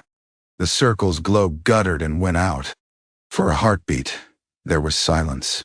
Then the city breathed. Some shouted. Some wept. Some made signs against evil. Some spat in the dust where she'd stood. Some looked at their palms, at the thin lines of fresh blood there, and wondered what they had agreed to. Daenerys stared at the empty stone. It felt wrong, unsatisfying. There was no corpse, no visible proof, only absence. "She's gone," Bran said quietly. "Properly. Her story ends here. There will be tales, of course, embellishments. Some will say you burned her. Some will say she escaped. That's how stories work. But the pattern of her is gone from the deep places. That's what matters to them." "And to us?" Jon asked. Bran looked at his brother, at his queen, at the circle. "To you," he said, "it matters what you do with the space she left." The first circle did not disband after Cersei's execution. If anything, it clung more tightly together like metal filings drawn to a magnet. They met first in the dragon pit then, when the dust and the bones proved too distracting for daily work, in a hastily repurposed great hall in the Red Keep that had once served as a feast hall for minor lords. The Iron Throne stood empty and slightly off to the side like an awkward guest who'd not gotten the hint. "Break it up," Arya said, eyeing the jagged beast. "We will," Tyrion said, "with ceremony. For now, it's useful to have a physical reminder of what we're not doing." "Looks like a reminder of every time you tried and failed," she said. "Which is also useful," he replied. Daenerys took no seat at the head of the table. Jon took none opposite her. They sat side by side along the length of the rough, newly built circle-shaped table, their chairs no taller than anyone else. That symbol, simple as it was, did more to unsettle visiting lords than the dragons circling overhead. "You'll regret that," Tyrion said. "Kings and queens always found it useful to be physically above the people yelling at them." "If my arguments can't stand on level ground," Daenerys said, "they're not good enough." "You say that now," Yara said, slouching with her boots up on the table's edge. "Wait until you've listened to 3 hours of Reachman wittering on about tolls on the Mander. You'll build yourself a dais out of raw pride." The Circle's business at first was war. Cersei's death had not magically disbanded the Golden Company. Some surrendered. Others fled. A hard core retreated toward the Stormlands, hoping to carve out a new kingdom under some mercenary prince. Yara and Gendry took their ships and men to meet them, the Iron Fleet and Baratheon galleys working in uneasy tandem. Jon watched from atop the city's walls as black sails and antlered prows dwindled into the horizon. Strange world, Davos said beside him. Seeing krakens roaring alongside stags for something that isn't murder. They'll still make each other miserable, Jon said. Hey, Davos agreed. But if they do it to someone else first, I'm willing to call it progress. In the Reach, Mace Tyrell's heirs jostled for power, pretending not to see that the harvests had been poor and the granaries lower than they should be. Daenerys sent Missandei south with a small force and a large amount of patience to referee disputes and enforce new grain-sharing laws. I am not a soldier, Missandei protested when Daenerys explained. You are better, Daenerys said. You listen. You count. You remember which promises were made. That's what they need more than swords. In Dorne, Nymeria returned with an agreement. Dorne would sit in the circle, send ships when called, and not attempt to assassinate Daenerys in exchange for the right to keep their trade laws largely untouched and their worship as it was. That's not how I would have phrased it, Nymeria said when Daenerys raised an eyebrow at the assassinate clause. It's honest, Jon said. In the Vale, Lord Robin Arryn proved utterly unequal to the task of representing his people once he saw a dragon up close and fainted. Jon Royce quietly took his seat instead. The faith balked at sharing space with red priests and old gods, but the sight of the High Septon holding out his bleeding palm at Cersei's execution had already begun to change opinion. He found to his surprise that his flock listened more closely to sermons on responsibility now that he could point to his own stain. We will never approve of unholy rites, he told Daenerys and Jon in one private meeting, sweat shining on his brow. But we must accept that the Seven are not the only forces at work. If we try to ignore that, we will be left behind. That's all we ask, Daenerys said. Not love. Just honesty. You keep using that word, Tyrion muttered. In my experience, it rarely ends well in politics. Then let's break that too, Jon said. Trials came. The First Circle, or those of it present, sat to judge not just Cersei, but lesser men and women whose crimes had shaken the realm when they'd gone unpunished before. A Lannister officer who had ordered archers to fire on crowds during food riots. A northern lord who had refused to send men against the dead but claimed the spoils afterward. A red priest who had burned 3 heretics, without so much as asking whether the flames had actually named them. Sometimes they condemned. Sometimes they forgave. Sometimes they required service instead of death. Years rebuilding walls, tending fields, sailing dangerous routes to bring grain north. Word spread. This new power was slow and messy, and argued with itself more than any previous court. But it was at least as likely to punish arrogance as impudence. For small folk, for the first time in memory, there was somewhere to send their complaints where someone might actually listen. The old magics watched and hummed. It was not perfect. They did not expect it to be. Their interest lay in stability, not righteousness. But the more the circle met, the more the land's sore spots seemed to ease. Not all. Harrenhal festered. One night, several months after Cersei's death, Jon woke in his narrow bed in the Red Keep with his heart pounding and the taste of iron in his mouth. In his dream, he had stood on Harrenhal's blasted ramparts and watched black water bubble up through the stone itself, shaping itself into faces that screamed without sound. He had seen dragons, not Daenerys, wheel above and spit blue-white fire. He had felt the wall tremble miles away, even though most of it was gone. Bran sat beside his bed, eyes clear. It's time, he said. For what? Jon asked, throat dry. For the cracks beneath Harrenhal, Bran said. They've been there longer than any of us. Aegon's dragons melted the castle, but they didn't mend the break. Your dead king stirred it. Cersei's wildfire fed it. Now, with the dead gone and the throne melted and new powers bound, it's confused. Confusion is dangerous. Things wander in through confusion. Dentra. What things? Jon asked. Old ones, Bran said. White Walkers weren't the only mistake the children made. There were others, some slower, some stranger. Of course there were, Jon muttered, swinging his legs out of bed. Why would they only make one terrible weapon? Daenerys was already awake when he reached her chambers. She stood at the balcony, hair loose, robe thrown on hastily. Drogon and Rhaegal shifted restlessly on the outer towers. You felt it too, Jon said. Yes, she said. I saw a dragon die there. Not mine. One that never was.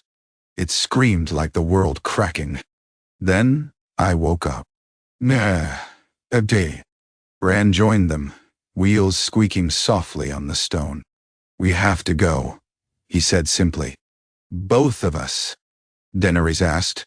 Yes, Bran said. The crack runs between fire and leaf and blood. You two are all three, whether you like it or not. I'm mostly leaf these days, he added dryly. So you'll need to do the walking. Jon and Daenerys exchanged a look. There was no argument left in them for this kind of summons. Who else? Jon asked, resigned. The circle, Bran said. Or most of it. The more hands on this, the better. Harrenhal needs to feel the weight we've made. The old powers will be drawn to it. They need to see you not just judging a queen, but patching an old wound. Nay. You sound like a maester, Daenerys said. I spend too much time near them, Bran said. They rode west within the week. The journey was easier now that the realm was not fully at war. But tension rode with them, a fourth companion. News of their coming trotted ahead via ravens. Some lords along the way came out to watch dragon and wolf pass, curiosity overcoming fear. Others hid in their halls and prayed the new order would stay too busy with each other to notice their old sins. Harrenhal loomed on the horizon like a charred skeleton. Its melted towers were a familiar shape to most of them, but now, with the old magics awake, they seemed almost to breathe. The air around the castle shimmered even when there was no visible heat. The lake beside it lay black and still, its surface unbroken. How do things live in there? Arya murmured, staring at the water as they approached. It's like a mirror that never reflects the same thing twice. They don't, Bran said. Not properly.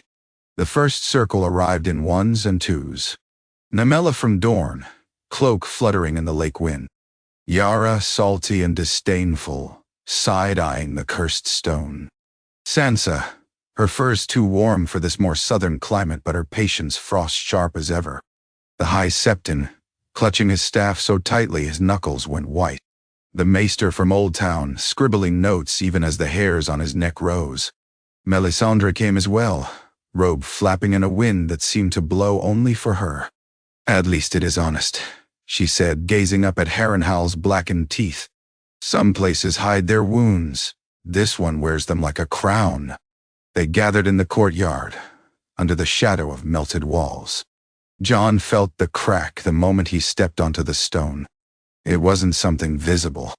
It was a sensation, like stepping on a piece of ice floating in dark water and feeling it tilt. The ground under his feet felt thinner, as if one more blow might punch through. Daenerys felt it too. Drogon snarled softly. Rhaegal's pupils thinned to slits. Easy, she murmured. We're not burning anything unless we have to. The dragon's thoughts pressed against hers, half words of heat and hunger and wary curiosity. They did not like this place. It smelled wrong. It smelled not of prey or rival, but of something that had preyed on them once, in a story older than their hatching. Bran had to be carried up the long, broken steps to the castle's highest intact tower. From there, he could see the entirety of Harrenhal's ruin, the twisted spires, the sagging halls, the black lake. Here, he said. The crack runs from under the god's eye to here. They intersect beneath this tower. That's why it melted more than the rest. That's so me. How do we fix it? Sansa asked, standing at his shoulder. We can't exactly mortar the air. Same way we executed Cersei, Bran said. Circle, consent, bound power, but deeper this time. The old magics hid things here for a reason. We must convince them to move them, or at least settle differently. You keep saying, "Well," Yara said. "But I don't see any trees volunteering." Bran smiled thinly. "They will," he said. "They don't like instability either. It makes men unpredictable. And men feed them stories." "No." He closed his eyes. Below, around the tower's base, they marked another circle. This one was larger than the one in King's Landing, large enough to encompass most of the courtyard. The sigils carved into the stone glowed faintly of their own accord, as if some previous hand had traced similar patterns there. Melisandre and the Maester worked side by side, a sight that made many uncomfortable. She brought old knowledge of binding spells and sacrificial geometry. He brought a precise understanding of geometry and the load-bearing points of the tower. "That stone won't hold if you carve there," he said, tapping a spot. "The whole thing will come down." "Perhaps we need it to," Melisandre replied. "We don't," Sansa interjected. "We need Harrenhal to stand. It's too useful a symbol." "Off ruin?" Arya asked. "Of what happens when men like Aegon use dragons without care," Sansa said. "Yes." The circle took shape. This time there was no single focal condemned. The crack itself was the thing to be judged and mended. "Think of it as closing a wound," Bran said, "with stitches from many hands. It will scar. But scars hold better than raw flesh." "No, da." They cut their palms again. The pain was familiar now, a ritual sting. As the blood fell on Harrenhal's cursed stone, the castle seemed to shudder. The tower moaned. The black lake rippled though no wind touched it. The air smelled briefly of rot and lightning. Bran's eyes rolled back. He saw beneath. He saw channels of power running under the castle like roots through old soil, some pale and thin, some thick and dark. He saw where Aegon's dragonfire had fused them together, sealing off some, opening others. He saw where Cersei's wildfire had seeped in years later, feeding all the wrong ones. He saw, curled deep in a pocket of space that should not exist, something coiled and blind, older than any of them. It smelled of iron and cold and deep water. It remembered when the world had been different. It did not like the noise of human lives above. It shifted, irritated by the circle's intrusion. Bran reached out to it, not with words but with patterns, with images, with roads. He showed it the paths he had seen, where this crack widened until half the riverlands sank into a sinkhole of magic, devouring cities and forests. He showed it roads where the crack became a fissure that swallowed dragons, sending their bones tumbling into an abyss. He showed it roads where the fissure served as a gate, letting things like it, things that crawled between stars, into a world unready for them. It watched with slow, terrible comprehension. Then he showed it the path they were trying for now, a world where magic had outlets, circles, agreements, where dragons burned only sometimes, and the ice things stayed dead, and the children who dreamed of fire and leaf had places to go that weren't pits in the snow or pyres in the street. A world where it could sleep without being woken every generation by some Targaryen's temper. It recoiled. Sleep? It had not slept since the first men walked, stumbling, into this land and began telling stories around fires. It had fed on their terror and awe, on their songs of dragons and others and krakens. It liked the taste of chaos. It did not want quiet, but it also did not holes. Holes let things fall away. Holes let men fall out of its reach. Holes let something else in. The circle's blood pressed in on it from all sides, lines of intent and power. The weirwoods above leaned down, roots cracking old stone. The flames from Melisandre's staff reached up. The dragon's presence scorched sideways, unsettling the edges. The thing in the crack made a sound that was not a sound and writhed. Up above, Jon and Daenerys felt the ground rise under their boots like a living beast. Drogon roared, wings flaring. Rhaegal snapped at the air, teeth clacking. "Hold," Jon said through gritted teeth. His palm bled, blood dripping onto the circle. Daenerys had both hands out now, palms down, as if pressing something into place. "This is worse than the Sept," she hissed. "The Septi was a man," Jon said. "This is not." "Helpful distinction," Tyrion gasped, grabbing the edge of the nearest half-melted wall to stay upright. Bran pushed. "Sleep," he sent. "Not death. We do not know how to kill you and would not like to find out what happens if we try. Sleep. Weave in among the old stones. Let our little roads run above you. We will keep feeding you smaller stories. Less apocalyptic ones." The Thing considered. It did not trust Leaf alone. Leaf had made it once. It did not trust Flame alone. Flame liked to destroy as much as create. But the taste of many was interesting. Blood from north and south, from sea and sand, from gods who had never spoken to each other before. The idea that they were trying to weave themselves together, not into a noose, but into a net. Net caught things. Net held. It did not like holes. Net was better than holes. Slowly, reluctantly, it uncoiled. The crack shifted. Not closed, never fully closed, but redirected, rerouted. The wildest edges smoothed. The hungriest mouths sealed. The deepest drop filled in with old bones and new stories. Above, Harrenhal creaked. A chunk of melted tower slid half a foot and stopped. A crack in the courtyard widened, then knit, pale stone flowing like water before hardening. The black lake stirred, the surface rippling. For a heartbeat, something vast and pale rolled just beneath. An eye, or a shell, or something no human mind could quite categorize. Then it sank, the water leveling out. Rand's breath whooshed out of him. His eyes snapped open. "It's done," he said weakly. "You say that a lot," Arya said, moving to steady his chair as it rocked. "How done is it this time?" "As done as we can make it," Bran said. "The crack is still there. It always will be. But it's stitched, padded.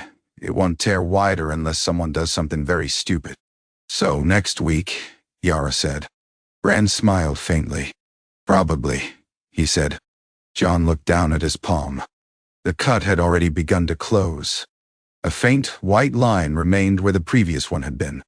"How many more places like this are there?" he asked. "Less than there were," Bran said. "More than we'll like. But not all need circles.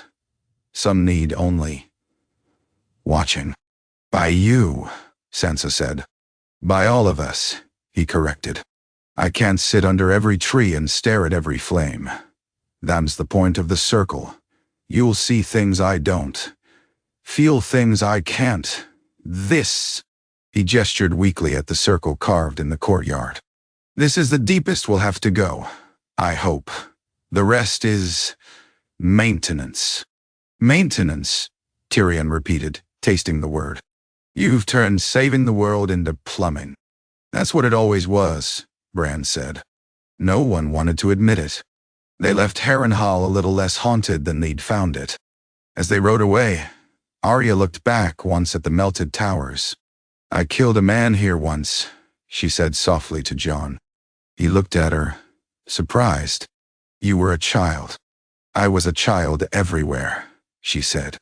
"I wore his face, served wine to his friends, watched them choke. I thought the gods would be proud of me, or someone would." Her mouth twisted.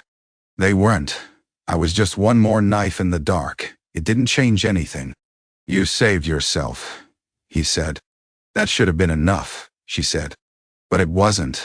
I thought killing more would fill the hollow." She shook her head. "It didn't." He said nothing. "Some hollows couldn't be filled, only shaped around. Now you're all making circles," she said. "Talking, bleeding together." She snorted. "It's messy, and slow.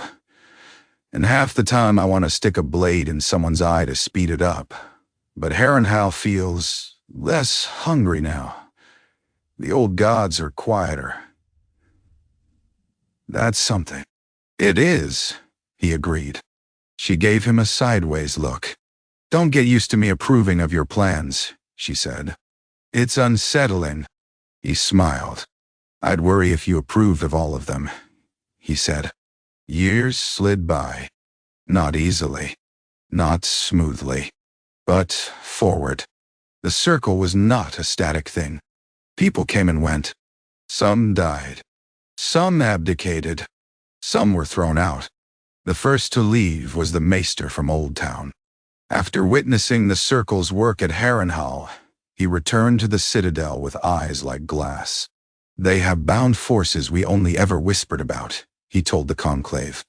They have spilled blood in circles and spoken with trees. We know of blood magic, an archmaester sniffed. We forbid it. It is unclean. Nah. And I, say, our. Your forbidding it did not stop it, the maester said sharply. Ignoring it does not make it weaker. It only means it wasn't listening to you when it woke up. Some archmaesters muttered about superstition. Others, older and more worried, frowned. In time, the citadel would send more observers. Some would join the circle. Some would try to manipulate it. They would all eventually accept that their books no longer held all the answers. The High Septon died in his sleep one autumn, a faint smile on his lips. His successor came to the circle less grudgingly, having grown up hearing stories of the first execution and the stitching of Harrenhal. Yara Greyjoy married a woman from the Shield Islands and ruled the Iron Islands with a blunt, salty fairness, until she died in battle against pirates half her age, laughing as she fell. Namella Martell retired to Sunspear after losing 3 bitter debates about water rights, and declared that she had had enough of northerners who didn't understand heat. Her niece took her place, sharper and more patient. Melisandre burned in a small ritual circle of her own choosing on a winter's night, her body crumbling to ash that scattered on the wind. Before she went, she took Jon's hand. You wrestled with destiny and did not let it pin you, she said. R'hllor will not like that. But I do. You told me I was Azor Ahai, he said. You were wrong. I told you you were important, she said. I was right. I wrapped it in a story I understood. That was my sin. You have rewritten parts of it. That is your glory. He snorted. I'm just tired, he said. That too, she said, and stepped into the fire. Bran grew older and stranger. He spent more time in the roots than in his chair. Sometimes days would go by when his eyes were green-glazed and his body barely moved. At such times, the circle operated without his direct guidance. That was good. It could not depend on him forever. That had been clear even from the beginning. You can't carry the whole pattern alone, Sansa told him once, stroking his hair back from his forehead as she had when they were children. No matter how strong the roots are, they'll strangle you. They might, he said, but they're also what keep you all from floating away. Then we'd better learn to walk without them, she said. We are, he murmured, and drifted off into some deeper seeing. Daenerys and Jon stayed at the center longer than either had expected. There were times when she wanted to burn something, truly wanted it, with the same iron certainty that had once led her to crucify masters and threaten cities. There were times when he wanted to walk north and never look back, to let someone else deal with the endless petty disputes and fragile balances. Each time the other stood in their way. Once, during a summer of drought when the riverlands cracked and the Reach's fields withered, Daenerys slammed her hands down on the circle table hard enough to make cups jump. We have dragons, she snapped. We can carry ice from the north and drop it. We can make rain with our wings. Why are we arguing about grain and tariffs when we could simply change the weather? Because we don't know what else we'd change, Jon said. You saw Harrenhal. Every great magic has cracks.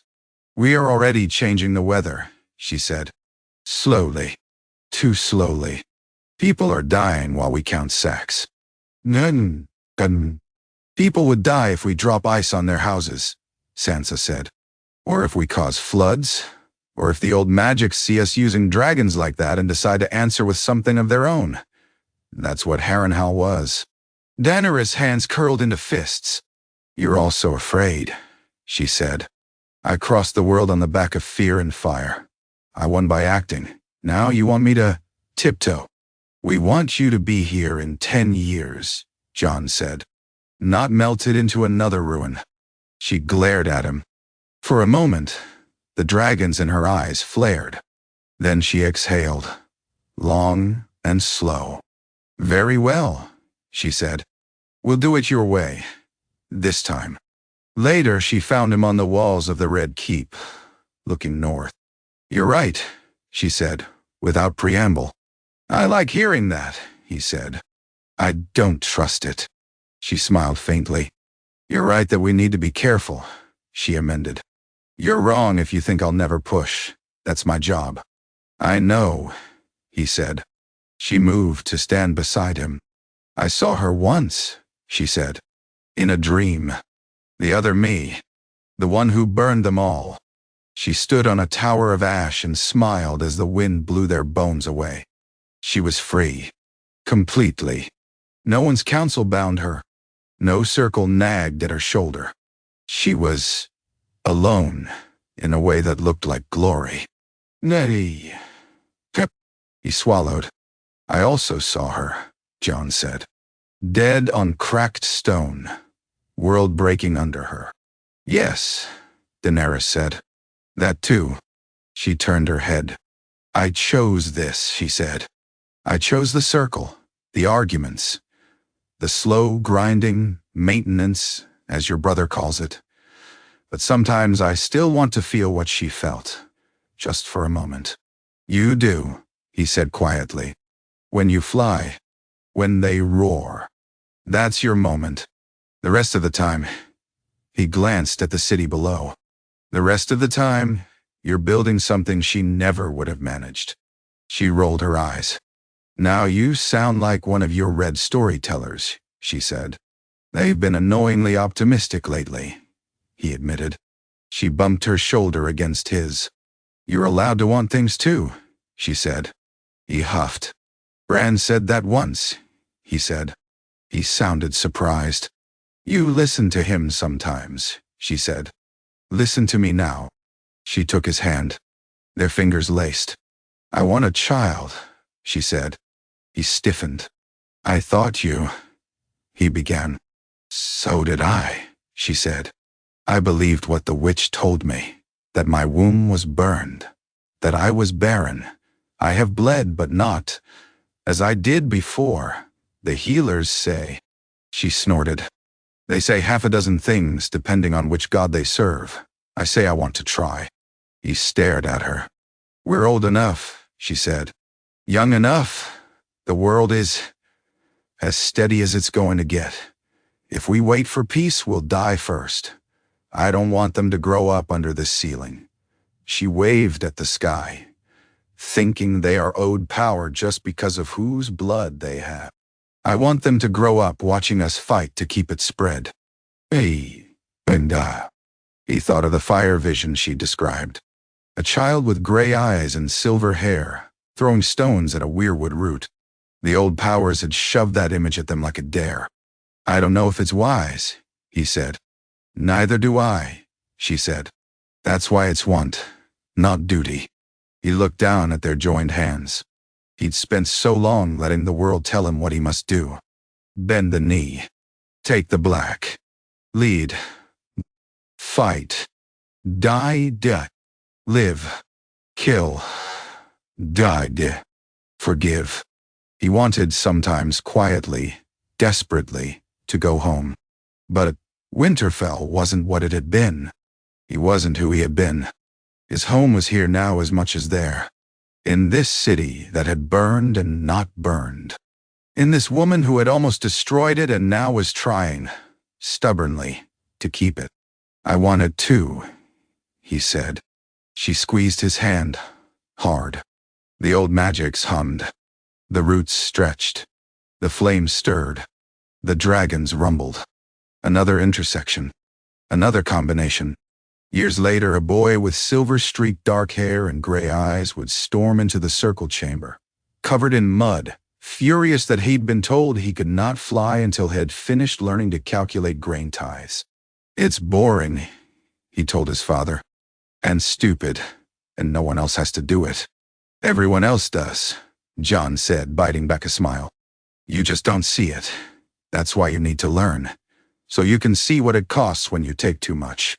His mother leaned back in her chair, watching, eyes bright with amusement and something deeper. "Besides," she said, "if you can't count, the dragons won't listen to you."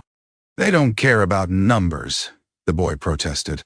"They care about patterns," she said. "Numbers are patterns written small.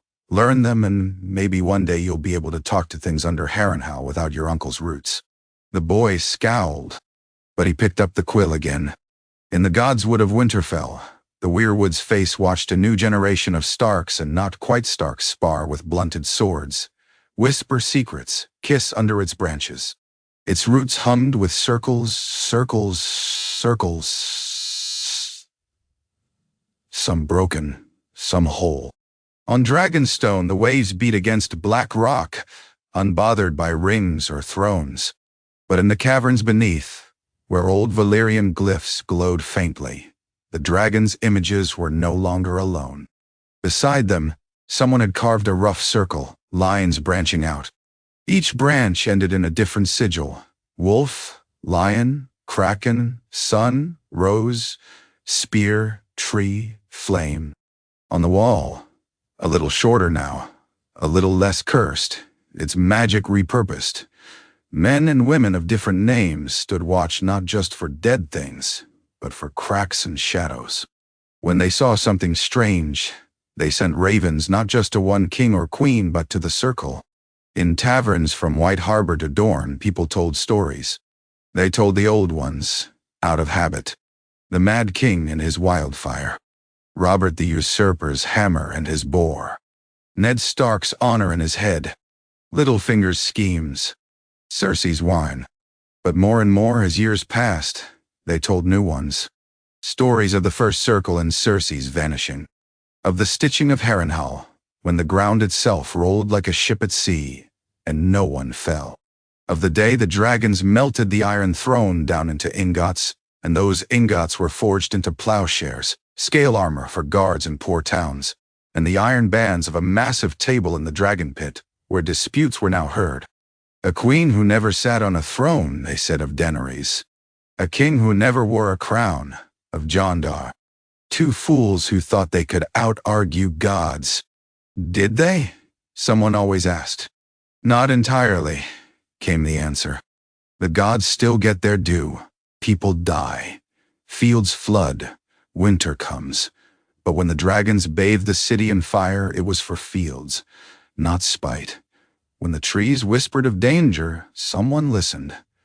When the Red Priests saw visions, they argued them in circles instead of taking up knives alone. And the wheel, children asked, wide-eyed.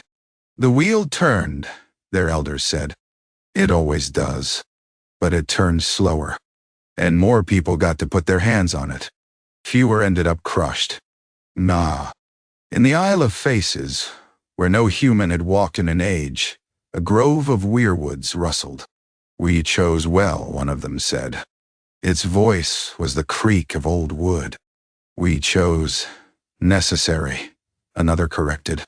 They will still err, a third said. Men forget. They will err less catastrophically, the first replied. For a time, that is all we can ask. Far to the east, in a temple lit by green and red fire, a red priest watched the flames show a woman with silver hair and a man with dark, a circle of arguing lords and priests and trees. We lost our prophecy, he said. Our chosen hero did not stab his lover and forge a flaming sword. We gained a world, his companion replied. One that still needs tending. That is work enough. In the deep places, beneath Harrenhal and other cracks, the old things coiled and uncoiled. Half asleep.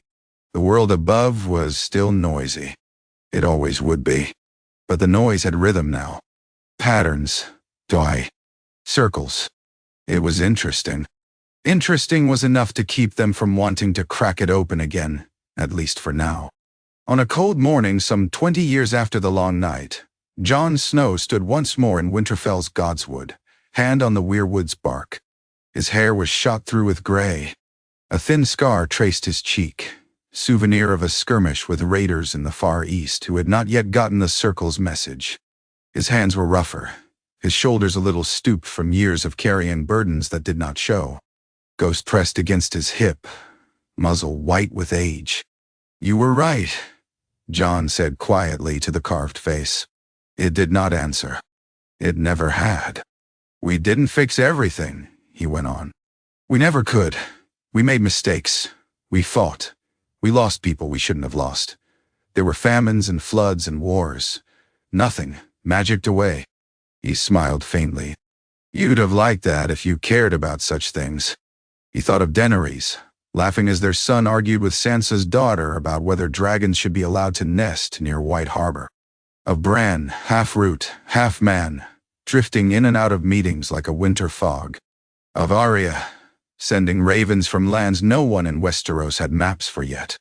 Of Davos, retired at last to a small house with too many children calling him uncle. Of Tyrion, still making jokes, still drinking, still insisting he'd die in bed with wine on his breath, and a woman on his lap and annoyed that it hadn't happened yet. "We changed. Enough," Jon said. "The wheel's still there, but it's different. Less teeth. More hands." He closed his eyes. On the edge of his awareness he felt, faintly, the circle table in King's Landing, worn smooth by years of elbows and fists. He felt the dragons soaring over the narrow sea, not to bring war but to escort ships through storms. He felt fires in distant temples, where his name and Daenerys were no longer invoked as saviors or demons, but as precedents. "You gave us a chance to see their worst selves," he said. "And their best. You let us choose something in between. You could have made it easier. You didn't." The weirwood's leaves rustled. In the dragon pit, Daenerys paused mid-sentence, quill hovering over parchment, as a gust of wind shifted the light. She glanced north, smiling wryly. "Talking to trees again?" she murmured. Her son snorted. "He always does," the boy said. "Maybe one day they'll answer." "They already have," she said. "In their way." She bent back over the parchment. The Circle's latest argument, whether to allow a guild of mages in Old Town to formalize their study of magic under strict oversight, was going to take all afternoon. It would be tedious. It would be fraught. It would be, in its own way, sacred. Jon opened his eyes. Snow fell, light as breath, on the red leaves. "Thank you," he said simply. He wasn't sure who he was thanking. The weirwoods? The fire? The old deep things that had chosen combination over collapse.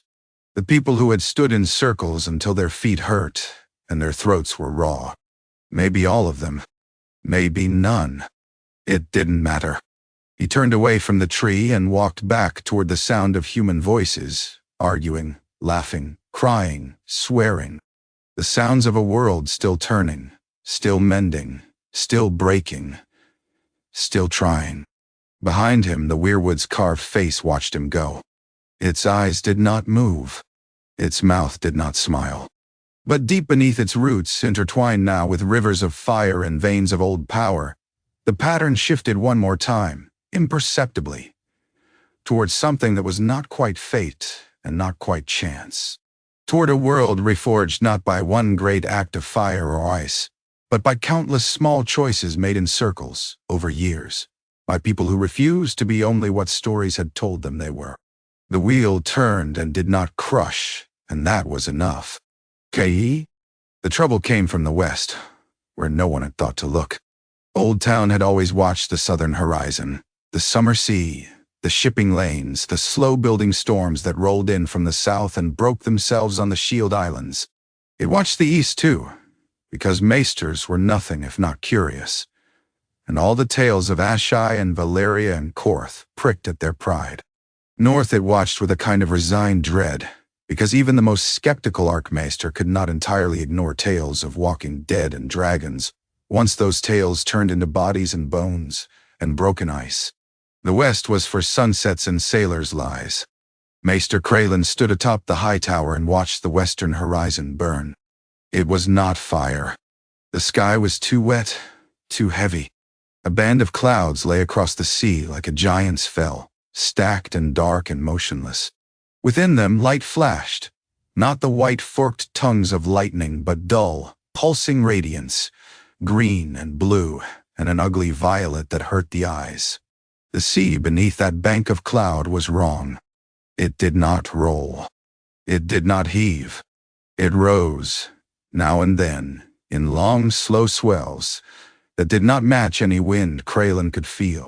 At the farthest edge of his vision, where the water met the sky, something gleamed like a line of polished stone.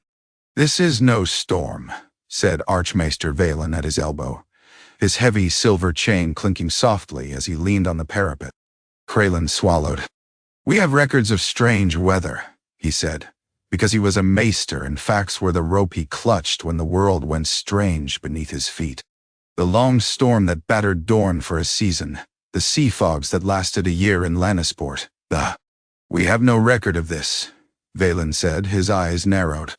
"Not in living memory, not in dead memory, not even in the half-mad scribblings we keep locked in the black cells so no one is tempted to read them." Below, in the harbor, ships stirred uneasily at their moorings. The water inside the whispering sound was still placid for now, but the captains could feel it in their bones, the wrongness rolling toward them, slow and relentless. "Glass candle," Valen said. "Now." Kraylan followed him down through the hideout's inner stair, his heart beating a little too fast.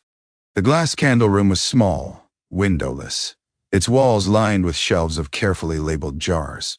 The candle itself, black as jet, taller than a man's forearm, stood on a low stone plinth in the center, surrounded by a circle of faintly luminous runes. It had burned more often in the last 20 years than in the previous 200. Magic had no courtesy. Once one kind woke, it rattled the others. Valen approached the candle, lips moving as he traced a circle in the air with his finger. The flame, which had been a steady, unnatural green, flickered, then flared higher. "Look," the Archmaester said. Kraylan did. The world spun. He stood, or seemed to stand, high above a vast stretch of ocean, far west of even the Ironborn's boldest voyages. The sky was darker here, the clouds thicker, the light between them bruised and sour. The water rolled beneath him in slow, heavy waves that did not break, as if the sea were breathing in its sleep. At the center of it all rose a shape. Not an island. Not exactly. Black stone jutted from the water in jagged, unnatural steps, like the ribs of some gargantuan beast that had died half-turned. The rock was slick with dark seaweed, and something that wasn't seaweed at all. Some pale growth that glowed faintly. A tower, no, a spire, smooth-sided and wrong, rose from the center of that stone tangle.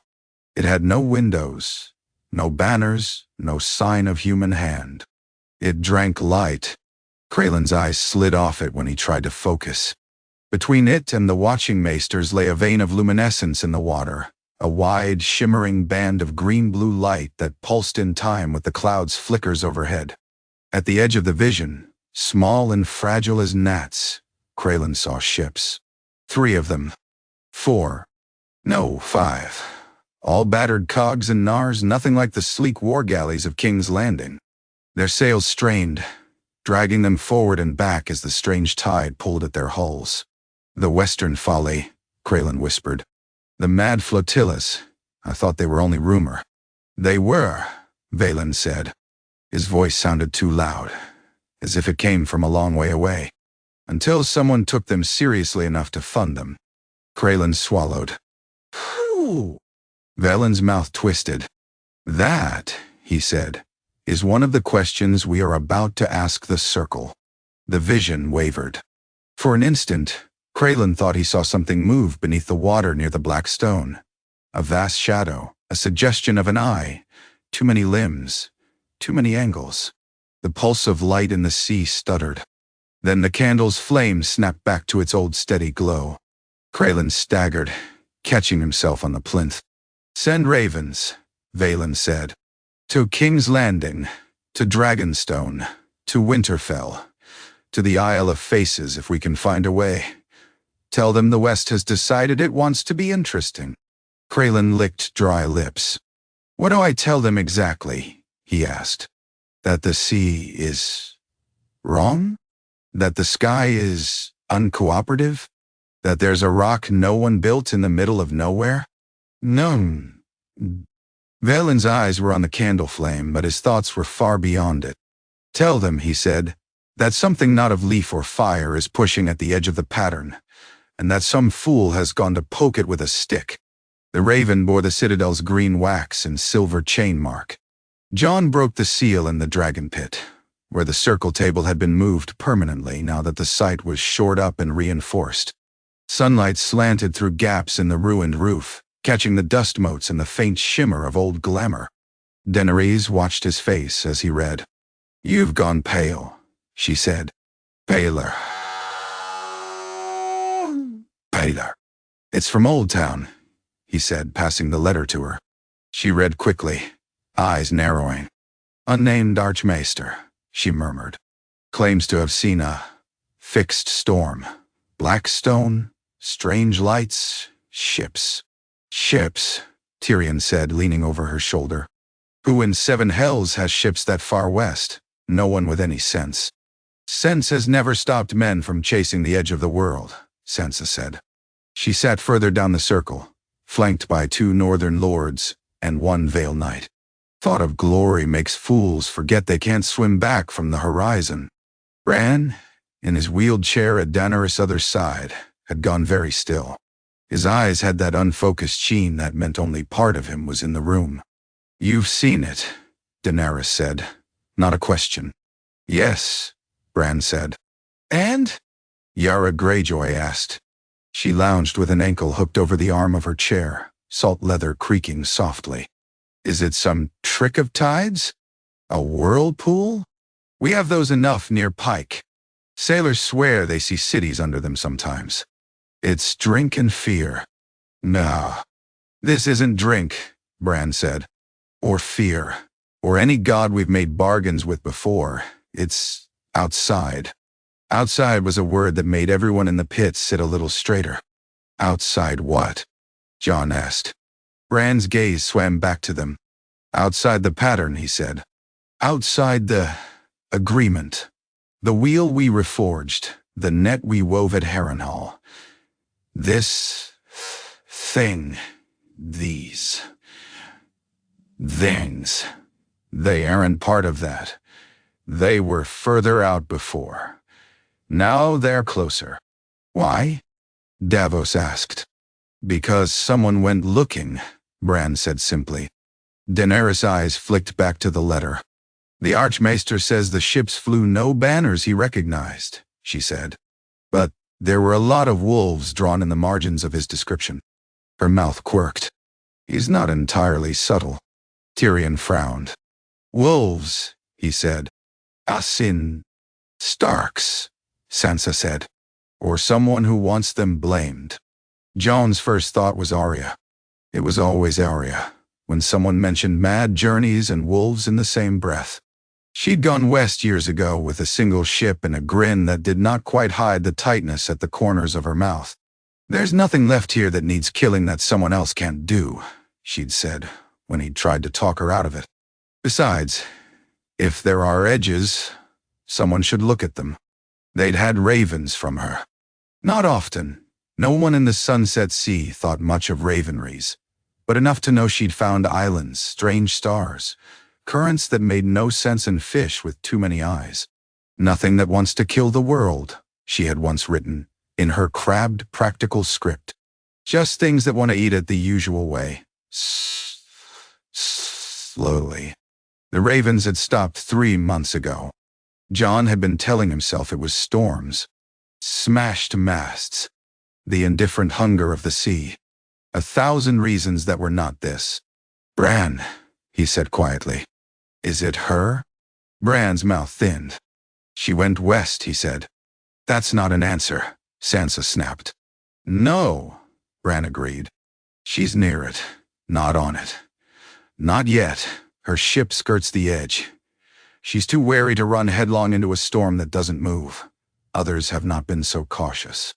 Others, Tyrion repeated. As in, how many mad captains do you think the Sunset Sea can support? Yara asked. If one goes missing and comes back raving about towers and lights, someone else will start sharpening their own sense of destiny.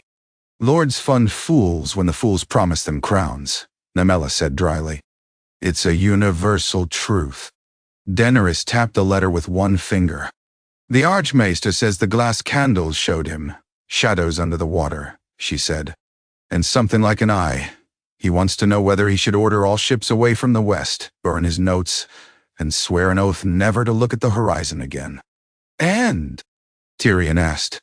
And he wants to know whether we have seen anything like this before, she finished. Or whether we can ask. They all turned to Bran. He sat very still. The light from above picked out the silver threads in his dark hair. He looked older these days, and younger, and not entirely either. I've brushed up against it, he said slowly. In the great canopy, in the places where fire and leaf and water meet. It's been there, at the edges, pressing, not like the others. They were born of this world, twisted version of something the children knew. This is older, or younger, or both.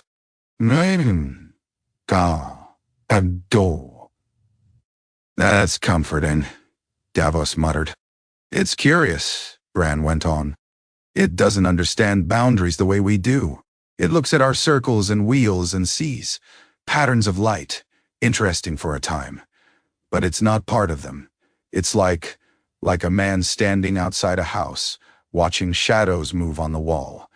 He can see them, but he isn't inside, until someone opens the door. Until someone? And you think someone has, Jon said. Bran nodded once. The crack under Harrenhal, Bran said. That deep thing we convinced to fold itself differently. It felt this other thing. It didn't like it. They come from different directions. They don't agree. That helped us. Now, whatever lives under that western stone is pushing at the surface in the same way the Harrenhal wound did. Only there are no circles there. No wheels. No bargains. Money. Yeah, Daenerys said. Yet, Bran echoed. So we make one, Tyrion said. That's what we do now, isn't it? Find cracks and throw circles at them until they behave. That word, Melisandre said softly from her place in the shade of a collapsed arch, will not always save you. Hasn't killed us yet, Yara said. Give it time, Melisandre replied. Jon's hand tightened on the letter. What happens, he asked, if we ignore it? Bran's eyes unfocused again. His voice flattened.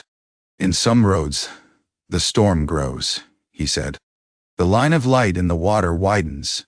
The black stone rises higher. Ships that stray too close vanish. Tide patterns shift. Coasts erode in strange and sudden ways. Whales beach themselves in their thousands. The moon's reflection appears where it shouldn't. And in others? Daenerys asked quietly. In others, it glows and fades, Bran said. Like a wound that scabs over and breaks again. It never fully heals. But it doesn't explode. Because someone goes. Someone looks. Someone speaks. Naye, Shira. Naiwa. Speaks to what? Sansa demanded. To storms? To rocks? To whatever thing you told us was so far outside your precious pattern even you could barely reach it. Bran blinked. Yes, he said simply. Sansa threw up her hands. Of course, she said. Why should anything be easy? Silence fell, heavy as a cloak. The circle table was scarred now by years of use. There were knife nicks, ink stains, rings from careless cups. Behind Tyrion's place, someone, most blamed Arya, had scratched a crude wolf chasing a dragon's tail. It was not, Jon thought, a bad symbol. "We have to go," he said. Daenerys looked at him sharply. "We," she echoed. "Not alone," Jon said. "Not just the two of us. We tried that with the dead. It worked. But this feels different. This needs more eyes, more hands. More people for it to eat if it goes wrong," Namella observed. Her tone was flippant. Her eyes were not. "I agree with Jon," the High Septon said surprisingly. His beard had gone almost entirely white. "Not about the, I am not going anywhere near a sea that behaves like that. But about the need for representation. If the powers are to be balanced, if this circle means anything, then you cannot make this bargain in secret." "You want a priest on the ship?" Yara asked incredulously. "You lot get seasick looking at a well." "He is right," Bran said. "Not necessarily himself, but someone for the faith.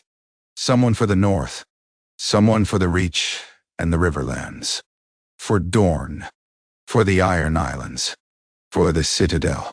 For the old gods and the new and the red. Well. And for the ones who don't give a fig for gods," Yara added. "We exist too." Daenerys' gaze drifted to another chair. Aemon sat there, shoulders straight, hands clasped on his knees. He had long since stopped complaining about sums. His hair fell to his shoulders, dark as Jones with streaks of silver at his temples that glinted when he moved. His eyes were gray, sharp, and held shadows no boy his age ought to have known. Shadows of disputes and executions, and the knowledge that almost everything he did would be weighed as precedent. He met his mother's gaze without flinching. "You're thinking of sending me," he said. Daenerys' mouth tightened. "I'm thinking of forbidding you to go," she said. "And knowing that if I do, you'll find a way onto some other fool's ship, and we'll have to look for you anyway, as well as the crack in the world." A small, irrepressible grin tugged at the corner of his mouth. "I would," he admitted. Jon looked at him, at the boy. And man he'd helped raise, at the way he balanced between fire and ice as if he'd been born to it. Then he looked at Daenerys. "We can't both go," Jon said. "The circle needs one of us here. It's held partly because people know we won't run off chasing every whisper. If we both vanish on a ship, half the realm will take it as a sign to start sharpening knives." "Which half?" Yara asked.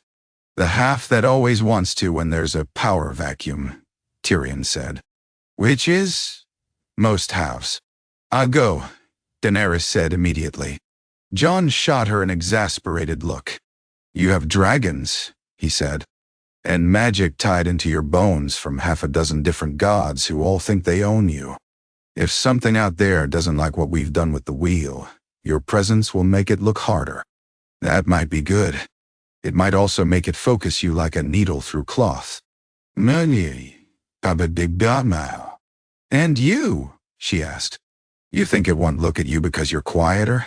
You carry as much of this pattern in you as I do." "Maybe," he said. "But I'm better at talking to stubborn old things." He nodded at Bran. "Once you get used to staring at his face, the rest is easy." Bran made a face. It was subtle, but it was there. "Send me," Aemon said suddenly. The words cracked across the table like a whip. "No," Daenerys said at once. He leaned forward. "If either of you go," he said, "everything you've built here hangs in the balance. You know that. If you die on some black rock in the middle of the Western Sea, no one will remember your circles. They'll remember you as fools, who left your work half done. And if the thing out there doesn't like you and tears you apart, it might pull on every thread you've touched." He looked around the table. His gaze lingered on Sansa, on Yara, on Namella, on the High Septon, on Melisandre. "I'm part of the pattern too," he said. "Whether I like it or not, but I'm not its anchor yet. If I die, Daenerys flinched. If I die, he repeated steadily, it will hurt you. It will hurt the realm. But it won't unmake what you've done. Not the way losing one of you might. That's what the old gods showed you. That's what you showed them. You made it so the wheel doesn't depend on one spoke. Let me prove that matters. You're not a spoke, Daenerys said. You're my son. I'm both, he said. You made sure of that when you let me sit at this table. Jon watched the muscle jump in Daenerys' jaw. He looked at Aemon's hands. They were steady. They had been steady on a dragon's reins and on a quill and on a sword hilt. They were steady now. I said once, Jon said slowly, that I wouldn't let the gods push us into their stories if there was any other way. That goes for you too. He met Aemon's eyes. I won't throw you into this because some old power thinks it would be interesting. Aemon's lips quirked. Good, he said. Because I'm not going because of them. I'm going because I want to. I'm tired of arguing with men who think magic is a dirty word and compromise means losing face. I want to see what's out there. I want to know whether this thing can be talked to, or at least understood. Me. And if it can't? Nemela asked quietly. Then you'll have to find another fool, he said. But not without trying. Sansa was watching him with a strange look in her eyes. Pride and fear and a recognition that ran deeper than blood. You sound like your uncle, she said. And like her, and a little like our father, gods help us. He smiled at her. I'll take that as blessing, he said. Daenerys closed her eyes. When she opened them, the Dragon Queen was back behind the mother, steel behind the softness. If you go, she said, you don't go alone. You take representatives. You take power we can afford to have away from here, and none we can't. You take dragons if the old powers don't start screaming at the idea. She looked at Bran. They don't like the idea, Bran said. But they accept it. Jon blew out a breath. Of course they do, he said. They'd accept him flying into the sun if they thought it would make an interesting shadow. They're not as cruel as we are, Bran said mildly. Merely less concerned with individuals. That's worse, Davos muttered. I'll go, Melisandre said, to no one's surprise. You should stay, Davos said. You're older than half our problems. There's no sense in throwing you at a new one. She smiled faintly. I am older than you think, and younger than I wish, she said. But my fires have always been about horizons. If something is pushing at the edge of the world, R'hllor will not be content to watch from shore. Better I go than one of the younger flameheads. Nay, you say the comforting things, Yara told Davos. Let the witch come. If she starts trying to burn anyone, I'll toss her overboard. I will trust the sea to judge me, Melisandre said calmly. You always have, Davos said darkly. I'll go, Yara said. If ships are involved, they should be mine. I trust my timbers more than any Southrons. And I, Nymella said, surprising herself a little. Dorne has been looking inward too long. If there is a new game, I would see the board. Me. The High Septon blanched. I cannot place myself in such danger, he said. The faith. The faith will send someone else, a new voice said. A young woman stepped out from behind him.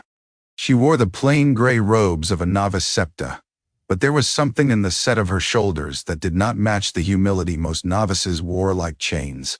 Her hair was cropped short, her face tanned from years of charity work in the streets. Her eyes were clear, if a little wild. Septa Elenia, the High Septon said weakly. You will not. I will, she said. You said yourself, Holiness, that the Seven must not hide from the old powers if they mean to have a say. This is one of them. Or something like it.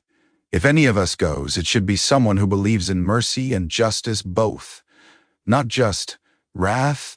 She looked at Daenerys and Jon. I have seen your circles at work in the city, she said. I have seen you give bread instead of fire. I have also seen you hang men. We are not so different. Perhaps together we can keep this thing from tipping us toward either madness or timidity. May. The High Septon looked like a man about to leap from a cliff because the ground behind him had turned to fire. Very well, he sighed. May the Seven watch over you, child. And over you, she said. You're the one staying in the city. Tyrion rubbed at his temple.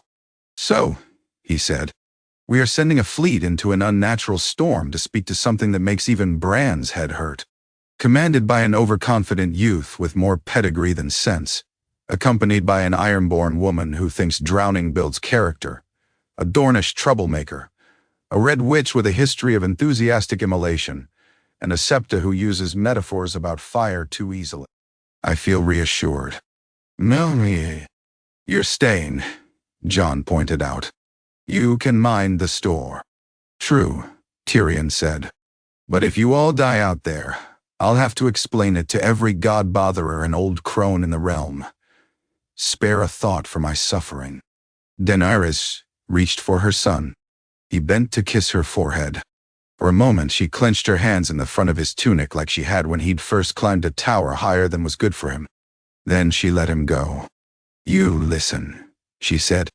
To the sea, to the dragons, to Melisandre when she isn't being herself, to your own fear.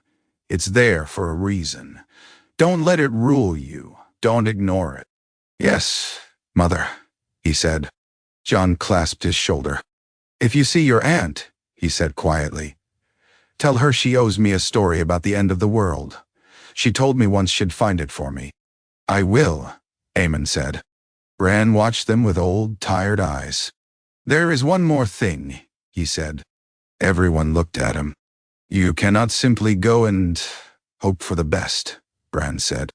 The old magics agreed to this circle, this net, because you anchored it with sacrifice and honest labor. If you go to something outside it, you must carry that with you. You must make them see it, feel it. Otherwise they will treat you as individual sparks, briefly fascinating, easily extinguished. What do you suggest? Melisandre asked. Bran's gaze turned inward. The roots rustled. The weirwoods cannot grow on that stone, he said. It is wrong to them. The flames cannot take root in that water. But you can carry pieces. He looked at Daenerys. You have dragon eggs still from that second clutch. Bring one, not to hatch. To show, to remind them the world has changed since they last looked closely. He looked at Aemon. You carry your own blood, he said. Warg and dragon, and whatever else has tangled itself in you. You are a small circle in one body. Don't let that go to your head. It's already there, Yara muttered. Bran ignored her. And this, he said, holding out his hand. It trembled as he extended it. The air above his palm shimmered. A small glowing knot of light appeared, no larger than a child's fist. It was green and red and gold and deep blue all at once, colors shifting and sliding over each other. Threads extended from it in all directions, faint and insubstantial.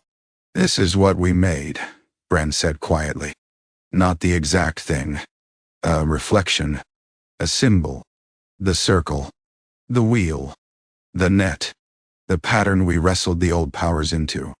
Take it. Show it to whatever lives under that western storm. Let it know there is more to this world now than the shards of the old war between leaf and fire and ice. Nani? Aemon stared. How? He asked. How do I hold that? Bran smiled faintly. Carefully, he said. Aemon reached out.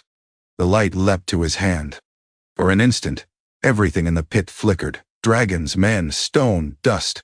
Jon felt something tug at his bones, as if 1,000 invisible threads had brushed against him.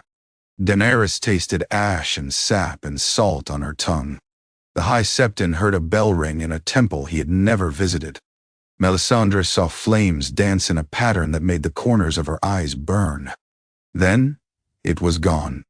The knot of light had sunk into Aemon's palm, leaving a faint, shimmering mark like a circle made of 7 tiny points.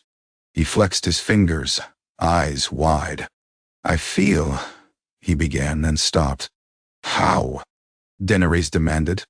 "Like I'm standing in the middle of a hall full of people arguing," he said slowly. "And they're all whispering at once, but I can't quite hear the words, just tones. And I know if I pick one to listen to, the others will get louder out of spite." "That's about right," Bran said. "You give that to my son and not your king." Jon asked dryly. "You're not a king," Bran said. "And you would hate it." He wasn't wrong. They left 2 weeks later. The fleet was not large. 8 stout ships, chosen more for their sturdiness than speed. Yara had provided 3. The Blackwind and 2 smaller, nameless prizes she'd taken from pirates. Storm's End sent 2. The Royal Fleet at King's Landing contributed another 3. Each ship flew a different banner, and all flew one more. A plain white field with a ring of 7 small circles. Drogon and Rhaegal flew above them part of the way, until the winds grew too fickle and the clouds too thick. Dragons could ride storms, but this was something else. On the deck of the lead ship, Aemon gripped the rail and squinted into the west. The mark in his palm pulsed faintly, like a second heartbeat. Septa Elenia stood beside him, cloak snapping in the wind, lips moving in silent prayer. "Does it help?" he asked. She considered. "Sometimes," she said. "Mostly it keeps my mind from wandering down unhelpful roads. That's what prayer is for, more than anything else." "No, you don't ask your gods to fix things?" he said. "I do," she said. "They usually ignore me, or they answer in ways I don't like. But talking to them keeps me from thinking I'm the only one in charge. That's dangerous." He thought of his parents, of all the times he'd seen them in council, weighing their own wills against the circles, against the old powers. "Hey," he said. "It is." He had picked up "A" from Davos. It slipped in at odd moments. Behind them, Yara shouted at a sailor who'd tied a knot poorly. Namella leaned on the opposite rail, letting the wind whip her hair wild. Melisandre stood near the mast, eyes on the sky, face unreadable. The men moved around them as they would around any commanders, with a mix of wariness and comfort that came from knowing who held what kind of power. On the second day, the sky ahead turned the wrong color. "It's like someone spilled ink into it," Yara said, staring. The clouds lay low and still, a band of bruised purple and sickly green. Lightning flickered within, but no thunder rolled. The sea changed too. The waves did not break properly anymore. They rose and fell in long, slow gulps, as if the ocean were swallowing itself. The wind dropped. The sails sagged. "Calm," one of the sailors muttered. "I don't like calms. They're just storms pretending to be shy." Aemon's palm flared. He hissed, clutching it. "Are you all right?" Elenia asked. "Something's looking," he said between his teeth. He heard it then, not with his ears, but with whatever part of him Bran had awakened with that knot of light. Not words, not thoughts. More like the feeling of being noticed by something very large and very uninterested in the difference between ant and man. "Don't poke it," Yara said, seeing his face. He laughed, short and strained.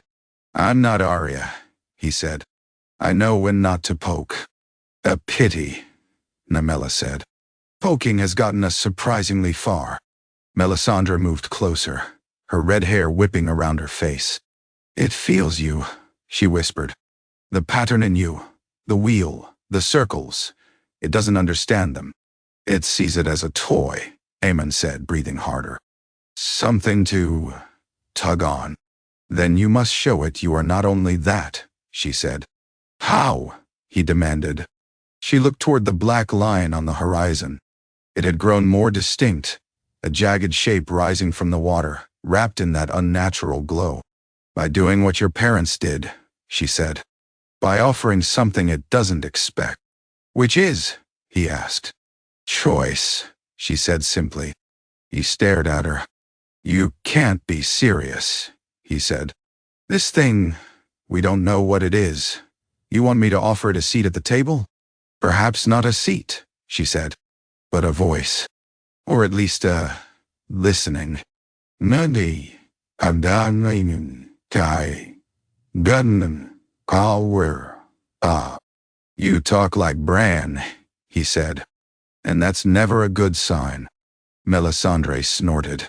I spoke in riddles before he was born, she said. He is late to the game. The sea under them rolled, sluggish and heavy. The ships creaked. The men muttered. Drop sails, Yara shouted. Oars only. If the wind won't help, we'll muscle our way in. Slowly. I want room to turn if the sea suddenly decides to stand upright. Hands moved. Ropes thumped. The fleet crept forward, oars dipping into the strange thick water. As they neared the glowing band, the air grew colder. Not in a natural way from wind or lack of sun, but in a deeper, bone-deep chill that had nothing to do with weather. Aemon had felt something like it once, in the tales his father told of the dead, in the faint echoes that still clung to the rebuilt wall. This was colder, and not cold at the same time. It was the cold of something that had never really known heat. His palm burned. He closed his eyes. The knot of light inside him unfurled. Threads stretched outward, invisible to most eyes. They touched the sea, the sky, the other ships, the dragons circling restlessly high above. They touched Yara, Nymella, Elenia, Melisandre. They touched the thing beneath the water. It recoiled. Not in fear, in surprise. This was new. It had felt leaf and stone and blood and ice and flame before. In ages when the world was more fluid and the boundary between what was and what could be was thinner. It did not think in those terms. Not exactly. But they were the closest shapes a human mind could wrap around it. This pattern in the boy, it was something different. Not a power, but a willingness to carry many at once. It made the thing curious. Curiosity was more dangerous than hunger. Aemon sensed that, and did the one thing no one had ever succeeded in doing with this thing before. He stopped. He did not push. He did not pull. He did not reach for it, did not try to bend it or bind it or stab it. He let it look. He let it see him, not as a single bright spark but as a knot of smaller lights. His mother's fire. His father's ice. Bran's roots. The circle's arguments. The old god's mutterings. The red god's flames. The faith's hymns. The quiet stubbornness of small folk who'd learned to speak at the circle table without bowing every other word. He let it feel what it felt like to be in the middle of that. Then he sensed something that was not quite words. We are not alone, he thought at it, knowing it might not understand language, but hoping it would feel intent. And we do not want to be alone. That is our trick. It regarded him. If it had had eyes, they might have narrowed. The sea glowed brighter. On the horizon, the black stone rose. There were steps cut into it. No one had carved them. They had been worn into existence by the water itself, by the way it crashed and climbed and fell, century after century, on a rock that did not erode. Doc, Yara said quietly. Are you mad? One of her captains whispered. We'll never get off that thing again. Then we die doing something interesting, she said. Better than rot at anchor in harbor, listening to Maester's drone. Get us as close as you dare. We'll take a boat the rest of the way. The men obeyed. By then, they'd all seen enough stories become true to know that when power gathered in one place, someone had to be there to greet it. Aemon climbed into the small boat with Yara, Nymella, Elenia, and Melisandre. Behind them the ships waited, oars stilled, sails furled. Drogon and Rhaegal hovered above, wings beating the heavy air. The closer they got, the less the sea moved. By the time the boat scraped against the lowest, slime-slick step, the water was as smooth as glass. Aemon's boots slipped on the stone. Yara's hand shot out, gripping his arm hard enough to bruise. Easy, she muttered. Don't give it your head before you give it your words. They climbed. The stone was cold underfoot. Not the cold of ice. The cold of something that had never been warmed by sunlight. As they ascended, the glow grew brighter. It did not come from torches or fissures or any source they could point to. It was simply there, soaked into the air, into the stone, into their bones. On the flat crown of the black rock sat the spire Kraylin had seen in the glass candle. Up close, it was worse. It was not merely black. It was absence, a cut in the world where light went and did not come back. Aemon's eyes slid off it when he tried to focus, watering. His palm throbbed. "Enough staring," Yara said hoarsely. "I've had my fill of looking at things that don't like looking back." "What now?"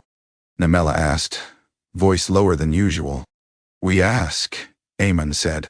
He stepped forward until he stood at the edge of the spire's shadow. "Can you hear me?" he said. His voice sounded small. His palm flared. The world tilted. He was not standing on a rock in the Western Sea anymore. He was nowhere. The same nowhere his father had described when talking about Bran's in-between place. A space between spaces, where roots and flames and old magics twined. Only this time, the roots were sparse. The flames flickered at a distance. In front of him loomed it. He could not see it. He felt it. It was vast. Vast in a way that made dragons and weirwoods and Harrenhal's deep wound feel like scratches on bark. It was not a being as he understood it. It was a knot of possibility and hunger and curiosity wrapped around a piece of the world that had never quite settled into reality. It regarded him. He realized belatedly that he might have made a terrible mistake. "Hello?" he said, because what else did one say to something the old gods had avoided describing? It pressed against his mind. Not cruel, not kind, examining. He felt it taste the knot of light in his palm. Taste the threads that ran from him back to King's Landing, to Winterfell, to the Wall, to the Isle of Faces, to Volantis' red temples, to Old Town's glass candles, to the deep thing under Harrenhal. It did not like that last taste. It and the Harrenhal creature were of different directions, as Bran had said. They were old quarrel, old misalignment. They had fought, once. Not with swords, with existence. We mended that, Aemon thought. We didn't kill it. We spoke, showed it another way to sit in the world. Images flickered around him, not summoned by the thing, but by the knot in his hand. Cersei's unmaking. The circle's first arguments. Harrenhal stitching itself, stone knitting like flesh. Dragons melting the iron throne into bars that men carried like ordinary iron. Small folk stepping up to speak in the dragon pit and not being silenced. The thing watched. "This is noisy," it conveyed. Not in words, in impressions. A faint sense of annoyance and reluctant amusement. "Very," Aemon agreed. It circled the idea, pressing. "You have made a pattern that does not have to shatter to be interesting," it sent, slow and thoughtful. He blinked. "Yes," he said. "That's the idea. There was no such pattern before," it sent. There were only extremes. Long dark, long fire, long silence. The cracks that let things like me in or out. "We found we didn't like extremes much," Aemon said. "Not after we'd almost died in one of them." He sensed, distantly, the dead, the White Walkers. They were like ice shards at the edge of this thing's awareness. Old news. Part of the last interesting story it had watched. It was curious that the story had not ended there. "We expected collapse," it sent. "Not you." "Sorry to disappoint," Aemon said dryly. Something that might have been amusement flickered. "You are offering what?" It sent. He took a breath. "A seat," he said. "Not at our table. You're too big. And we're not fools. But a listening. A thread. A way for you to feel the pattern without having to tear it open every time you get bored." "Maybe," Brenda. I. The thing probed. Show. Oh. The knot in his hand flared. He felt the circle table. Felt the way arguments flowed around it. Power checking power. Felt the way decisions sent ripples out through the realm that the old magics fed on. Subtle and constant. He felt Harrenhal's wound, now mostly quiet, occasionally pulsing when men walked there with old grudges or new hopes. Felt the old thing beneath it feeding, content enough not to thrash. He felt the root nets under the weirwoods, the flames in the red temples, the faith spells, the citadel's candles, all woven loosely together, not sewn tight, but close enough that when one tugged, the others felt it. He held that out. The thing touched it. It shivered. This is more complex than the last wheel it sent. More sustained. Less flash. Yes, Aemon said. That's the point. You like stories that are just beginnings and catastrophes. We're offering you middle. It considered. That sounds dull, it sent. He smiled. Our middle has dragons, he said, and storms, and arguments, and people making new mistakes. It's not dull, just slower, more layered. Maybe. He thought of something else. And if you want a taste of collapse, he added, you can still have it. We fail sometimes. We break things. People die because we're foolish or cruel or tired. We're not promising perfection, just fewer ends of the world. It pulsed. Fewer ends, it sent. That is, less, but more time. Yes, he agreed. More time, for everyone, for you, for the ones under Harrenhal, for the trees, for the fires, for my people. It touched the thread that ran from him back to Daenerys and Jon. They flared, briefly, in its perception. Mother, my father, wheelsmiths. It tasted their sacrifices, their choices, their mistakes. It tasted the way they had refused both the easy burning road and the easy heroic tragedy in favor of something messy. It found that intriguing. You are offering connection, it sent. In return? Don't tear this one open, Aemon said. Not yet. Not for a long time. Let us see what we can build. If we fail, you'll have your crack. And more. If we succeed, you'll have more patterns to watch than you know what to do with. He felt it weigh those futures. For it, time was not a line. It could lean this way or that, and the world would roll accordingly. You presume to bargain, it sent. Yes, he said. It's what we do. It regards you, sent a thin echo of Bran's tone. He almost laughed. Yes, he said again. It does. It probed the knot in his hand one more time. The light flared. For a moment, Aemon felt everything. He felt the circle in session in the dragon pit, his parents arguing with Sansa about tariffs. He felt Bran half asleep under a tree, watching through a dozen eyes at once. He felt Melisandre on the boat below, flames dancing on her palm as she prayed. He felt Arya's ship skirting the edge of the glowing band, her hand on the tiller, her eyes narrowed. He felt small folk in a tavern in River Run, arguing about whether dragons were still scary.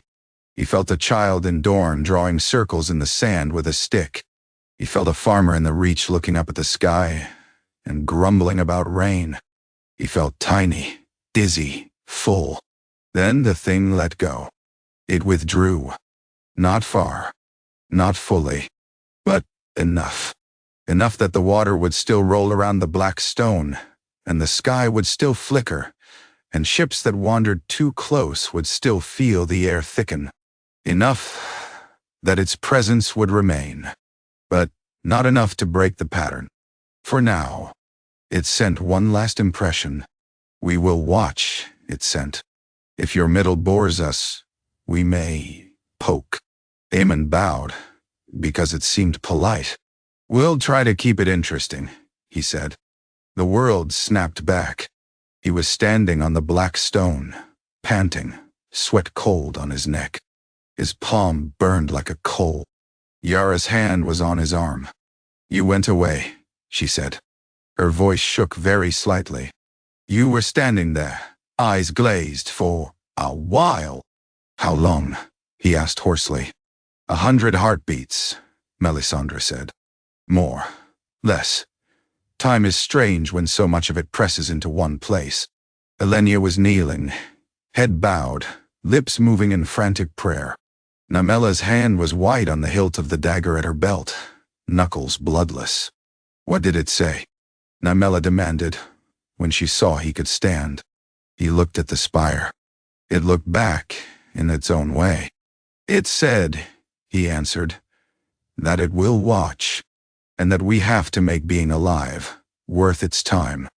"Nunum, abedin, I." "That's vague," Yara said. "I hate vague." "It's more than we had," Melisandre said.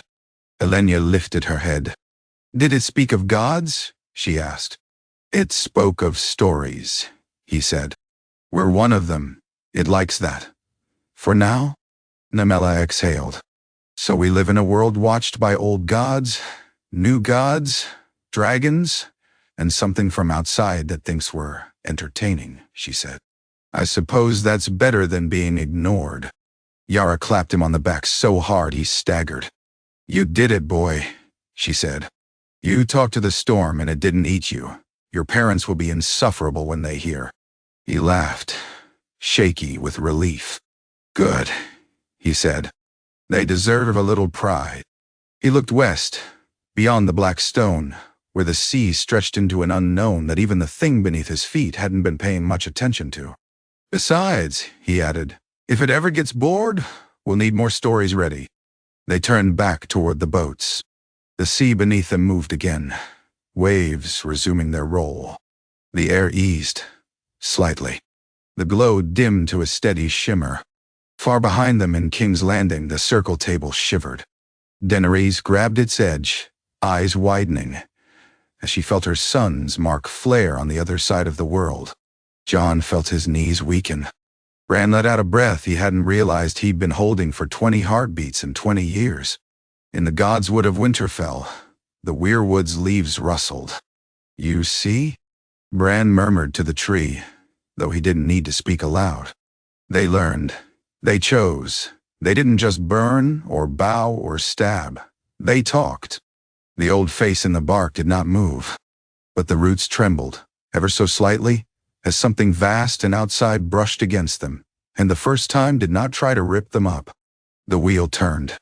The circle held. The story went on.